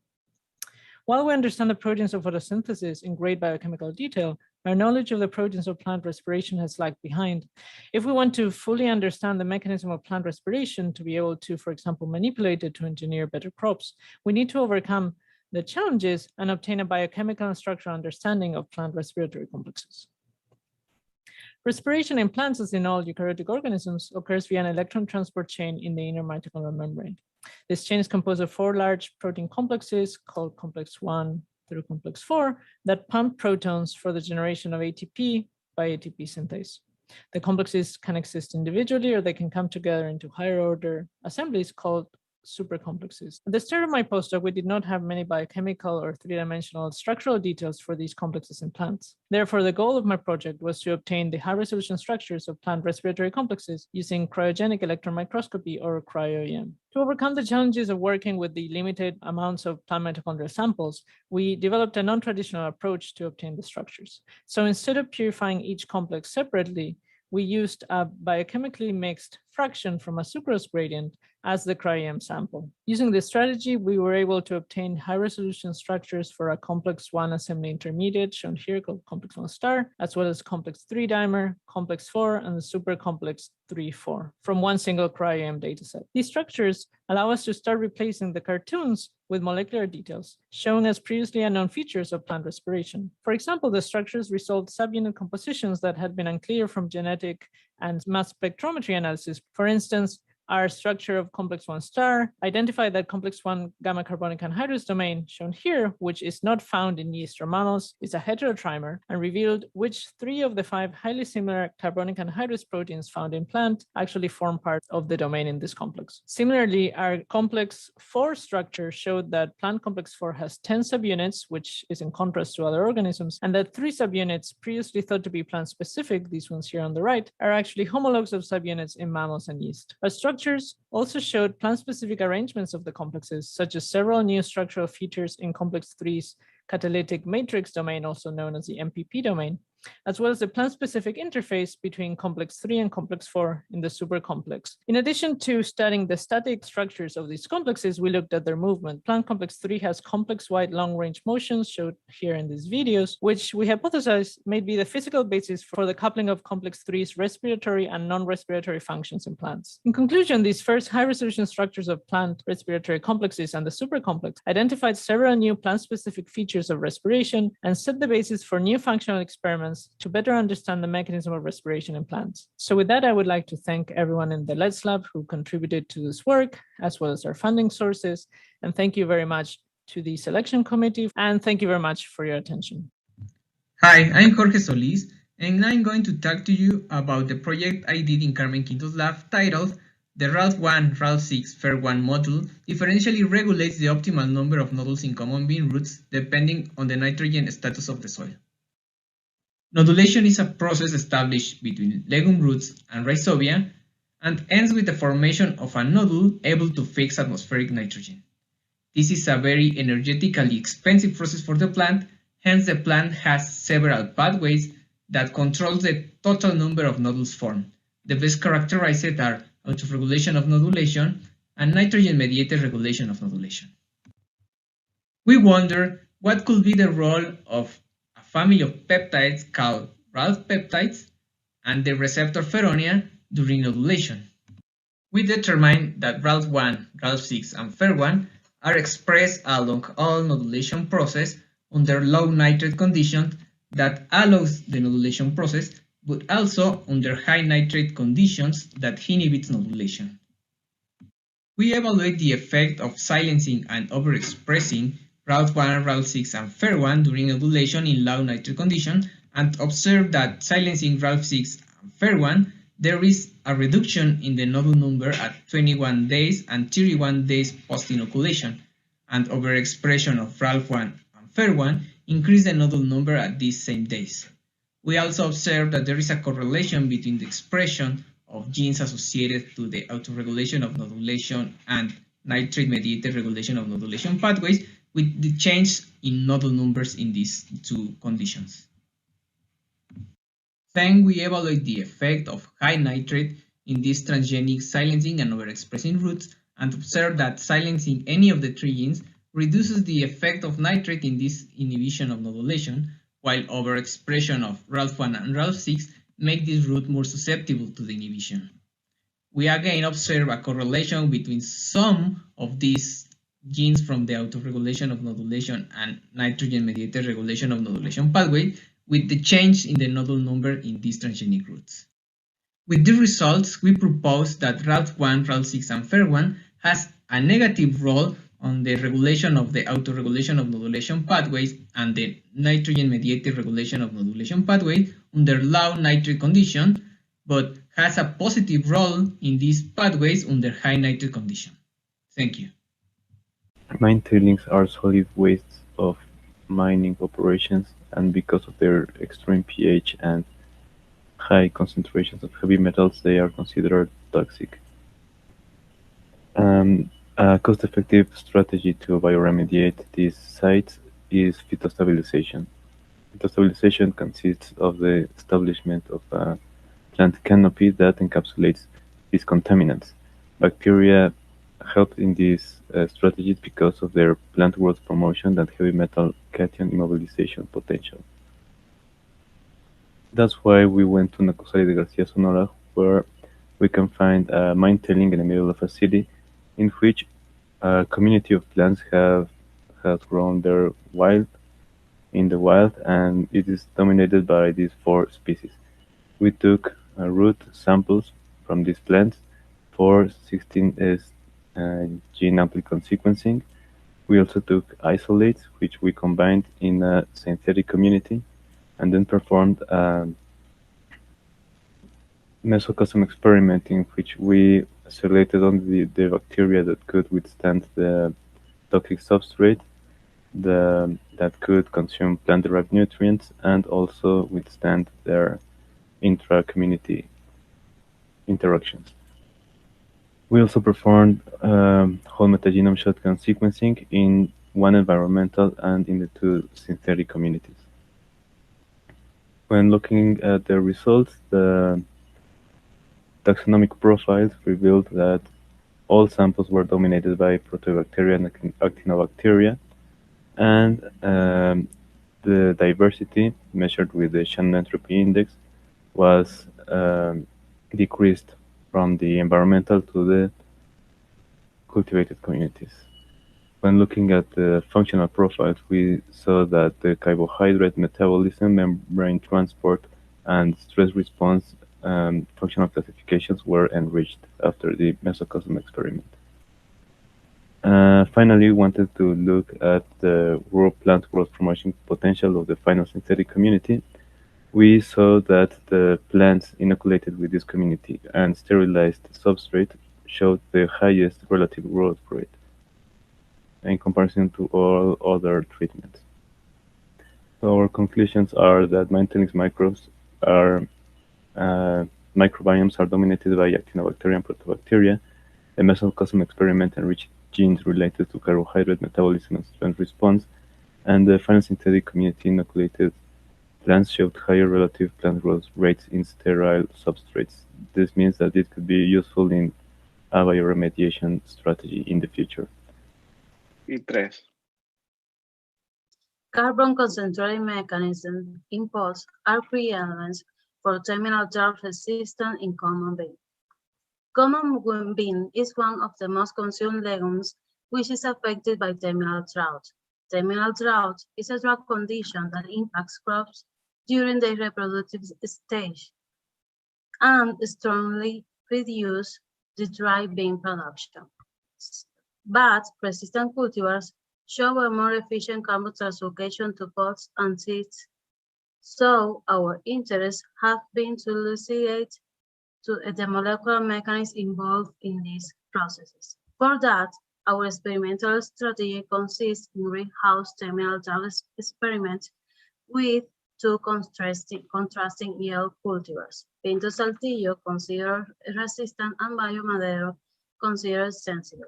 These 2 cultivars were subjected to terminal drought stress, and at mid-pod filling, we obtained transcriptomic data and physiological parameters of what we call the functional module, which is the continuum of source, leaf, pod, and seeds. Altogether, show us a model mechanism. What caught our attention was the higher differential in rich processes of recycled photosynthesis, photorespiration, and CO2 concentration mechanisms in bulk, and were induced by terminal drought in the resistant cultivar. This increase in process increased carbon translocation to seed, and in seed we saw processes as zinc strength and starch synthesis that allowed sucrose gradients and suggest that sucrose is translocated through facilitator transporters. These were more induced in bulk and seeds of the resistant cultivars. Our main message is that terminal drought resistance in common bean can be associated with high photosynthesis by CO2 recycling, high photorespiration, and CO2 concentration mechanisms in bulk. Hello, my name is Elizabeth, and I'm currently in the 7th semester of the doctorate program from the Universidad Michoacana de San Nicolás de Hidalgo.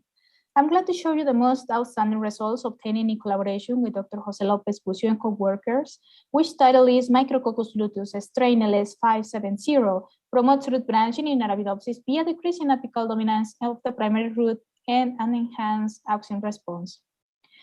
The main aim of this work was to find bacteria with plant-promoting traits in Arabidopsis. We obtained an interesting actinobacteria isolated from alkaline soil of root maize crops in Lometón, Tarímbaro, Michoacán. The strain LS570 was closely related with Micrococcus species through the 16S gene sequencing. We were able to capture electronic micrographs of the bacteria, which had around 2 micrometers in diameter, grouped in tetrads. We first investigate the Micrococcus potential to promote plant growth in Arabidopsis seedlings by direct contact, which is a fast and suitable method to distinguish between pathogenic and beneficial effects. In this regard, we found out Micrococcus causes major changes in the primary root system. It halts primary root length, increased lateral root number, density, and length. Overall, increasing root fresh weight. We hypothesized that auxins were involved in these bacterial defects with plants. So we next examined the plant auxin response through transgenic seedlings expressing the auxin-inducible construct, DR5UIDA. And we observed a strong auxinic expression in the shoot, lateral roots, and the root apical meristem until the 4th day after bacterial interaction. Concluded that Micrococcus triggers morphogenic changes in the root system via auxins. To explain the primary root shortening in inoculating seedlings, we measured the meristematic zone and the cortical cell length, and we found that Micrococcus decreases both the cell mitotic activity by 3-fold and cell elongation by 5-fold. Finally, molecular components of the signaling pathway unveil a new role of ARF7 and ARF19 in root elongation with Micrococcus, which showed resistance in the primary root length repression. Also, solitary root and auxin receptors were crucial for lateral root branching and primary root growth with Micrococcus. Thank you. Plant species that produce edible fleshy fruits are susceptible to be infected by plant viruses. In this work, we identified more than 2,000 plant species that produce edible fleshy fruits, the vast majority of them classified within the clade of Eudicots. Only a tiny fraction of them are consumed by people. However, there are 64 edible fleshy fruits in total that play an important role in the global marketplace. More than 600 viruses infect these 64 edible fleshy fruits. Around 70% of these viruses contain RNA genomes, whereas 30% possess DNA genomes. 15 virus families encompass the majority of these virus species, which are the same, exhibiting a wide host range. An important finding of this work is that Eudicot species are infected by a higher number of plant viruses than monocots and magnolids. Virus infection can be local or systemic. The extent of the infection is attributed to several factors. The most important is the plant-virus relationship. The main organelle affected is the chloroplast, and changes in its morphology generate biochemical changes like this. These changes at cellular level are reflected in symptoms causing poor sensory and visual quality of fruit. Agriculture is one of the most important economic activities in the world. 34% of the world population depends on agriculture. Fruit production accounts for 16% of total, and it has been increasing year by year by 1.4%. Fruit production can be affected by different viruses, and the plant infection can be hastened by several factors. Viral disease in crops produce low or null yield, economic losses, and compromise the food security of the population. Viral diagnosis includes serological and nucleic acid-based assays. In serological assays, the computer-assisted epitope identification has shown to improve antibody production, which is convenient to reduce the costs. Other techniques are based on nucleic acid amplification, many of them by PCR. Microarrays and next-generation sequencing allow the identification of hundreds of viruses at a time, and new viruses and viroids. Biosensors are portable devices to detect viruses in a fast way on site.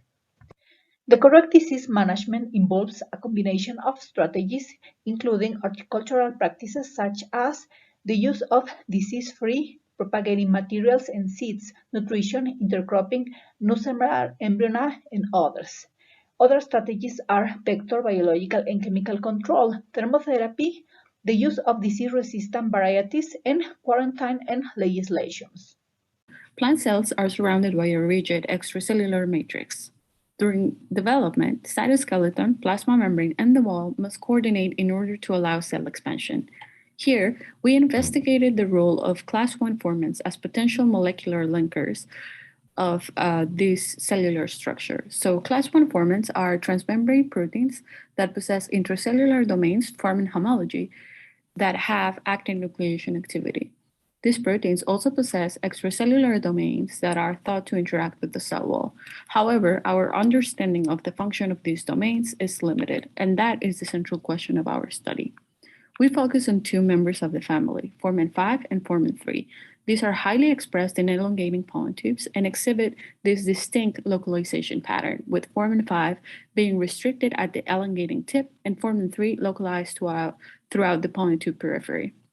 So, based on these distinct localization patterns, we hypothesize that the extracellular domain might be implicated in establishing these distinct localization patterns. So here, I'm summarizing the main findings of our study. Through genetic analysis, we determined that the extracellular domain is necessary for protein plasma membrane localization. As seen here, when we eliminate the respective extracellular domains, we see depletion of the plasma membrane localization and increase in intracellular accumulation. So we additionally determined that these domains are necessary for protein function. Through biochemical assays, we were able to detect a post-translational modification in the extracellular domain of formin 3 that resembles arabinogalactan glycoprotein. So we found this evidence for the presence of these large arabinogalactan glycans attached to this extracellular domain. In the case of formin 5, we found that it is modified by the addition of these linear arabinose chains that are commonly found within the serine-proline repeat motifs in extensins. So additionally, depending on the type of glycan attached to those extracellular domains, we found through FRAP assays that it affects its lateral mobility in the plasma membrane, with formin 3 being the least mobile with these large arabinogalactan sugars. Further genetic studies where we eliminated this arabinosylation modification in pollen tubes show that it is necessary for maintaining formin 5 restricted at the apical plasma membrane. Thus, when we eliminated this modification, we found that it has extended its plasma membrane localization accompanied by actin disorganization. Taken all together, these results indicate that the extracellular domains of these proteins and the post-translational modifications associated to them are important to restrict these proteins to specific plasma membrane domains. Hi, I'm Constanza, and today I will present the project that we are currently working on in Cuevas Velázquez laboratory. In our laboratory, we are interested in understanding how cells sense the changes in physicochemical properties of the environment and how these changes influence different aspects of cell biology. To shed light in this issue, our research group has developed a genetically encoded fluorescent FRET biosensor called Sensor Expressing Disorder Protein 1, SED1. This biosensor explores the ability and sensitivity of an intrinsically disordered region from Arabidopsis thaliana to reversibly alter its S structure in response to changes in osmotic status, to dynamically track the effects of osmotic stress in living cells, transits from an extended conformation to a compact conformation throughout the increase in osmolarity. SED1 is capable of track the effects of osmotic stress in bacteria plant, and mammalian cells. These findings reveal the potential of using intrinsically disordered regions for generating environmental activated fluorescent molecular tools.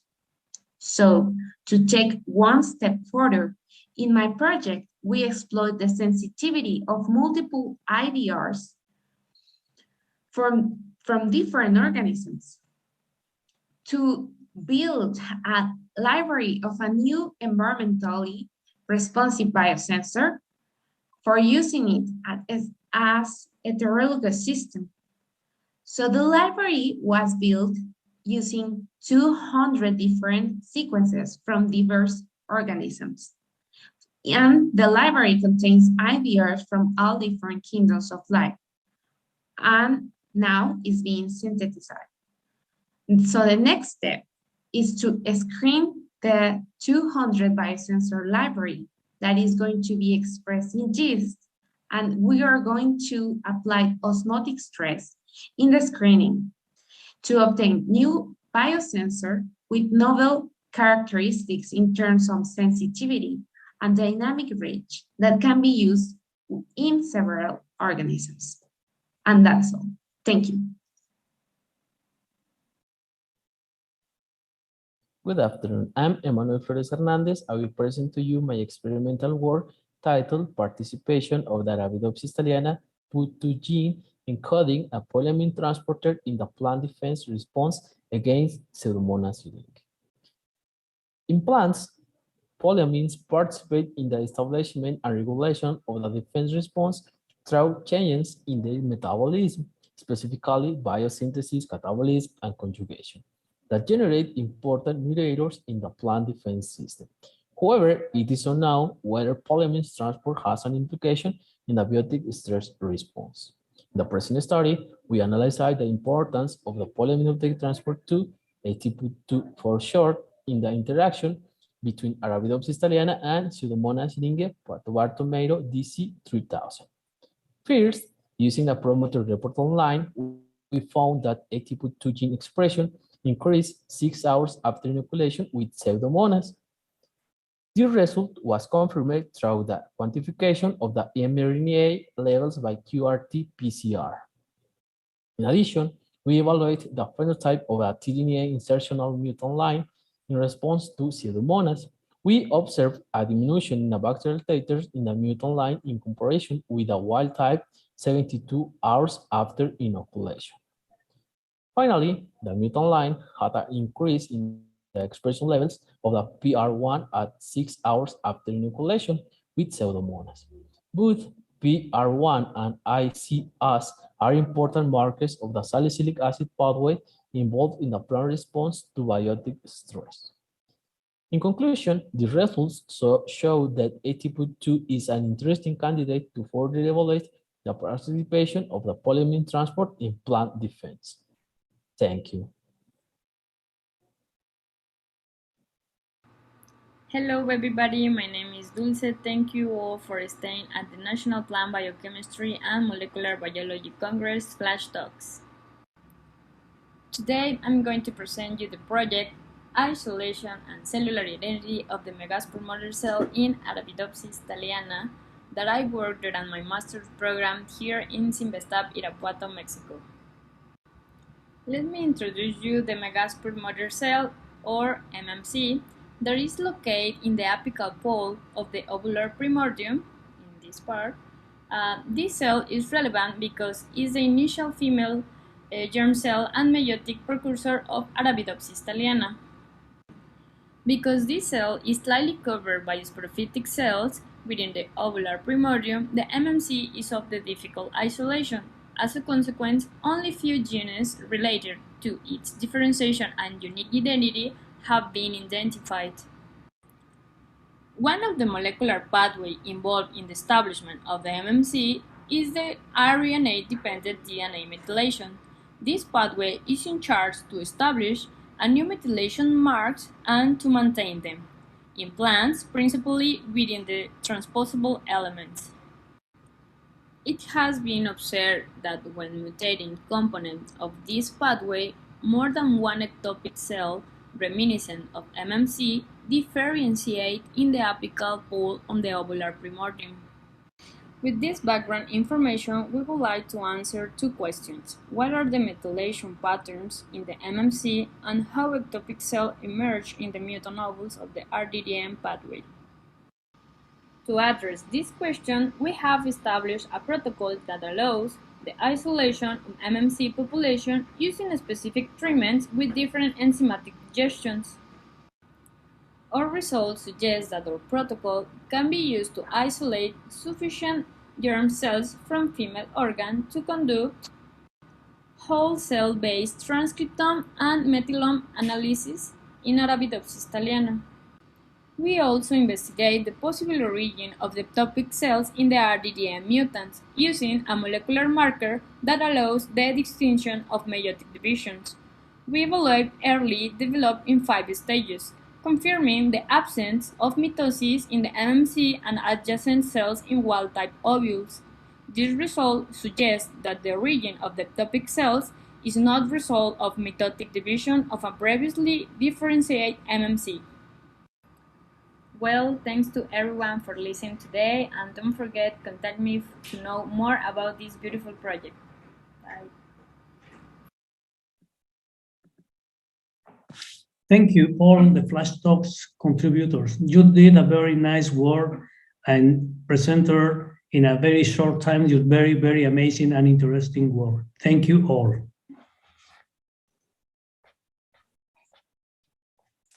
Okay, so we'll continue with our next talk.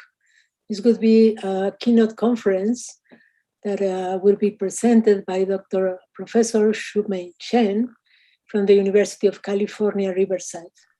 So Shumei, nice to see you. Yeah. So, the audience is yours, so start, please. Yeah, thank you. Yeah, thank you, Alejandra, for organizing this keynote speech. And also, I would like to take this opportunity to thank all the organizers for putting together such a great program. I have been able to attend most of the talks, and I feel that the program is really exciting. So congratulations. And I look forward to more exciting talks in the next 2 days. So let me share screen to begin my talk. So can you see my screen now? Yeah, it's there. Just put it in present, yeah, right. Great, great. And let me pull up the laser pointer. Great. Yeah. Good. So today I would like to discuss a not so, I guess, well-known RNA modification, and that is the capping of RNA with this redox agent, NAD. So you all know that RNA is an information carrier between DNA and protein, but many of us also know that RNA is a lot more than an informational carrier. And that's because a lot of processes actually occur at the level of RNA, and these processes contribute to gene expression. So it turns out that RNA actually serves as the nexus of gene expression regulation. So RNA can be 5' capped or decapped, 3' polyadenylated or deadenylated, and RNA can even be oligouridylated. And all these processes would contribute to gene expression. And you also know that RNA can undergo alternative splicing, which contributes to different forms potentially of proteins. And RNA can also undergo internal covalent modifications, and they also have impacts on gene expression. So all these processes would later lead to effects on the translation, stability, or subcellular localization of the RNA, thus impacting gene expression. So today, the topic is going to be mainly on a non-canonical RNA cap known as the NAD cap. So first, I wanted to discuss the canonical cap, which is the M7G cap. So you all know that the canonical cap is basically a methylguanosine attached to the 5' nucleotide of the RNA via a 5' to 5' triphosphate group. So this M7G cap is added by capping enzymes after transcription initiation, but co-transcriptionally. So usually after 20 to 25 nucleotides have been made by the RNA polymerase, then this capping enzyme adds the cap to the RNA. And once added to the RNA, this cap influences all subsequent processes that this RNA undergoes. For example, in the nucleus, the cap is bound by the cap binding complex. And this CBC then interfaces with splicing, polyadenylation, and nuclear export. And then in the cytoplasm, the cap is bound by EIF4F, and this promotes translation initiation. And the cap also stabilizes RNA and by protecting it from 5' to 3' exonucleases. So the M7G cap is so important to the RNA. So as I discuss alternative caps, I think we should keep in mind what these alternative caps would be doing in terms of RNA metabolism. So in recent years, alternative RNA caps have emerged, and these alternative caps include NAD, NADH, DP-CoA, and FAD. So you can see that these are cellular metabolites. So the fact that these cellular metabolites can also serve as RNA caps suggests that cellular metabolism could interface with RNA metabolism. So today I'm going to talk about the RNA NAD cap, but I wanted to just put it up here, not that although these two caps, NAD and NADH, can be distinguished by certain means, the profiling approaches that I'm going to discuss cannot effectively distinguish these two caps. So I will be referring to these two as the RNA NAD cap. One thing that you want to notice is that all these metabolites are ATP analogs, and that is important when we discuss the deposition of the NAD cap. So because these caps, or because NAD is a ATP analog, it can actually be incorporated onto RNA as a initiating nucleotide during transcription initiation. So it has been shown that some bacterial RNA polymerases, a mitochondrial RNA polymerase, and eukaryotic Pol2 from yeast can use NAD as the initiating nucleotide, as the first nucleotide to synthesize RNA. And presumably that's how NAD is incorporated into RNA as the cap.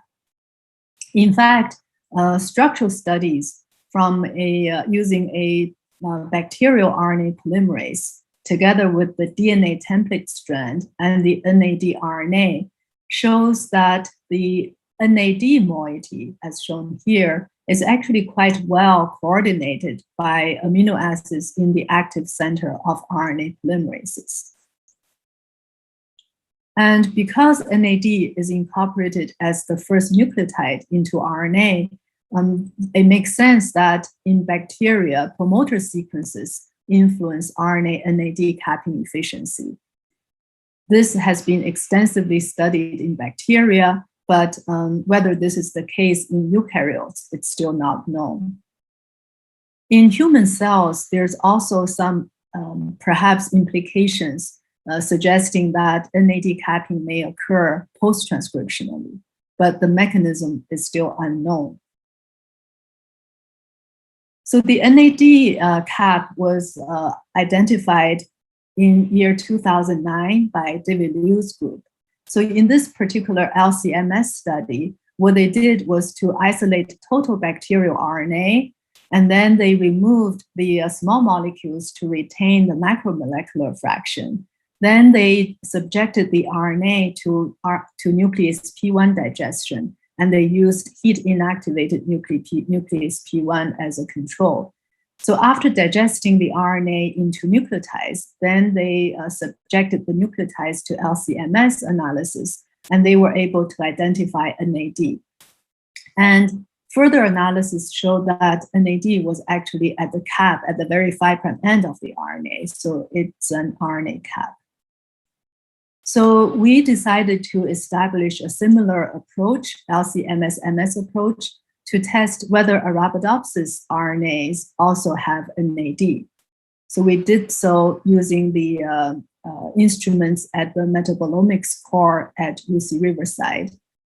And we digested either total RNA or Arabidopsis mRNA with nuclease P1, and we were able to detect NAD in both total RNA and mRNA. And if you look at the amount of NAD in mRNA versus the amount in total RNA, we could conclude that NAD is primarily in messenger RNA. So this approach does not tell us which RNA species harbor the NAD cap. And NAD capture-seq came to the rescue. This technology was established in 2015. And in NAD capture-seq, NAD RNA is first turned into biotin RNA using two reactions. So the first reaction is an enzymatic reaction. The enzyme is ADPRC. So this enzyme converts NAD RNA to an alkyne RNA. And then in the second step, the alkyne RNA reacts with biotin azide to generate biotinylated RNA. And the biotinylated RNA can then be purified and then sequenced. So using this NAD capture-seq, it was shown that bacteria, yeast, and human cells harbor NAD-capped RNAs, which I will refer to as NAD RNAs. And using a similar approach, my lab and Brian Gregory's lab showed that Arabidopsis plants also contain NAD RNAs. So this is the NAD capture-seq pipeline that we used to study Arabidopsis NAD RNAs.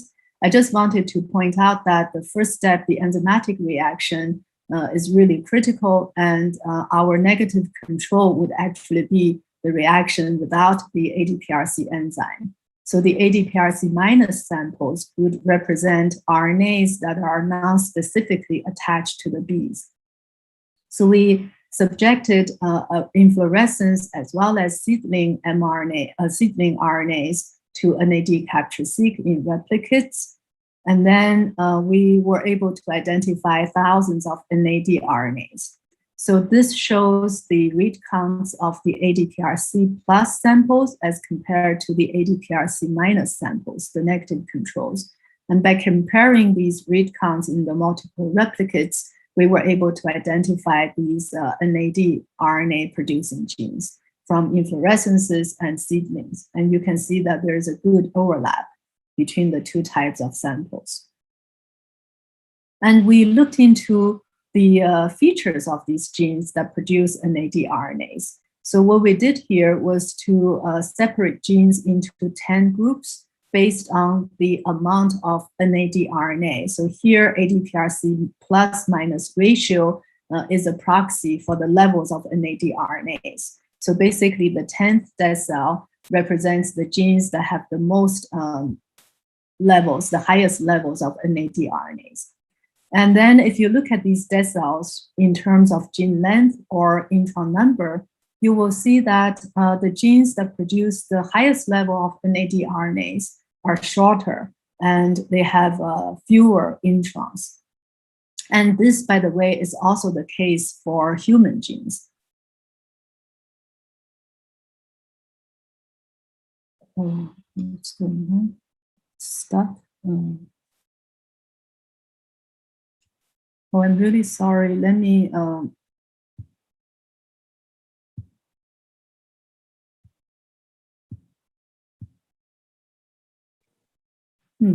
So you cannot there. I think I cannot. Somehow I cannot move the. Yeah, you can use the arrow to the right. You see there? Oh yeah. Okay. Great. So when we looked into the genes that produce these NAD RNAs, we found that they are largely nuclear genes and some are mitochondrial genes. But intriguingly, we did not see any NAD RNAs from chloroplast genes. And when these genes are from the nuclear genome, they can be either protein coding or non-coding.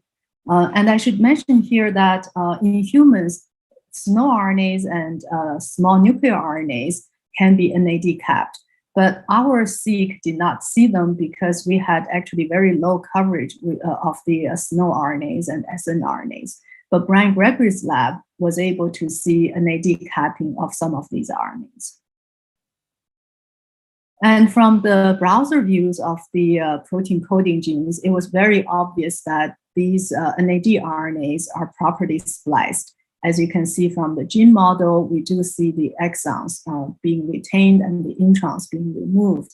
So these are the top three are the ADPRC plus samples, and you can see the ADPRC minus samples are very clean here. The NAD RNAs also appear to be polyadenylated. So we looked at this first by RT-qPCR following NAD RNA capture. And we looked at a few genes, and you can see that either, it doesn't matter whether we use the random primer or the oligo-DT primer, we were able to detect NAD RNAs. We also looked at this at the global scale. We first isolated poly-A RNA, and then we subjected the poly-A RNA to NAD capture seq. And we compared this to the total RNA sample. And here we're plotting the ADPRC plus minus ratio to represent the levels of NAD RNAs. And you can see that there's a very good concordance between poly-A RNA and total RNA. And here I wanted to highlight NAD tag-seq from my collaborator E.G. Xia's lab. So they developed this really innovative approach. They first converted NAD RNA to alkyne RNA, which is the first step, as I talked about before, in NAD capture-seq. But the second step is different. So in the second step, instead of using a biotin azide, they used a azide that's covalently linked to a tag RNA. So afterwards, they would get a chimeric RNA, which is the NAD RNA and the tag RNA covalently linked. Then they subjected this to nanopore single molecule sequencing. So when you sequence using nanopore, then you start from the 3' end of the RNA, and you sequence towards the 5' end. And if you reach the tag RNA, then you know that the original RNA was NAD capped. So there are several advantages to NAD tag-seq. One is that you can derive the ratio of NAD RNA versus M7G RNA.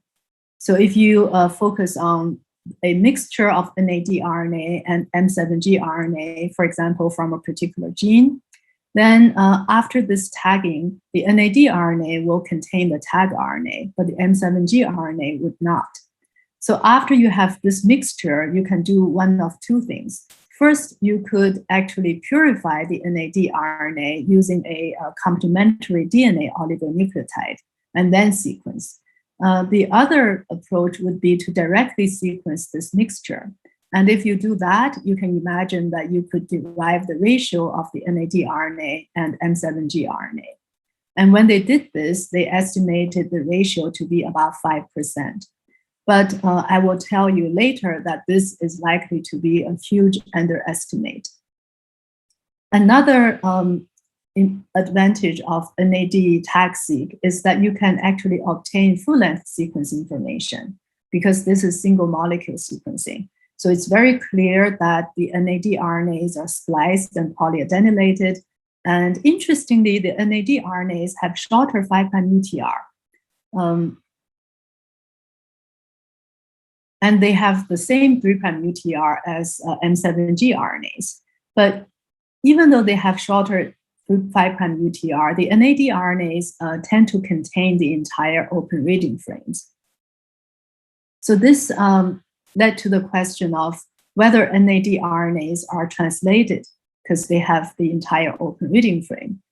So this question is not so easily addressable, at least not globally. So we decided to ask whether NAD RNAs are polysome associated. which is easier, more easily addressable.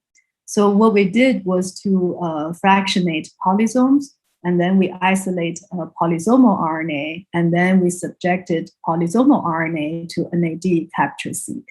And at the same time, we also treated total RNA for comparison. As you can see, if you compare ADPRC plus minus read counts from polysomal RNA, we were able to find thousands of NAD RNAs. In fact, if you plot the NAD RNA level of polysomal RNA and total RNA, we actually saw higher levels of NAD RNA in the polysome, suggesting that NAD RNAs are preferably associated with polysomes. So next, we wanted to ask whether these are translating polysomes. So for that, we decided to treat extracts with pyrimycin. Pyrimycin is a inhibitor of translation, so it splits translating ribosomes into ribosomal subunits. You can see from the polysome profile that the treatment worked, so the polysomal fraction is reduced upon pyrimycin treatment, and the non-polysomal fraction is increased. So next, what we did was to isolate RNA from these two fractions, the polysomal and non-polysomal fractions, and then we performed NAD RNA capture and then real-time PCR to look at the levels of NAD RNAs. So you can see here in the mock treatment, the NAD RNAs tend to be enriched in the polysomal fraction as compared to the non-polysomal fraction. But after I'm having the same problem.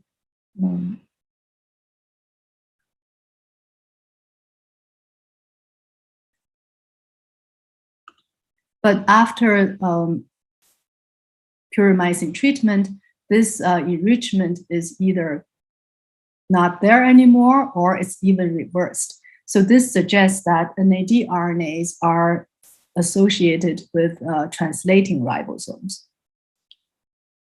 So next, I would like to discuss our efforts to further develop the methods to profile NAD RNAs. And in particular, I will be talking about a method that we call SPARC NAD-seq. So this is prompted by our realization that NAD capture-seq has some problems, and that's shown here that's shown by this plot, which shows the gene body representation by the reads. For example, if you were to do just regular RNA-seq or NAD capture-seq in the ADPRC minus samples, you would see very even gene body representation of the reads. However, in the ADPRC plus samples, we see this 5' skew in the gene body representation by the reads. And we looked into this, and we looked into the scheme of NAD RNA capture, and we realized that this is most likely due to the presence of copper in these NAD RNA capture reactions. Copper ions are known to cause RNA degradation. So you can imagine if you have a fragmented RNA by copper, and you also purify the RNA using the 5' biotin as a tag. So this would lead to 5' fragments. That's why you see the 5' skew in the outcome. So we decided that we should improve upon the chemistry so that we could eliminate copper to reduce NAD RNA degradation. We thought that this would also allow us to improve the efficiency of NAD RNA capture. So the click chemistry that was used in the original NAD capture-seq is called copper-catalyzed azide alkyne cycloaddition reaction, which I will refer to as the CUAC reaction. So here, the azide is biotinylated, and then the alkyne is appended to the RNA using ADPRC. And you end up getting this covalent linkage between the biotin and the RNA. However, the reaction requires copper, which degrades RNA. So we decided to look into another alternative RNA capturing scheme. Oh, it's happening again. So another click chemical reaction called the SPAC, strain-promoted azide alkyne cycloaddition. You don't actually need any catalyst, but the alkyne that's used is in a cyclic form. And my understanding is that because of the strain in the rings, the reaction can occur readily without the presence of any catalyst. Because this alkyne is very bulky, we thought that maybe it's not very easy to append the RNA to this alkyne. So we decided to try to see whether we could append the RNA to the azide using ADPRC. And then we would have biotin alkyne to generate biotinylated RNA. So first, to test whether ADPRC could catalyze the reaction between NAD and the azide, we decided to use free NAD. We also used as a control free NAD and the alkyne, for which we know a product would be made. And indeed, we were able to see a very specific product, and the mass signatures of these products are consistent with the nature of these expected products. So this means that ADPRC can indeed help to react NAD and azide. So then we decided to test this approach using Arabidopsis RNA. So here, what we do is to use either the Kuak reaction or the SPAC reaction to turn NAD RNA into biotinylated RNA. And then we run the RNA in the gel and detect the RNA with streptavidin HRP. So the signals that you see here represent biotinylated RNA. So now let's first focus on total RNA. You can see the SPAC reaction give rise to signals that are much larger than in size as compared to the Kuak reaction. So this is consistent with the fact that the Kuak reaction causes RNA degradation. And here you can clearly see the rRNA bands. So the rRNAs are showing up not because they're NAD capped, they're also showing up in the absence of the alkyne or the enzyme. So they must have some internal modifications that allow them to show up. And this is not a problem for mRNAs. So for mRNAs, these negative controls are very clean. And as you can see, for the mRNAs, the SPAC reaction gave rise to much higher signals as compared to the Kuak reaction, suggesting that the SPAC reaction is much more efficient. So we were really excited when we saw this result. However, our excitement probably lasted for 5 minutes because we thought that, such high signals, could it be because M7G RNAs were also reacting? And I should mention that NAD capture-seq was initially developed for E. coli RNA or bacterial RNA, but the technology was adapted to eukaryotic RNA without extensive evaluation of whether M7G RNAs also react. So we decided to look into that. So we first used M7G PPPA to represent M7G RNA to see whether this could react with the azide using ADPRC.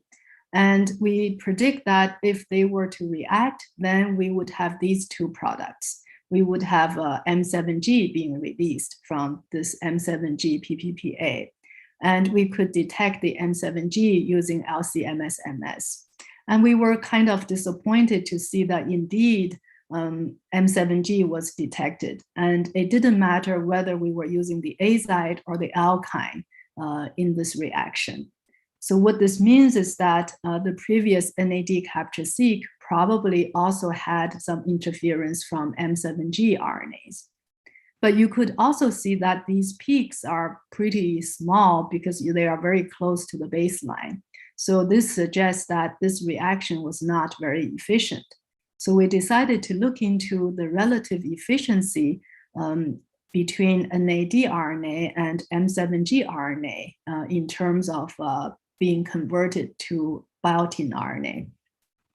So we in vitro synthesized NAD RNA and M7G RNAs of different sizes, and then we mixed the two at different ratios, molar ratios, and we subjected them to these reactions. And the signals that you see here represent biotinylated RNA. So you can see that at a higher molar ratio, M7G RNA can indeed be converted to biotin RNA. We suspect that this was also occurring even with the Kuak reaction. It's just that the RNA degradation prevents the confident identification of the M7G RNA signal. So then we thought that maybe we should try to remove M7G RNA. And there is a commercial antibody, anti-M7G antibody, and we wanted to see whether that works.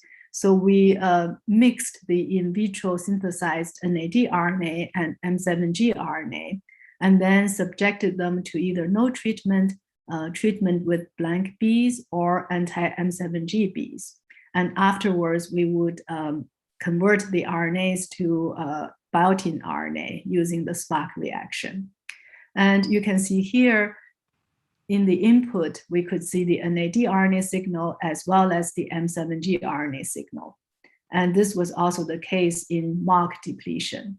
But in M7G depletion, you can see that the flow-through did not have the M7G RNA signal anymore. So this means that the M7G antibody was effective.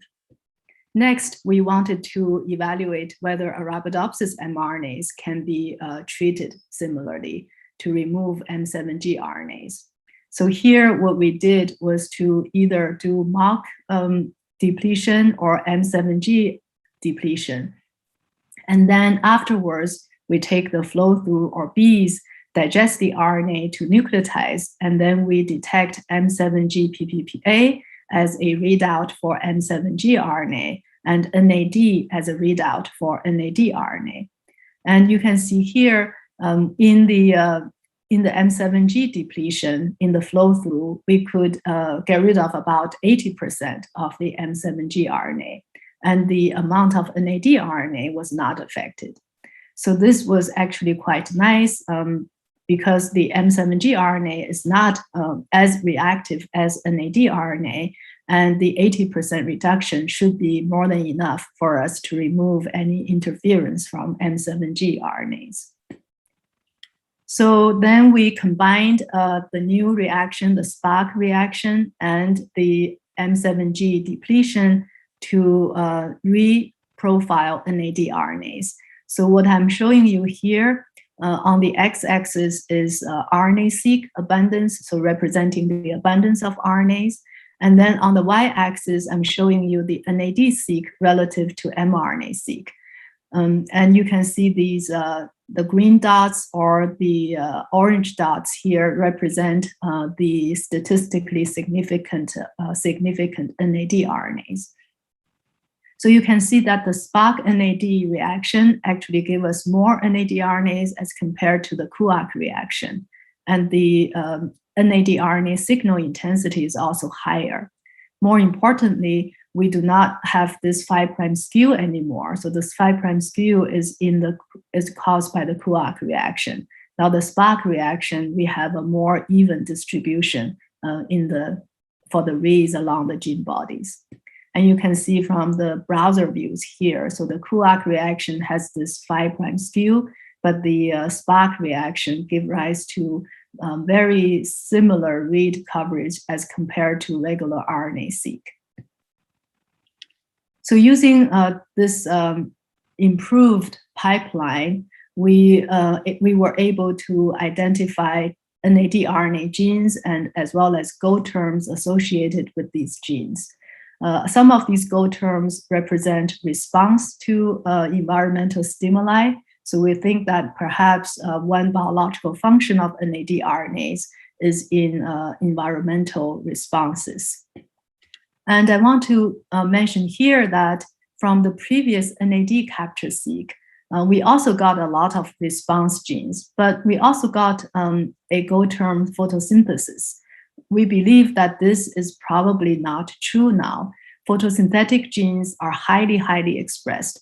And the original NAD capture-seq did not incorporate this M7G RNA depletion step. So we think that this GO term is probably because of the M7G RNAs also being converted to biotin RNAs. And my collaborator also used the SPARC reaction to upgrade their NAD tag-seq to NAD tag-seq2. And they applied NAD tag-seq2 to bacterial RNA, which does not have M7G RNAs. So they didn't need to do any M7G RNA depletion. So one conclusion here is that if you compare the stationary phase and exponential phase, you can see that the levels of NAD RNAs for the same genes actually change, suggesting that NAD RNA capping is regulated. Another really interesting point is that for some of the top NAD capped genes, RNAs, you can see that the NAD RNAs can represent more than 50% of the total transcript pool. Remember, I told you that the 5% that was the estimate before, that was a huge underestimate, and this is why. So for some genes, there is a large proportion of NAD capped transcripts. So next, I wanted to briefly discuss what's currently known about the functions of RNA NAD capping.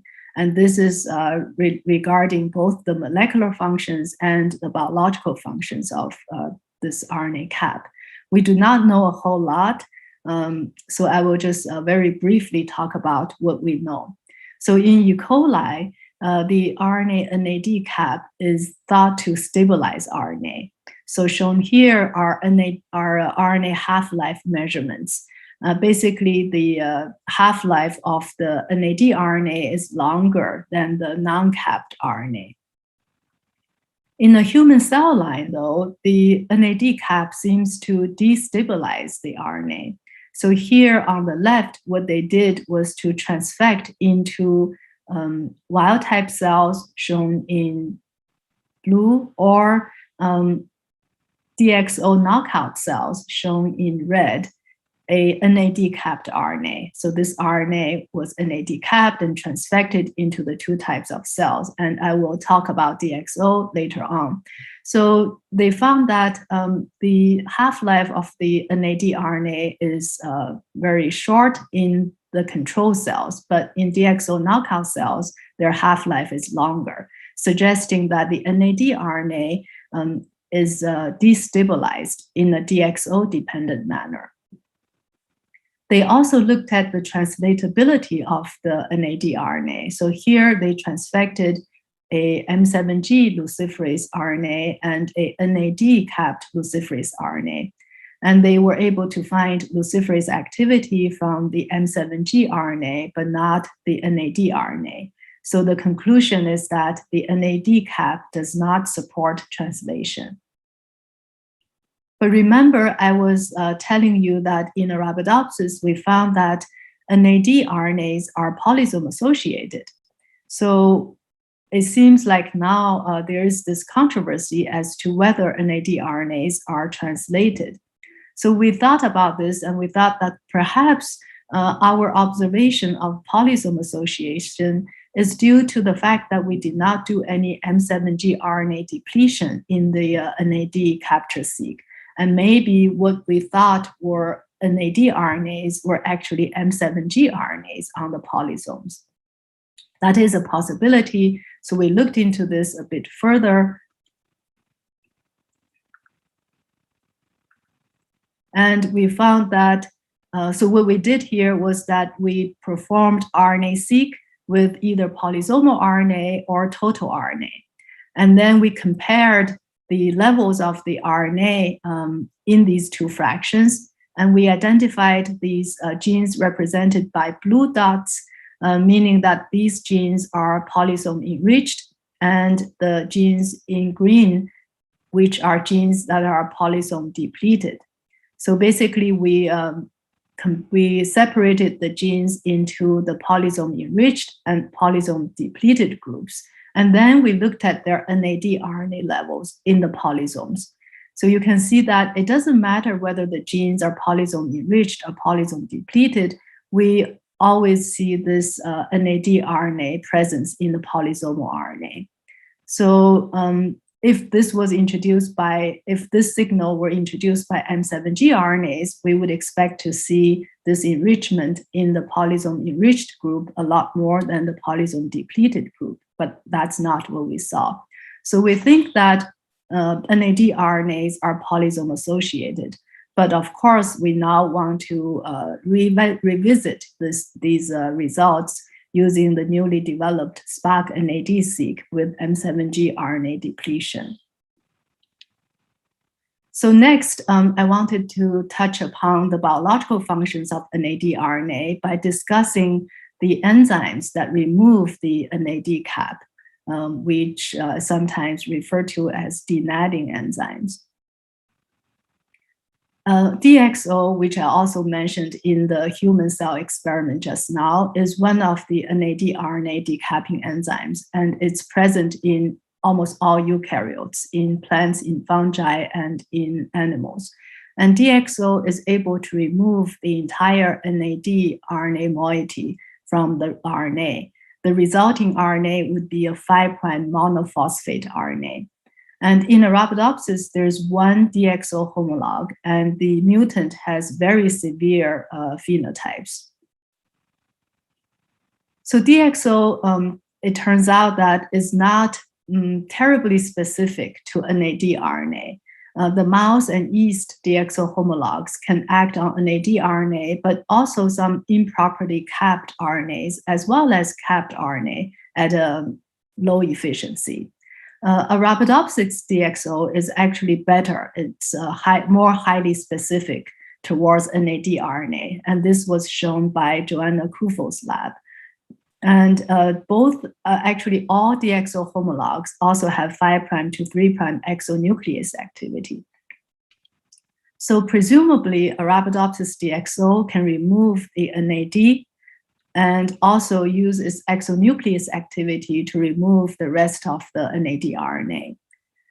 And indeed, my collaborator E.G. Xia's lab showed that DXO can cause NAD RNA degradation in protoplasts. So here they transfected NAD RNA or M7G RNA into either wild type or DXO protoplasts. And they found that the NAD RNA is unstable in wild type protoplasts, but the stability is much better in DXO mutant protoplasts. In Arabidopsis, DXO perhaps also causes RNA degradation. So this was shown by the fact that in DXO mutants, RNAi is actually used as a backup to degrade NAD RNAs. This was observed by E.G. Xia's group, as well as Joanna Kufo and Brian Gregory's labs. In fact, if you combine DXO mutation and the DCL4 mutation, DCL4 being a major RNAi enzyme, then you get seedling lethality, suggesting that this RNA degradation mediated by DXO is quite important. And one intriguing result is that even though DXO is thought to have this decapping activity in vitro, in vivo, when you make a catalytic mutant DXO, the construct is able to largely rescue the phenotype of the DXO mutant. So it seems like the endogenous function of DXO still needs further investigation. There is a second class of enzymes that can decap NAD RNA, and this is represented by E. coli NUT-C. So this is a Nudix domain protein, and the mechanism of action is slightly different. So NUT-C actually removes the nicotinamide moiety from NAD RNA, but the end result is still a 5' monophosphate RNA. So in Arabidopsis, there are almost 30 Nudix domain proteins, and DCP2 is actually a decapping enzyme for the canonical M7G cap. So the NUT-C ortholog is likely to be NUDT19. So not sure I have the time. I guess I will skip these enzymatic activity assays. I think you have 3 minutes more. Yeah, right. Yeah, so we actually were able to show that NUDT19 is indeed able to decap NAD RNA. So then what is the mutant phenotype? So this is a NUDT19 loss of function mutant, and it looks just like wild type. But others have been able to find phenotypes. So this NUDT19 mutants, they seem to be more tolerant to oxidative stresses. So maybe there are functions to NAD RNAs in responses to environments. So to summarize, I've shown you today that NAD RNAs are widespread in the Arabidopsis transcriptome. The RNAs are spliced and polyadenylated and possibly translated. We developed more sensitive and specific methods to profile these RNAs, and we identified 2 decapping enzymes. So I think in the future, we really need to resolve whether NAD RNAs are truly translated and what are the biological functions of NAD RNA capping. I would really like to thank my collaborator, Yiji Xia. We have collaborated all these years to develop different methods in NAD RNA profiling. And I'd like to thank the students and former postdocs and students who contributed to this work. Yeah, thank you for your attention, and I apologize for the technical hiccups. Thank you so much. It was really, really, really interesting talk. I really like it. So I'm going to ask our technical team we are going to take a few minutes for questions, just maybe 3 more minutes, because we have the flash talk session in just next. So if somebody has a question, please raise your hands. Okay, Marina Gavilanes. Yes, a very fast one. Is it possible that this NAD capping has to be with a kind of metabolic regulation, since the pair NADH-NAD is a very important indicator of the state of the metabolic activity of the cell? Marina, yeah, exactly. I forgot to mention that the amount of NAD RNA that's generated is usually correlated to the amount of free NAD in the cell. So I think it could reflect the metabolic status of the cell. Yeah, very good point. Thank you. Okay, so the next one is Jose Luis Reyes. You can speak now, Pepe. You're muted, Jose Luis. Hi, Shumei. Can you hear me now? Yes. Yes. Very beautiful talk. It's a very thought-provoking subject, I guess, and I'm sure you're working on this. Can you share perhaps some of your thoughts on what would be the enzyme introducing the NAD cap, and what would be the translation factor that recognize that for translation? Yeah. So the NAD cap is thought to be incorporated by RNA polymerases during transcription initiation, although there may be a post-transcriptional capping mechanism, but that's not known. In terms of how they can be translated, so we are looking into whether they are bound by translation initiation factors, and we're also collaborating with Karen Browning to use wheat germ extract to look at their translatability. So these experiments are ongoing, and they're not conclusive yet. All right, thank you. Yeah. Okay, so the next question is from Patricia Leon. Hi, very nice talk. And I have a question. I would like to hear your thoughts. Why the chloroplast RNAs are not? Yeah, I don't know, but we looked into this a lot. It's just from this experiment, from either the NAD capture-seq or the SPARC NAD-seq, we do not see chloroplast RNAs being NAD capped.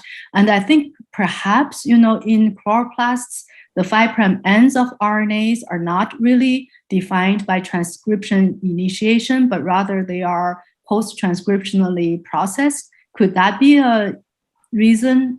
You probably are more knowledgeable in this than I am. Yeah. It's really interesting, and we may talk later, but it's very interesting. Yeah. Yeah, thank you. So the next one is Svetanka Sesi. Go ahead. Hi, can you hear me? Yes. Thank you, Chumei, for so interesting and great talk, and I enjoyed it a lot.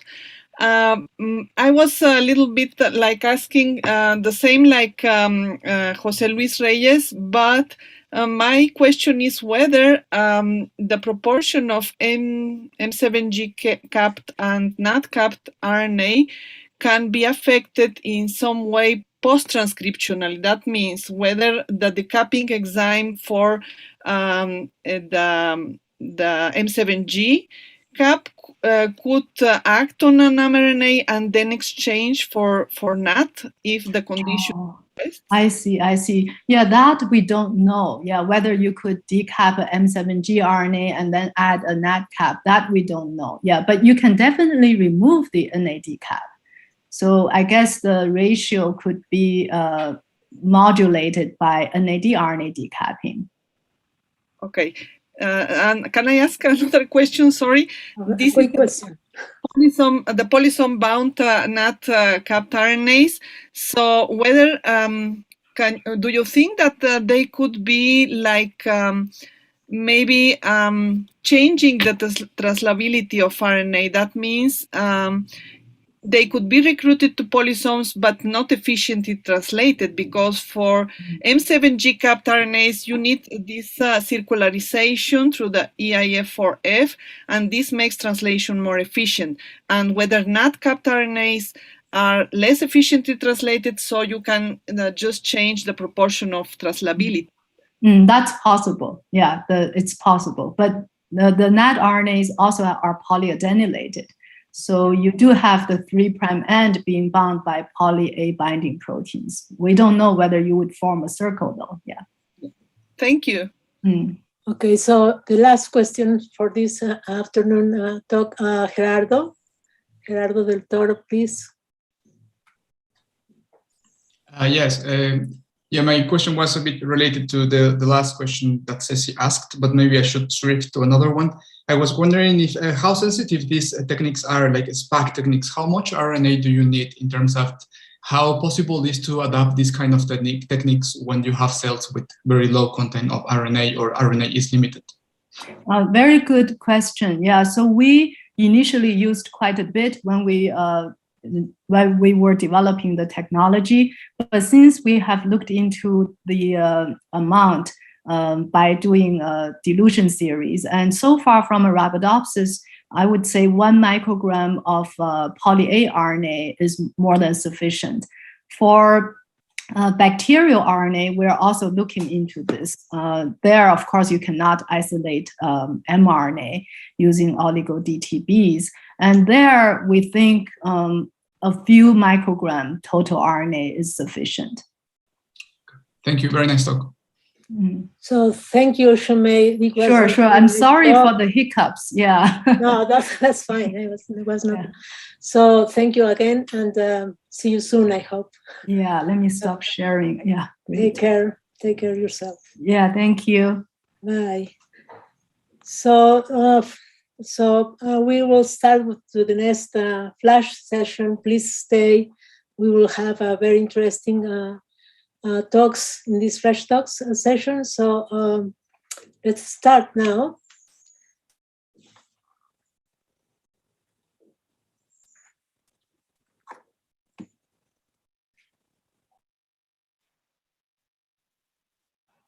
Hi everyone, good afternoon. My name is Maria Isabel Cruz Lopez, and I will present my work entitled A Study of the Participation of the AIB JAM1 transcription factor in gene regulation by glucose in Arabidopsis thaliana.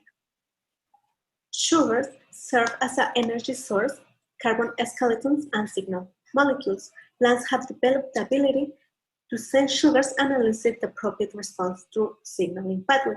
By this, plants can control the nutrient status, sugar homeostasis, growth, and development.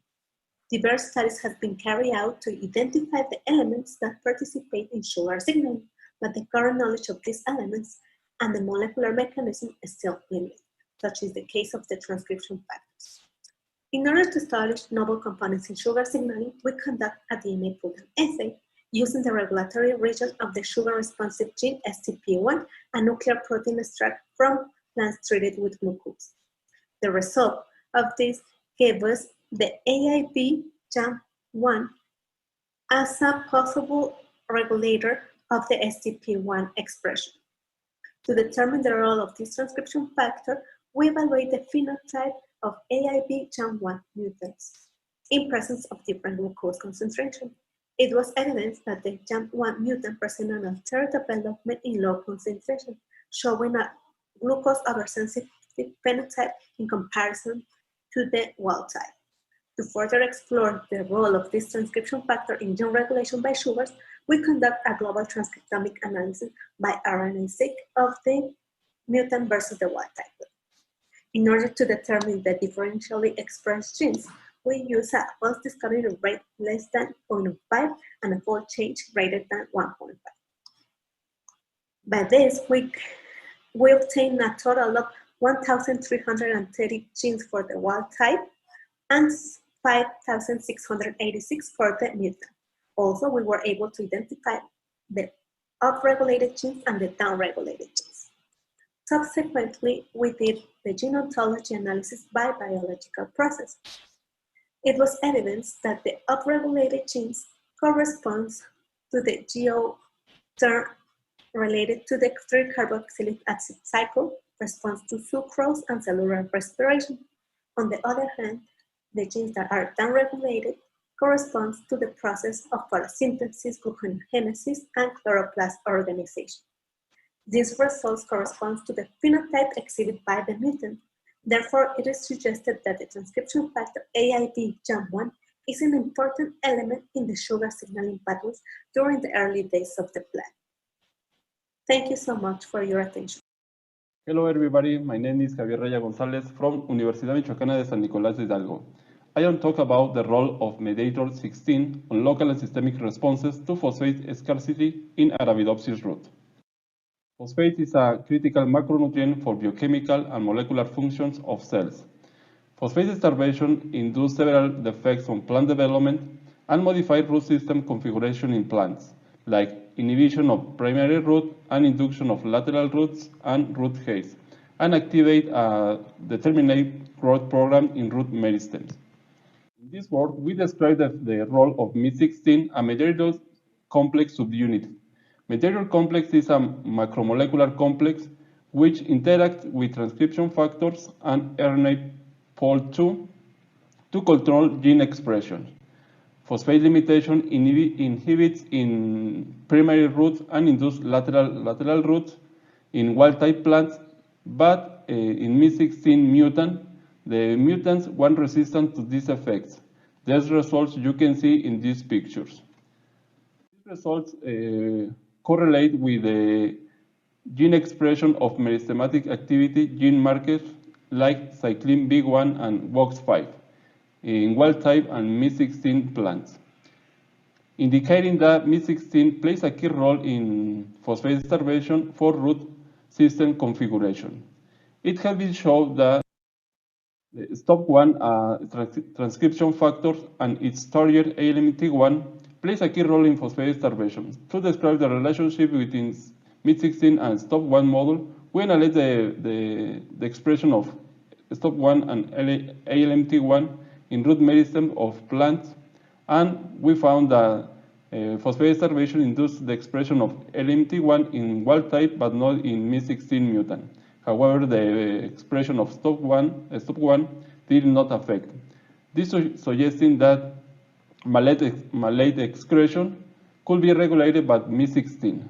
To this, we analyzed the effect of malate application in the media, and interestingly, we found that malate application restored the phenotype of MID16 like STOP1 and LMT1 under phosphate starvation on primary root growth.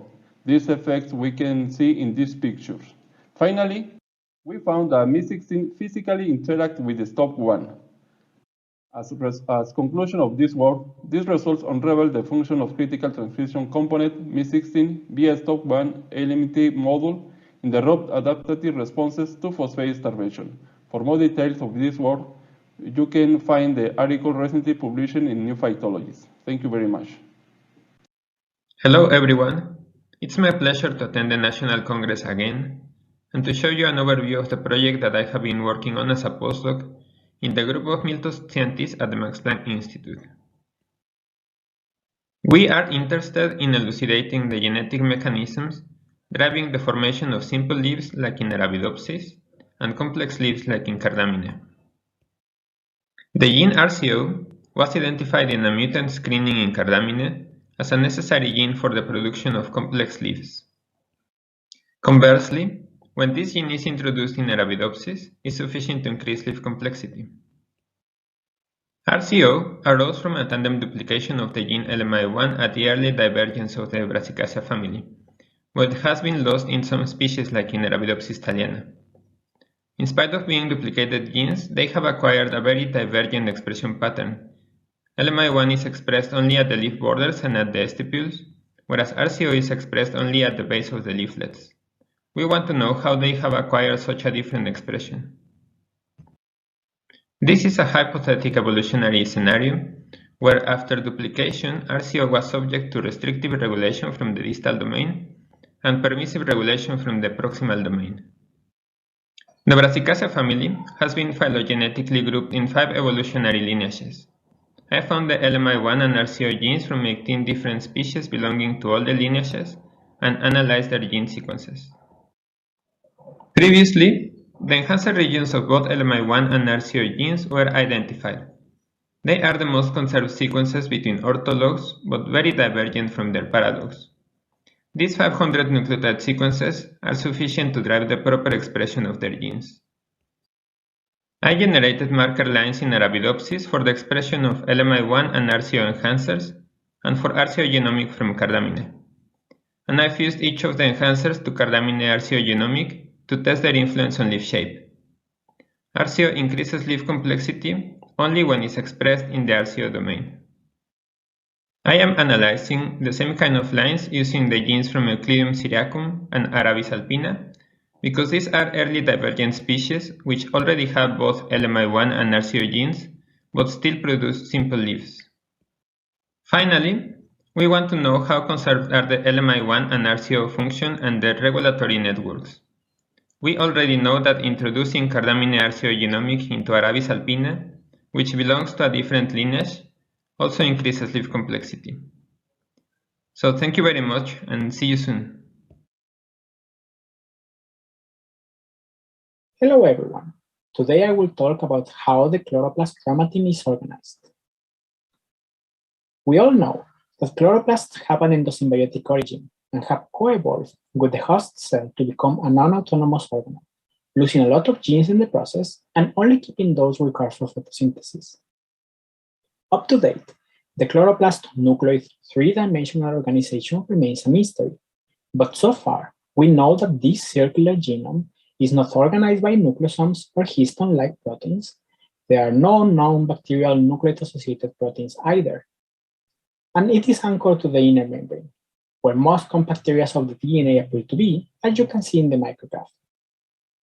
We also know transcription is a very well-correlated process with 2 polymerases in charge, NEP, or the nuclear-encoded polymerase, and PEP, or the plastid-encoded polymerase, which transcribes mainly genes related to photosynthesis in mature chloroplasts. These features make the nucleoid chromatin a unique model to study. We first proved that protein binding is a contributing factor of DNA accessibility in the nucleus, because when we cross-linked DNA together with the associated proteins, we can see DNA shifting in MNase protection assays, as you can see in the yellow on the left. With this evidence, we analyzed the protein footprints at the genome-wide scale, and you can see the pattern on the first track of the genome browser at the right, just below the gene annotation. Interestingly, most of the highly transcribed genes in mature chloroplast have the strongest signal of protein binding. For this reason, we performed ChIP-seq experiments with the plastid-encoded polymerase and confirmed that most of the protein footprints come from this transcriptional complex, suggesting it is a determining factor of the nucleotide organization. Lastly, we analyzed the other main feature of the nucleotide, its association to the membrane. By splitting membrane and membrane-free DNA fractions, we found that most of the membrane-associated DNA resembles the plastid polymerase binding pattern.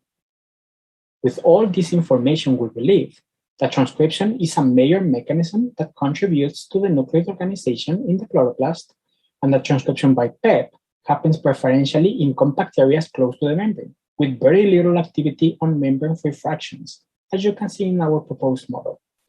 Thank you for your attention. Hi, I'm Pamela Jimenez, and I'll be presenting the project titled Role of Flotillin in Root Hair Growth during the interaction Facialis vulgaris rhizobia. Flotillins are used as markers for cholesterol-rich membrane microdomains and are associated to membrane through the SPFH domain. Present in the N-terminal region, they define a clutter-independent pathway required for endocytosis, and by interacting with effectors that can bind actin, flotillins mediate membrane-shaping events, including membrane binding. In plants like Arabidopsis thaliana, as we can see here in the image, flotillin was found in the plasma membrane and detergent-resistant membrane domains. In legumes like Medicago truncatula, flotillin 2 and flotillin 4 are present also in the membrane, and both are required for early symbiotic events. In common bean genome, we identify one flotillin gene that encodes a putative protein of 474 amino acids with the SPFH flotillin domain in the N-terminal region. Flotillin 1 is related to Medicago truncatula flotillin 4 and flotillin 1 from Arabidopsis thaliana. According to the Common Bean Gene Expression Atlas, flotillin 1 expresses especially in early nodulation stages. We conducted transcriptional profiling in roots and find out that flotillin expresses in root hairs.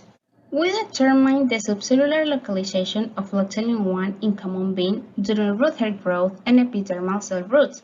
Flotillin 1 accumulates at discrete spots in the cytoplasm of the mature root hair, and these spots move along the cytoplasm. In the epidermal cells, flotillin 1 accumulates also in small vesicles that move along the cytoplasm. These observations suggest that flotillin have a role in vesicular trafficking and root hair polar growth. Flotillin and the NADPH oxidase could be associated to membrane microdomains because flotillin 1 in common bean localization is similar to previous unpublished RBOH localization in young growing root hair of common bean.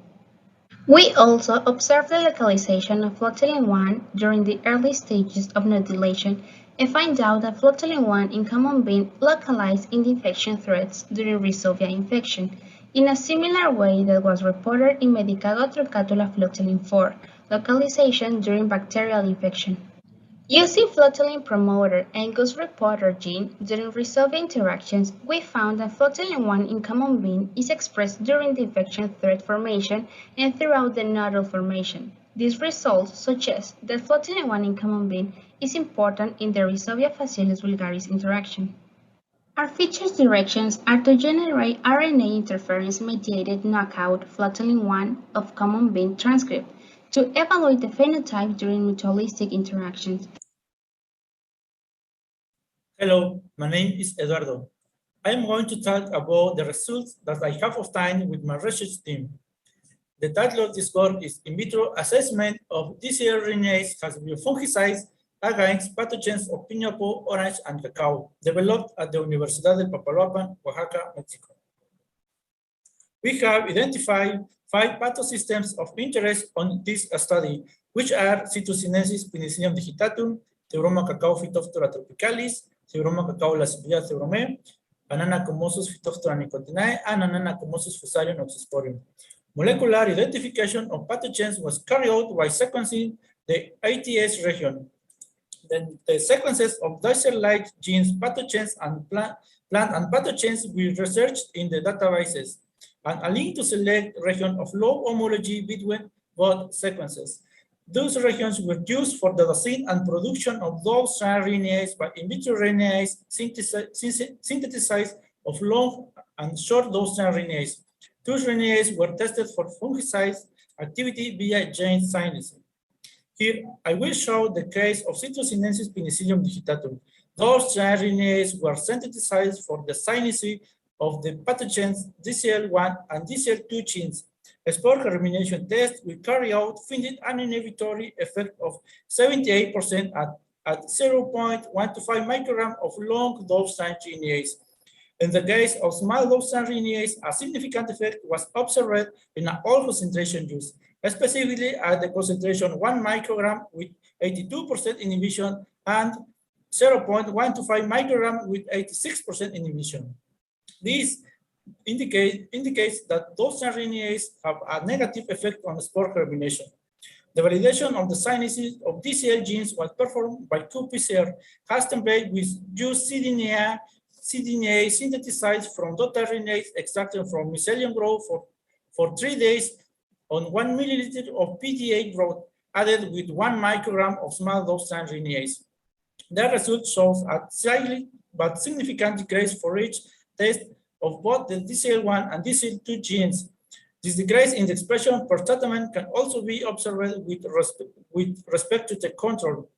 With this result, it can be determined that those RNAs have a stronger effect on spore germination than on mycelial growth. The fungicide effect of those RNAs on other pathogens in this work remains to be explored. Thank you very much.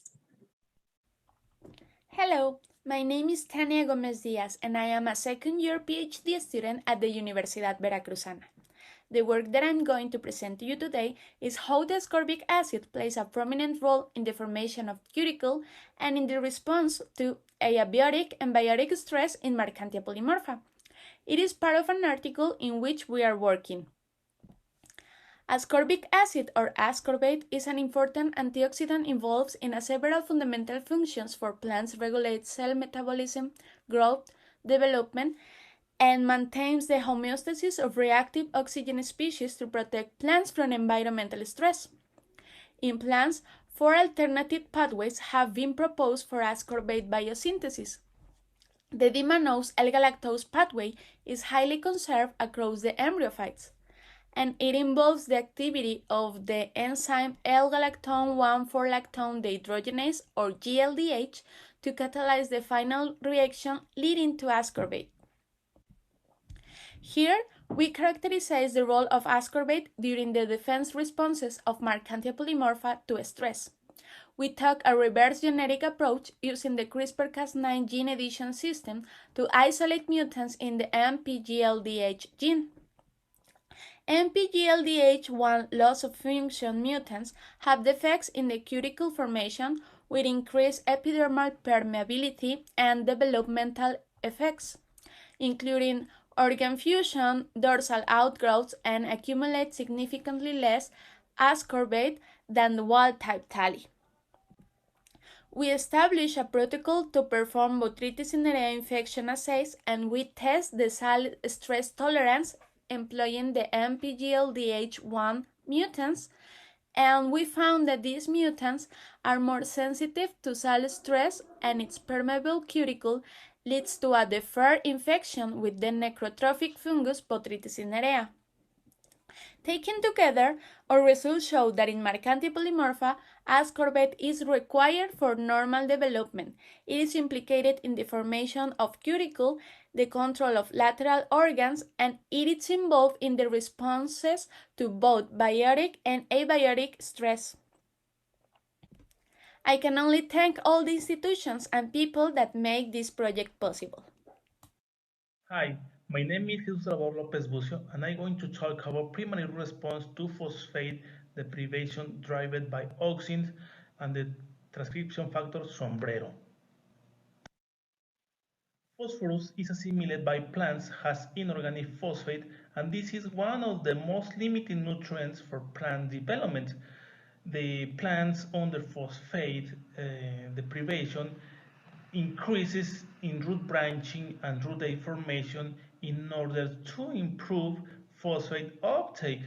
But also, the primary roots of these plants stops to grow because root apical meristem is exhausted. We found that before root apical meristem exhaustion, the primary root tip increased in thickness depending on overproliferation in the cells of the root cap, including columella layers and lateral root cap layers. This cellular overproliferation correlates with diminishing auxin levels. Moreover, when auxin-related mutants are exposed to low phosphate levels, the primary root is enhanced in thickness depending on also cellular overproliferation in the distal meristem in the root tip. It's well known that the transcription factor sombrero modulates cellular proliferation in the root cap. The mutants of sombrero have increased cellular layers in the root cap. Interestingly, when sombrero mutants are exposed to low phosphate levels compared with wild-type plants, the primary root is not inhibited by phosphate deprivation, and the root cap doesn't change in number of cells, which is the relevance of increased root thickness. It's well known that the expression of phosphate transporter is enhanced in the root tip when plants are under low phosphate levels.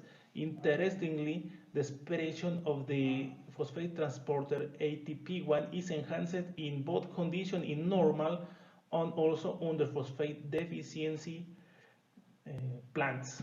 With this data, we can construct a general model in which plants experiencing phosphate deficiency have diminution of auxin signaling, which leads to cell overproliferation and thus phosphate uptake, which helps primary root growth. Thank you. Hi everyone, my name is Kiran Jimenez. I will speak to you about my project, the plant beneficial use of bacterium Achromobacter sp501 influencer root development through auxin signaling and redistribution. In the middle of Chihuahuan Desert in Mexico, far from civilization, lies a natural sinkhole called Poza Salada. It is a very extreme environment and scarce in nutrients and water but high in salt. We collect them from a mosquito tree bacterial isolates, and one of the bacterial strains was of particular interest. The bacterium was propagated of Luria bertani medium, and both gram staining and electronic microscopy analyzed group it as a gram-negative flagellate bacterium. 16 xrRNA sequence identified as Achromobacter sp501. Cultivation experiments using plant model Arabidopsis thaliana showing an increased lateral root number and a promoted primary root in seedlings inoculated with Achromobacter sp501. Also, the primary root was deviated from the gravity vector forming coils. Based on the gravitropic root phenotype and given the intimate involvement of auxin in root architecture and gravitropins, we analyze the effect of the bacterium in primary roots and its relationship with auxin and Arabidopsis sendil that express GR5, GFP, and auxin-inducible gene marker. Confocal imaging of DR5-GFP showing an increase in auxin responsiveness in lateral root primordia and enhancing auxin responsiveness and the very root type while match fluorescence to the concave side of the coil.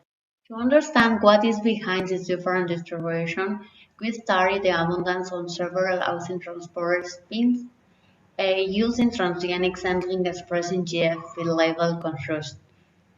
We found that these pins proteins show an altered abundance in roots cultivated with the bacteria. Auxin transport relay mutants are 1-1 in outs 1-7, showing an altered primary root growth and colon response, but only a minor effect on the increase of lateral root. Based on these results, we propose the next model. Achromobacter promotes PIN3 expression in columella cells, while repressing PIN1 and PIN2 and myristem as cell elongation region. Thank you so much. In this flash talk, I will talk about Arabidopsis glycine-rich domain protein that interacts with proteins associated with RNA processing and translation. We previously described that this gene is expressed in plant development and in response to stress. Also, the overexpression led plants with accelerated growth, flower earlier, and improved salt tolerance. The opposite phenotype was observed in mutants. Our protein of interest is encoded by this gene, ATGRDP2, and we know it is constituted by 3 domains. In N-terminal, a domain with unknown function; in central region, an RNA recognition motif; and in C-terminal, a short glycine-rich domain. However, its function is unknown. So in this research, we were interested in elucidate its possible mechanism of action. For that, we found that our protein localizes in both cytosol and nucleus. So we were interested in know which domain was responsible for nuclear localization. For that, we generated truncated versions of our protein that include N-terminal and central region of the protein, and found that both localize in nucleus. So when we analyzed the amino acid sequence, we found that our protein has at least 5 possible nuclear sequences that are interspread between both domains. Then we identified its potential interactors by GIS2 hybrid split ubiquitin and found that 3 of them were RNA binding proteins, such as polyadenylate binding protein 3, an elongation factor, and a ribosomal protein CL15. Then we corroborate this interaction in planta and found that these interactions are carried out in nucleus, cytosol, and chloroplast. With the truncated versions, we could elucidate which domains were responsible for this interaction. For example, in the case of PABN3, both domains, TUF1399 and RRM, are very important. In the case of elongation factor, only domain with unknown function was key for this interaction. And finally, with chloroplastic CL15, RRM is necessary. So far, we proposed, or we have the hypothesis that our protein could be a carrier for RNAs, and they will be transported to chloroplast and cytosol. Thank you. Hi, my name is Melissa, and today I will tell you about how the function of a transcription factor family could be conserved since the most recent common ancestor of embryophytes. Comparative genomics has revealed that members of some lineages of land plants like mosses and ferns share a set of highly conserved transcription factors with derived flowering plants. It has been predicted that diversification, cooption, and reassembly of gene regulatory networks implicated in development are related to morphological innovations that led to more complex land-plant bodies. Integumental-like genes are considered part of the developmental toolkit of land plants.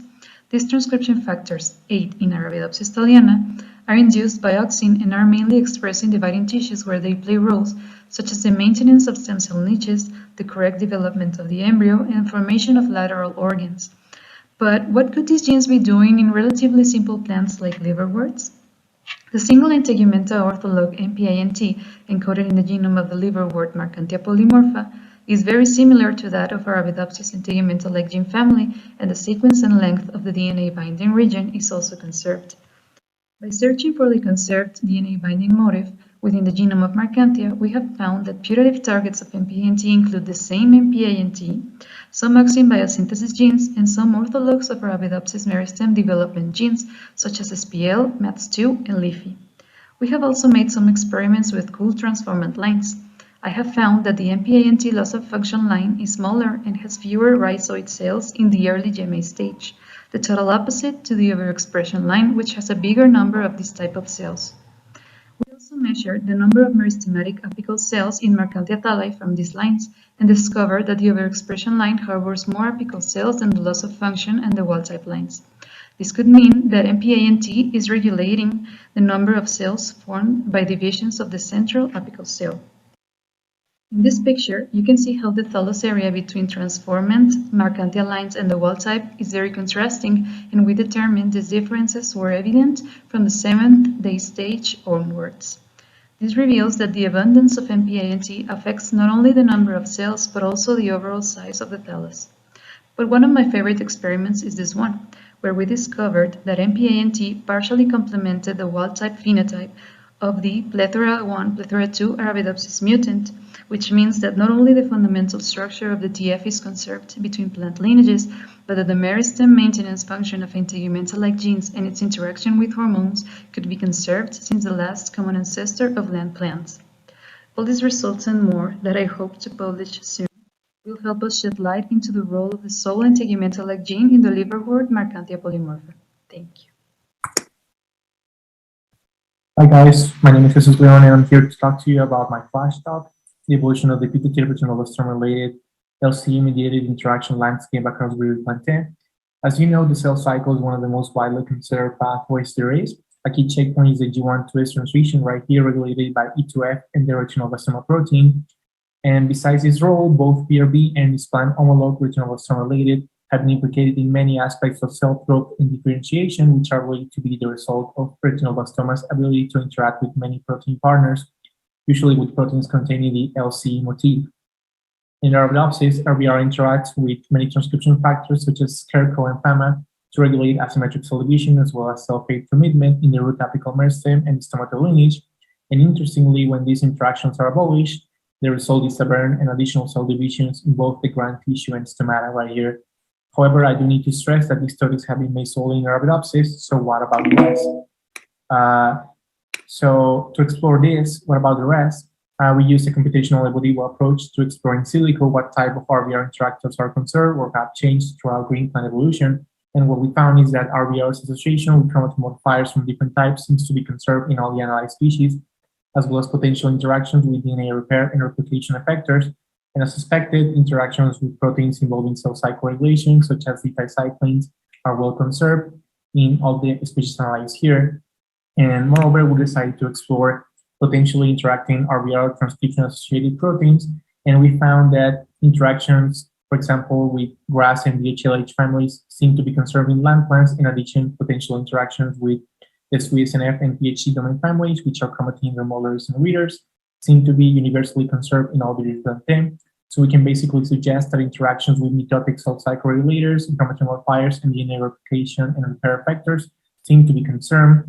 However, we did find low conservation in several of the detected LC motif-containing families or regulators, suggesting that if indeed these interactions actually occur in vivo, RBR was likely independently recruited to form part of transcriptional regulatory networks, most likely in a species-specific fashion. So this is a lot of data to discuss in a flash talk, so I'm going to leave you guys with these take-home messages right here, which I'm unable to read because of matters of time.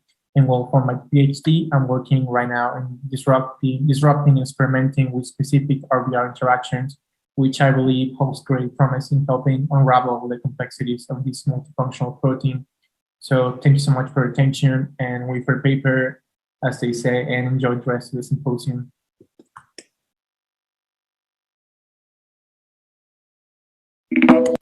Hi everyone, this talk is titled Understanding the Tripartite Interaction Between the Plant, a Fungal Pathogen, and a Beneficial Bacterial Endosymbiont.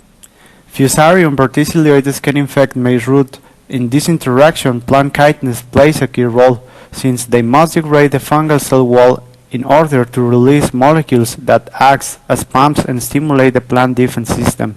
However, the fungus can avoid this because of the production of proteins that can modify the plant chitinase.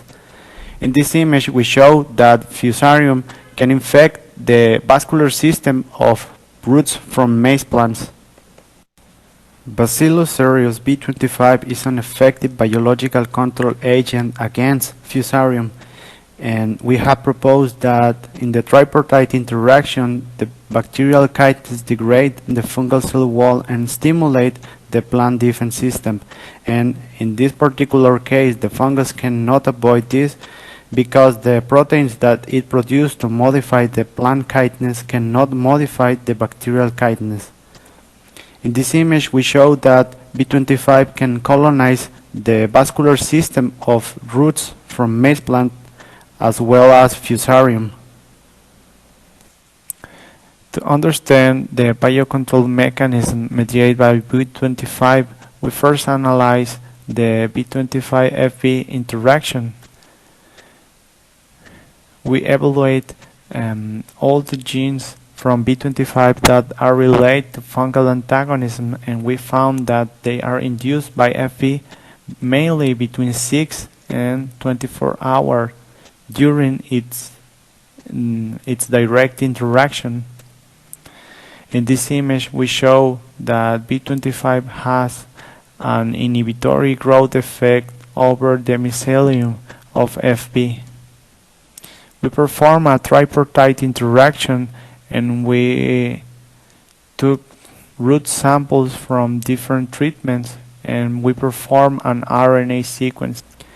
When we compared the different treatments against the control, we found different number of differential expressed genes, and the interesting part here is that we found chitinase activity as one of the top overrepresented categories in the tripartite interaction, as well as other categories that were not found in the other comparison.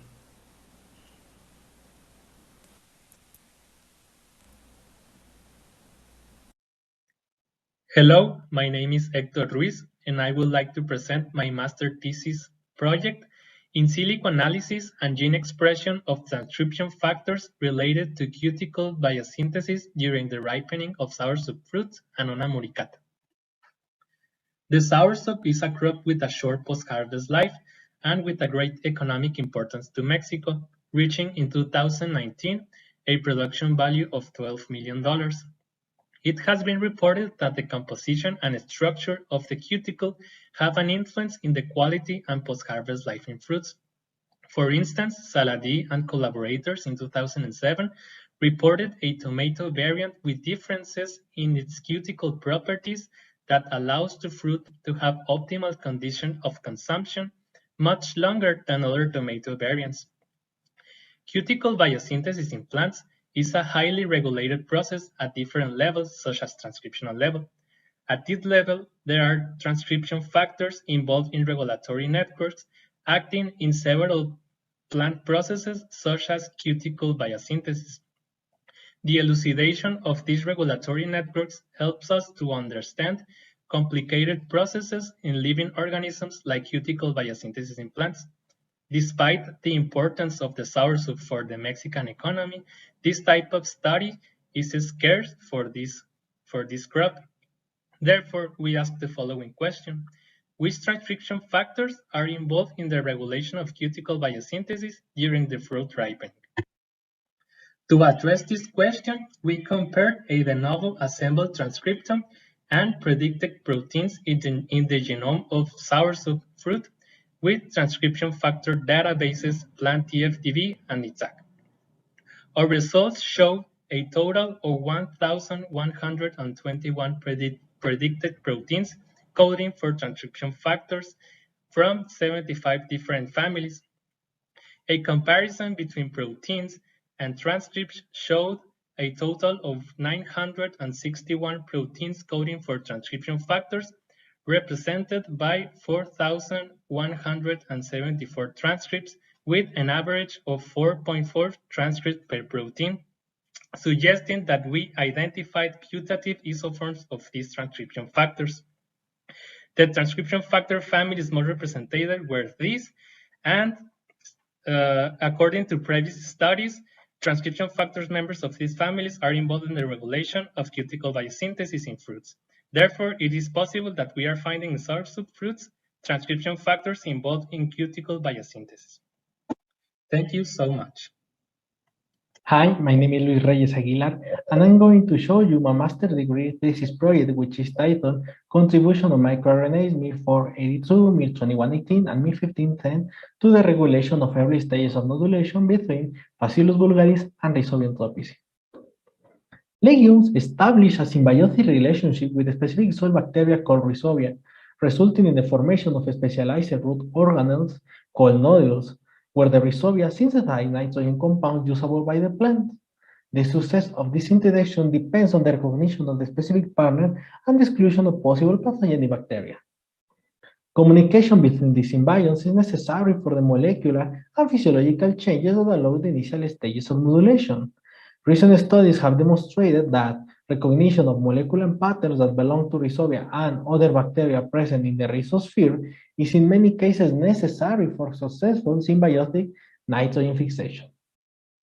As part of its immune system, plants have a diverse family of proteins and function as cytoplasmic receptors to recognize strain-specific effectors. These proteins contain two main domains, a nucleotide binding site and a leucine-rich repeat domains, commonly known as MBS LRRs proteins. The regulation by microRNAs, a group of small RNAs involved in a post-transcriptional gene regulation, has gained relevance. Three families of evolutionarily related microRNAs have emerged as important regulators of MBS LRRs: MIR482, MIR2118, and MIR1510. Nevertheless, the participation during the establishment of symbiosis has not been studied. Thus, we are characterizing the accumulation of these microRNAs and confirming selected messenger RNA targets during the early stages of nodulation between Bacillus vulgaris and Rhizobium tropici. In results, we found that accumulation of the three microRNAs tend to decrease over the first hours of interaction, as you can see in the graphs. Similarly, at later time points, we also observe a decrease in accumulation levels for the three microRNAs, just this time at 48 hours post-inoculation.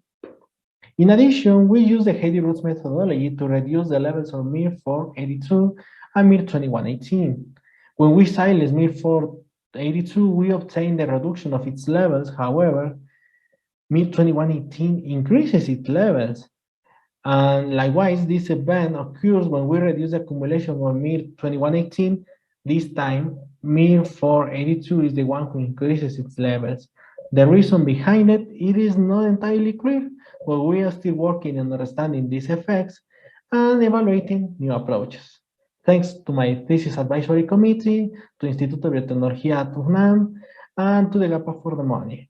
This is my contact info, my mail, and my Twitter if you want to chat with me. Thanks. Hello, my name is Dulce Flores. I'm PhD student at the Universidad Veracruzana. My project consists in the characterization of salt stress responses in Marchantia polymorpha. So, soil salinity is one of the major environmental stress faced by the plants. Plants grown in saline soil suffer from sodium-induced ionic stress. Salt stress in plants causes metabolic disorders, inhibit photosynthesis, affect ionic balance and cell permeability, and eventually causes death. Plants have developed different response mechanisms to counteract salt stress. The ability of plants to respond to increase in salt concentrations depends on change in gene expression. In order to understand the physiological and molecular change during salt stress response in Marchantia polymorpha, a bryophyte that colonized landscape 470 million years ago, we characterize the physiological response to low concentration, 50 millimolar, moderate 100 millimolar, and high 150 millimolar sodium chloride.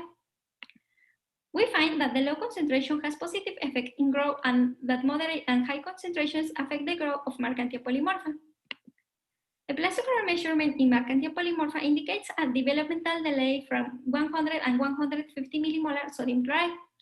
At the concentration of 50 millimolar sodium chloride, the thallus of Marchantia polymorpha grow more than at control. The plants acquire higher biomass and gene production accelerates. We also observe ROS production under saline stress conditions, especially at the concentration of 150 millimolar sodium chloride. There is an explosion of ROS in 2 hours as opposed to 24 hours where the production decreased. Then we profile global gene expression and identify genes differentially expressed in Mercantia polymorpha when exposed to 100 millimolar sodium chloride for 2 and 24 hours. By means of a transcriptome analysis, we identify differentially expressed genes. We were able to identify gene pathways involved in carbohydrates, amino acid, and lipid synthesis, auxins, and ROS production, which helped us to clarify whether the response mechanisms to saline stress of Mercantia polymorpha are similar to those of vascular plants. Finally, we conclude that saline stress in Mercantia polymorpha is redirecting its energy to maintain cellular integrity and basal functions due to osmotic stress, and that high concentrations of sodium chloride impact resource assignment, causing a decrease in area, biomass, and affecting asexual reproduction. Finally, I appreciate the support for this project to all institutions and researchers. Thank you.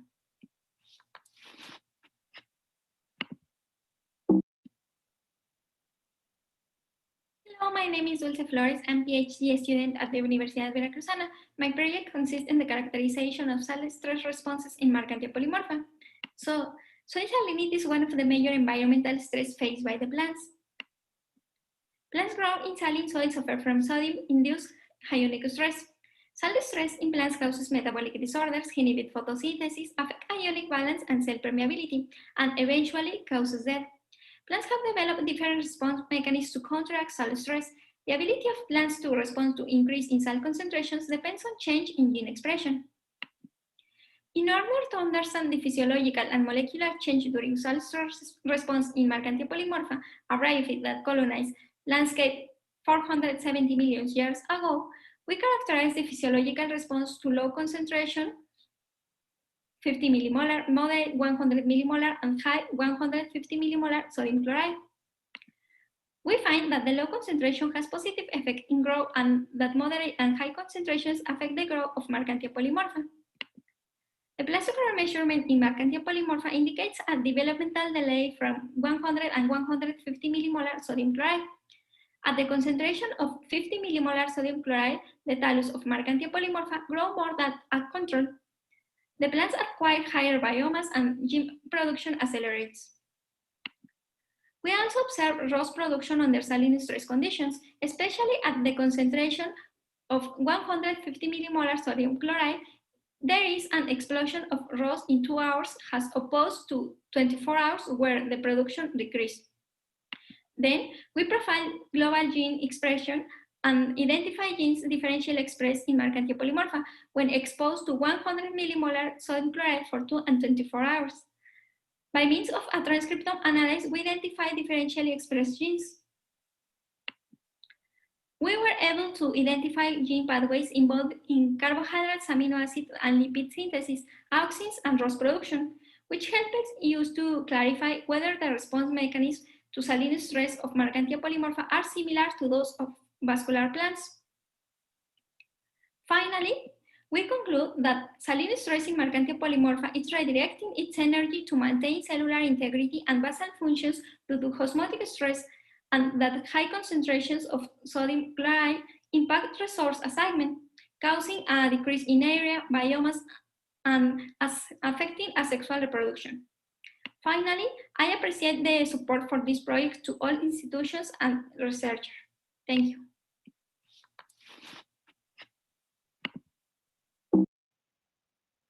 Hello everyone, I'm Cintia Soberanes. I'm talking about host-induced gene silences of Phytophthora capsicii GIP1 glucanase inhibitor protein 1 decreases infection in Nicotiana bentamiana. Homicides from the genus Phytophthora fungus-like plant pathogens that are devastating for agriculture and natural ecosystems. P. capsicii, which infects a large number of agriculturally important vegetables like pepper, tomato, cucurbits, and eggplant, causes huge economic losses. This homicide is able to secrete a glucanase inhibitor protein, GIP1, a protein that inhibits endobeta 1,3 glucanase produced by the plant host. The host-mediated gene silences Higgs is a technique for genetic silences in which we introduce double-stranded RNA warping into the host and mediating the silence's genetic machinery. In this study, we developed a strategy of hikes to silence the gene GIP1. We identified the protein homologous to ones codified by GIP1 gene and consists of 777 nucleotides and codes for a hypothetical protein of 259 amino acids. And for other hand, we performed the blast assay between protein GIP of PCAP-CC and other species. We performed the structure of the protein GIP1 of PCAP-CC used as a template for the modeling GIP1 protein of P. infestans. Also, we characterized the pathosystem and we observed that the Nicotiana tabacum plants were resistant in comparison with Nicotiana ventamiana plants was died in few days.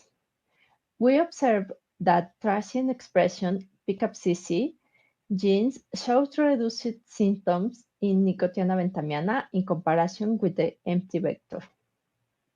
In order to evaluate the GIP1 silences in plants infected with PCAP-CC, we analyzed the expression of this gene by qRT-PCR, and the analysis confirmed that GIP transitory expression confers resistance to PCAP-CC.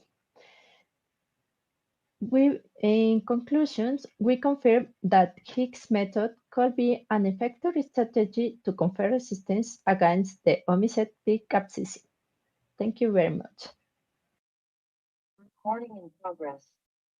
Hi, the present project is antibesogenic effect of Calisthemus citrinus in rats fed a high-calorie diet rich in fat and sucrose.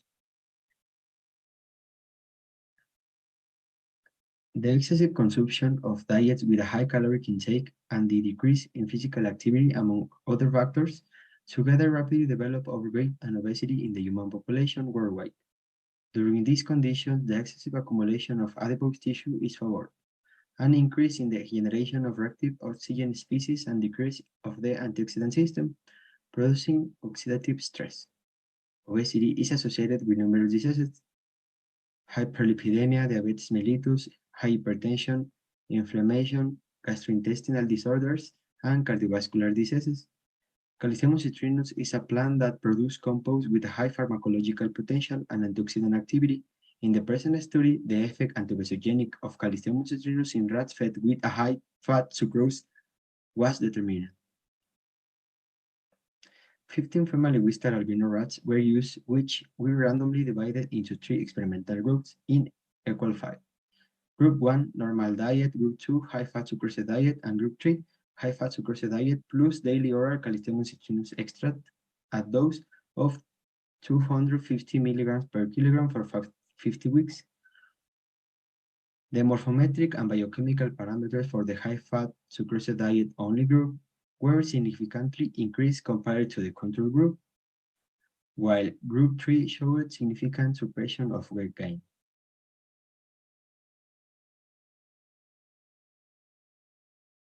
The morphometric parameters were strongly correlated with the body weight. Calisthemus citrinus extract decreased the parameters compared to the high-fat sucrose diet group, acting similarly to the control group. These results suggest beneficial antibesogenic activity of Calisthemus citrinus leaf extract.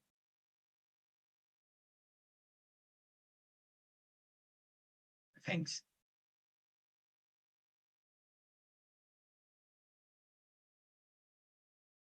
Hello everyone.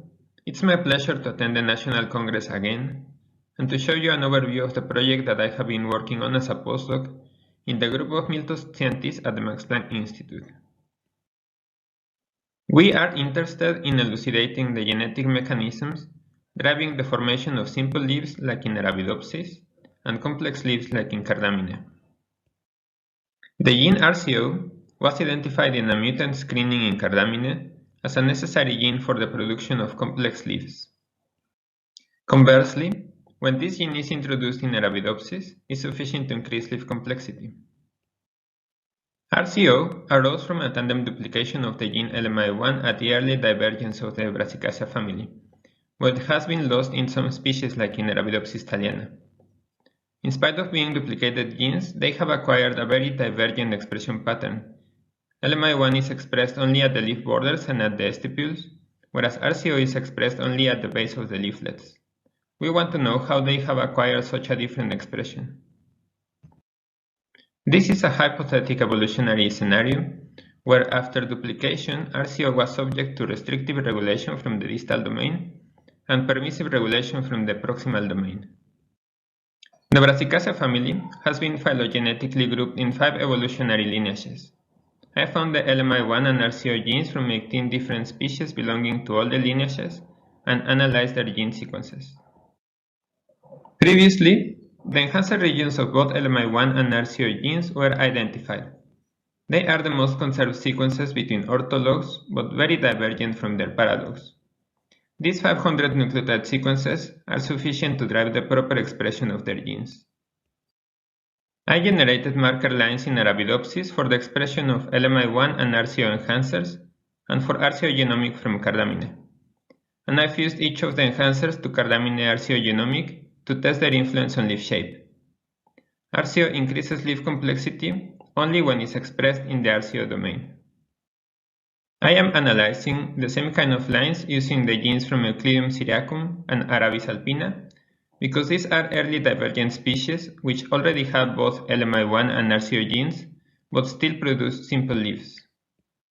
Finally, we want to know how conserved are the LMI1 and RCO function and their regulatory networks. We already know that introducing Cardamine RCO genomic into Arabis alpina, which belongs to a different lineage, also increases leaf complexity. So thank you very much and see you soon. Hello everyone, this is Eddie Mendoza Galindo, and today I'm going to talk about our work called Ross generation is decreased during host-induced gene silencing in Phytophthora capsicii GIP1 in Nicotiana bentamiana. Reactive oxygen species, or ROS, are produced within several cell compartments. The most common of them, hydrogen peroxide, either can act as a signal molecule or induce damage. This depends mostly on its concentration. When a pathogen attacks a plant, one of the first responses is the high production of ROS in the first minutes after the pathogen is detected. Then, the cell will either die or acquire resistance. Oomycetes are important pathogens of the Solanaceae family, and the way they infest is by repressing glucanases. These proteins degrade glucans in the oomycete cell wall and induce other defense responses. Glucanase inhibitor proteins have been studied in many Phytophthora species. It has been demonstrated ROS production and glucanase activity are induced at the same time in infected plants, and both are compromised when ROS production is inhibited.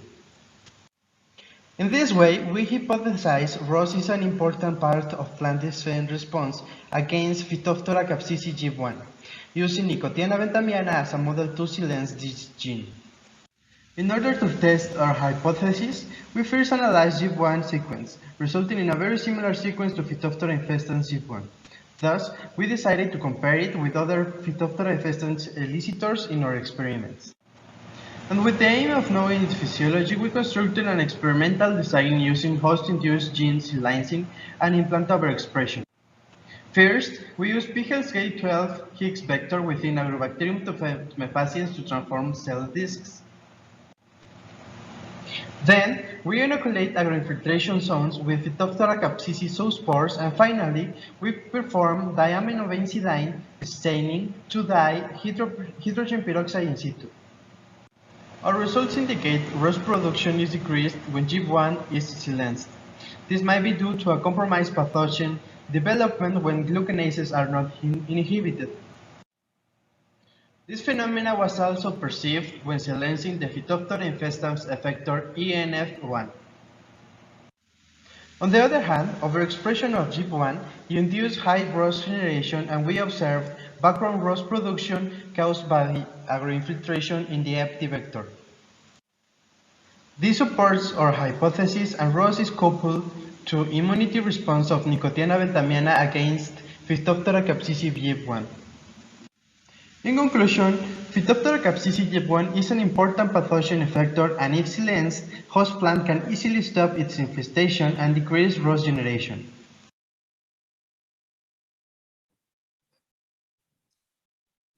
Hello, everybody. This is the title of my work that I will be presenting today, and I want to thank to the organizers for the invitation. This is our model. This is the MOS Viscometrium patent, which is a very powerful model system. As we all know, reactive oxygen species play a very important role in several physiological processes. Most of the ROS can be generated by activity of the NADPH oxidases. In Viscometrium patents, our model, we have identified 4 different genes encoding for these enzymes. By using CRISPR-Cas and in collaboration with Dr. Besanilla at Dartmouth College, we have isolated single, double, triple, and quadruple mutants. By phenotyping those mutants, we found that in the triple and quadruple mutants, there is a reduced growth area as compared to the wild type.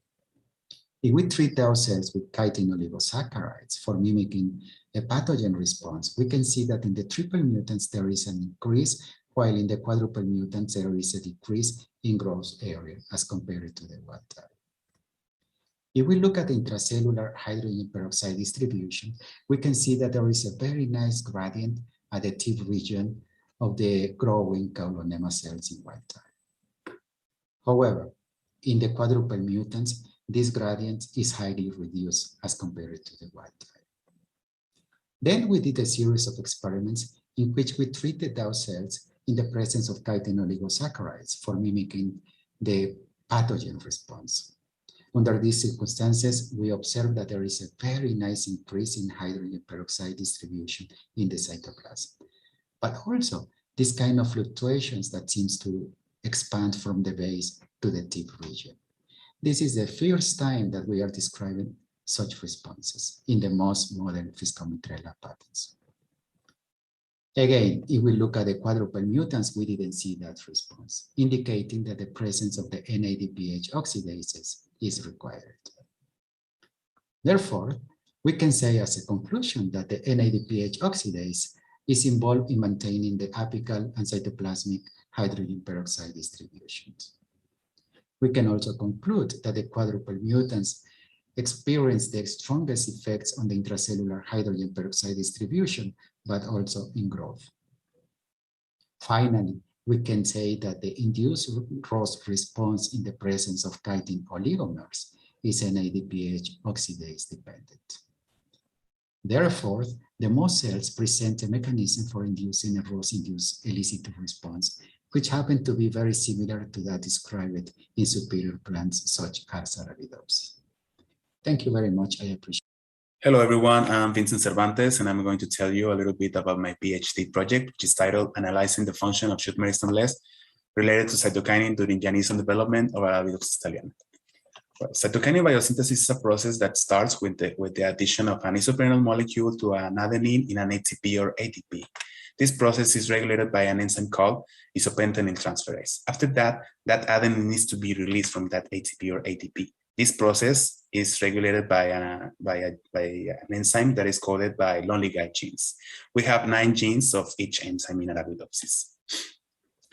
This process has been related to a transcription factor that is important for the maintenance of the shoot apical meristem, STM. When STM is overexpressed, it induces the expression of the IPT genes, especially the IPT7. Also, when it's overexpressed, regulates the production of cytokinins. We can see here how this response regulator line increases its GFP signal when STM is overexpressed. So STM is doing something important here in the cytokinin production. STM is not limited to the shoot apical meristem.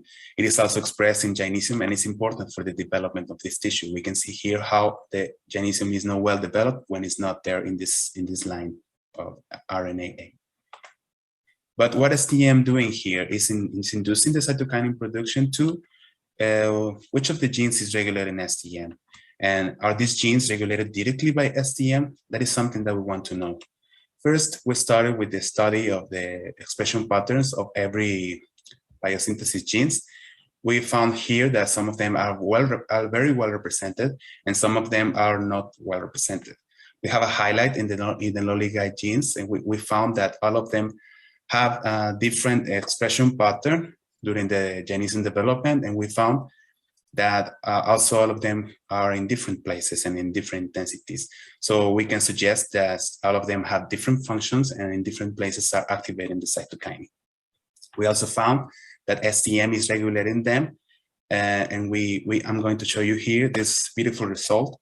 When STM is overexpressed by the dexamethasone addition, the Loliga 4 GFP marker line increases its signal. We can see here very clearly how this increased.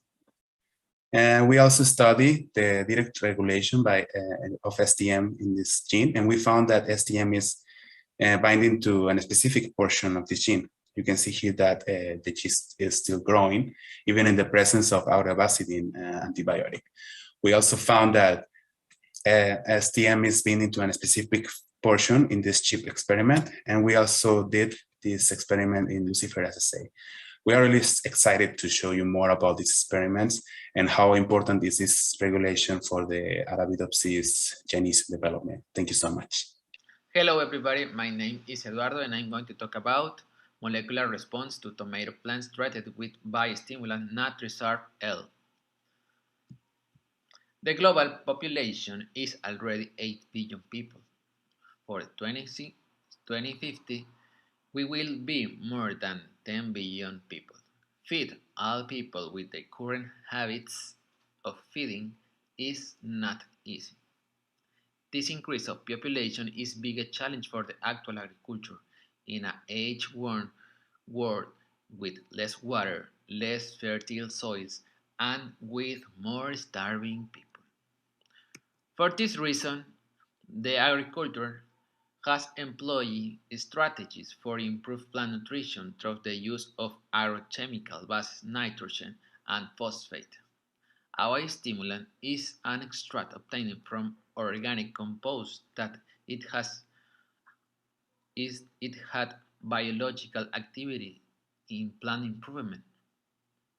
In the case of biostimulant Natresurf L, it has been documented that stimuli foliar and root growth.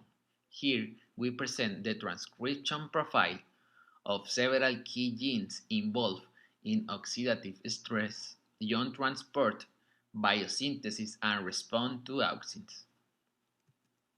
In the way to understand the molecular effects of biostimulant, we propose an experiment using tomato Ohio set. We grown the plants with photoperiod of 16 light and 8 hours dark, water daily with weekly application with Hoagland solution. The first application was in the germination of the seed, second immediately to transplant into flower pot.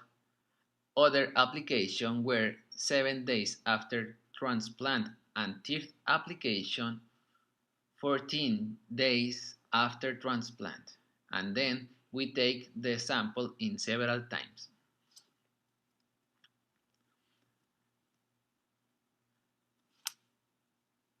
Our molecular analysis was focused to the transcriptional response of oxidative stress.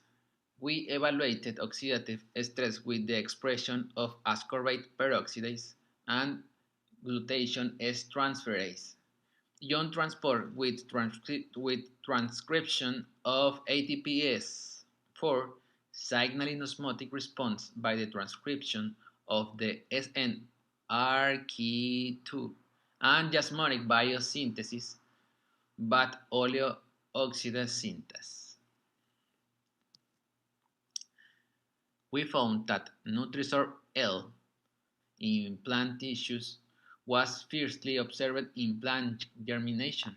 We observed that biostimulant evaluated increased the percentage of germination. We also observed that biostimulant induced gain weight, and we observed in the graphic that plants was vigorous, height, and thickness. The first effect was observed immediately in root. Here we observed that the expression of oxidative stress and ion transport was stimulated. 1 and 4 hours later, auxin biosynthesis and ABA signaling pathway, respectively, was induced. In leaf, ion transport and ABA response to osmotic stress was induced immediately. 4 hours later, we observed biosynthesis and transport of auxin. Here we shown how this biostimulant could work in roots and leaf. Immediately response in roots was related to root transportation and oxidative response. There is important to highlight that genes related to root development and auxin biosynthesis were induced 4 hours after application. And this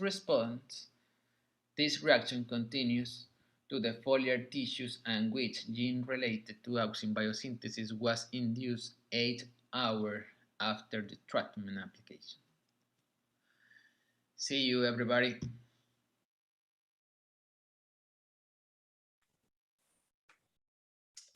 So we have reached the end of the program today. We're sorry for the repetition of some of the flash talks, but we think we don't miss any. And if someone was missed, we will have it at the end of at the last day on Thursday. If there is one flash talk that we missed today, sorry, but we will be presented everyone in this meeting.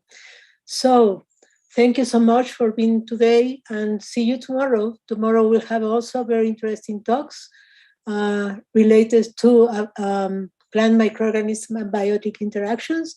So we will see you, hear you tomorrow. Thank you so much for everyone.